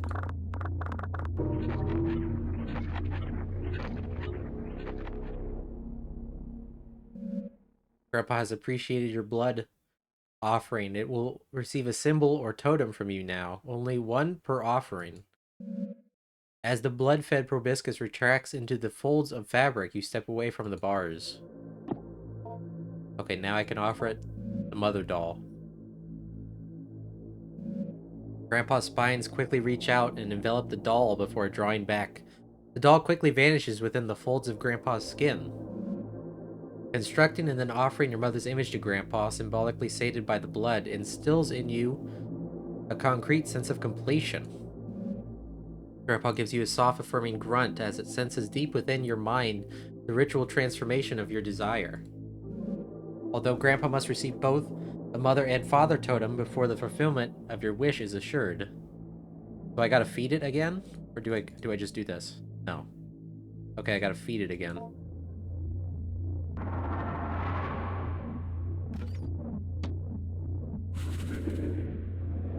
Right? I think so.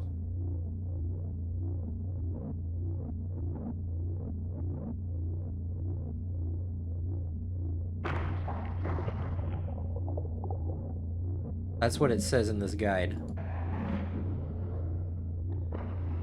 Okay, the proboscis emerges.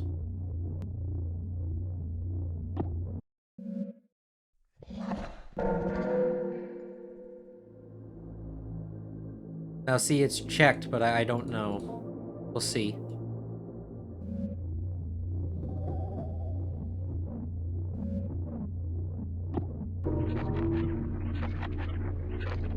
It looks like we only have to do it twice, I think.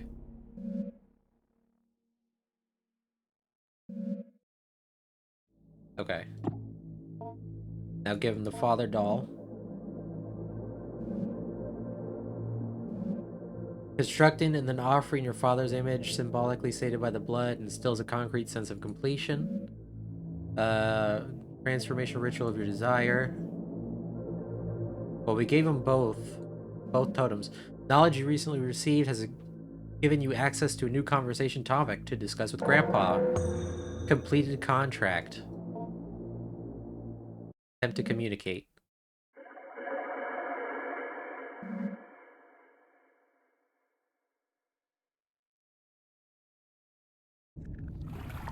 Let's talk to Grandpa. Completed the contract. Grandpa loudly clears his throat before responding in a lucid. Thank you so much for completing the contract. I'll definitely help you out with your parents. Just give me a little time and I'll be ready to act. I think you'll be very happy. Your grandpa is very happy too. You did it all by yourself, you know. I couldn't have helped you if I tried. I would really not have liked to. Well, I did not want you to not complete the contract. I would have hated that. But do you understand why I would have had to? Maybe you don't. So much of your lives are made up, and yet what comes to pass was always once a fiction. You doubt yourself and your plans before they even begun. And you believe what is in front of you as if the essence of things was not something you put there long ago. Too much doubt can suffocate even the surest thing. Only with patience and growth and nurturing does something become what it will be. As soon you shall see. Okay, goodbye. Is that it? I think that's all we need to do, and now we can just teach Grandpa the words and end the week.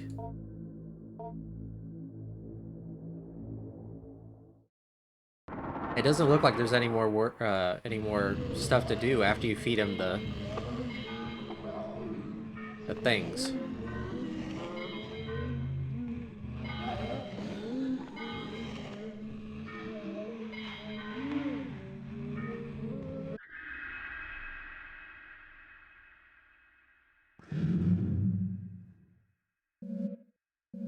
Okay. There's one more word.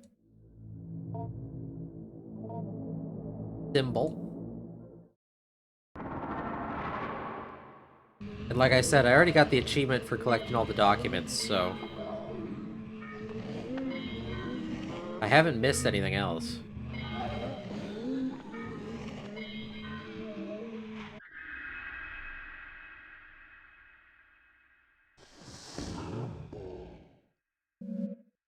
And then this one was erased. Okay, and the week.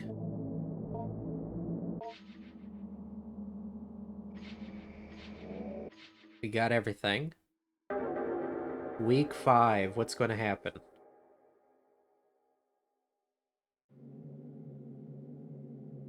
Final time regarding... In order to see if I could not reach some sort of resolution regarding her emotional trouble. The past few weeks, according to the reports of her teachers and peers, she has shown a remarkable transformation in conduct. I would also add my voice to this consensus. It seems as if in our time together, much has changed for the better.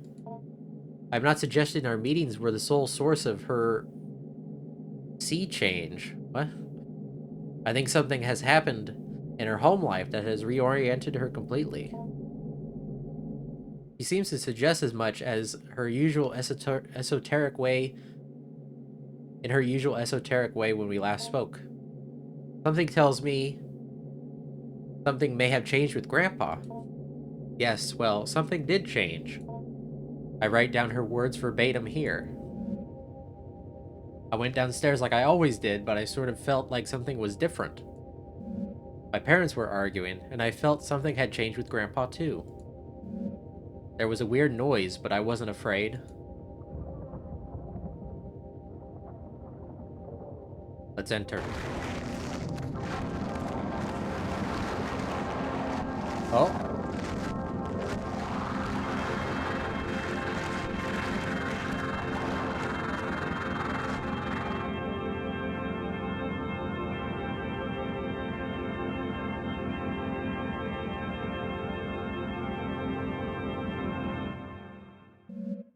I think Grandpa had to leave, but before he left, he made my parents nice.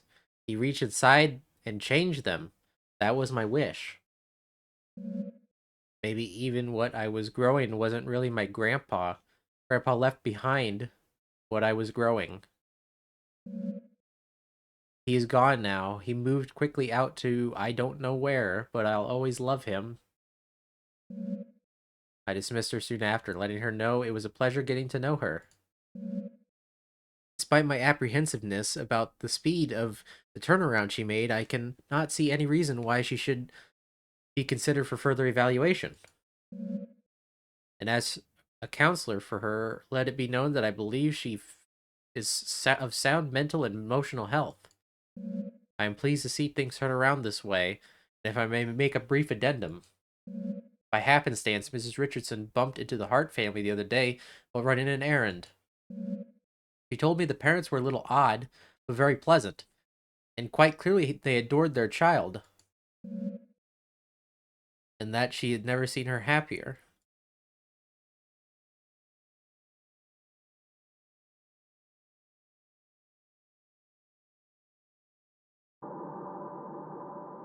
Fulfilled contract ending. Well, it seems like everything worked out for the best, right? Did everything work out for the best? I think so. I mean, sure, her parents were like turned into weird monsters, I'm assuming. But now she's happy, you know? That's good, right? Maybe? I don't know.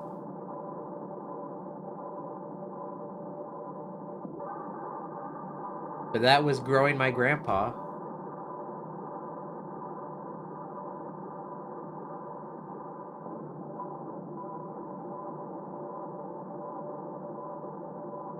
Game by Games, who also made Water Womb World, which we really liked, and also made a lot of other games that we have yet to check out. So I gotta take time to get a bunch of them together to stream.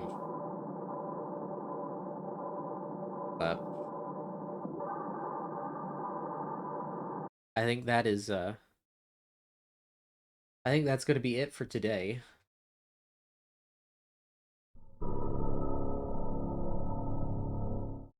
Games they win? I don't know. I don't know, but I think that'll be it for today. Let's raid out. Get you somebody to raid to.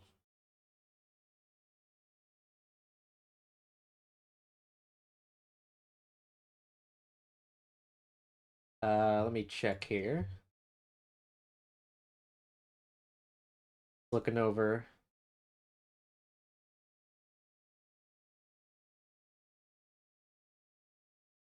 everything.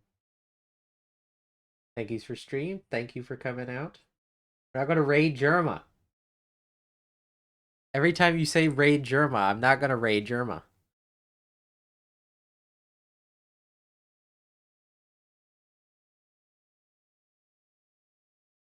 Um, who to raid?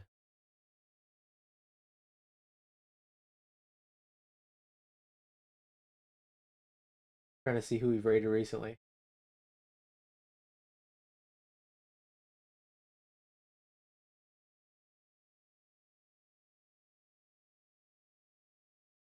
Um,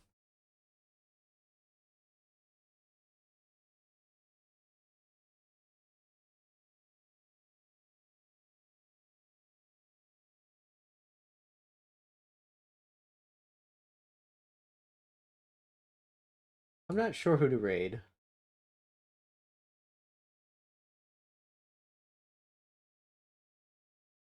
We could raid Will.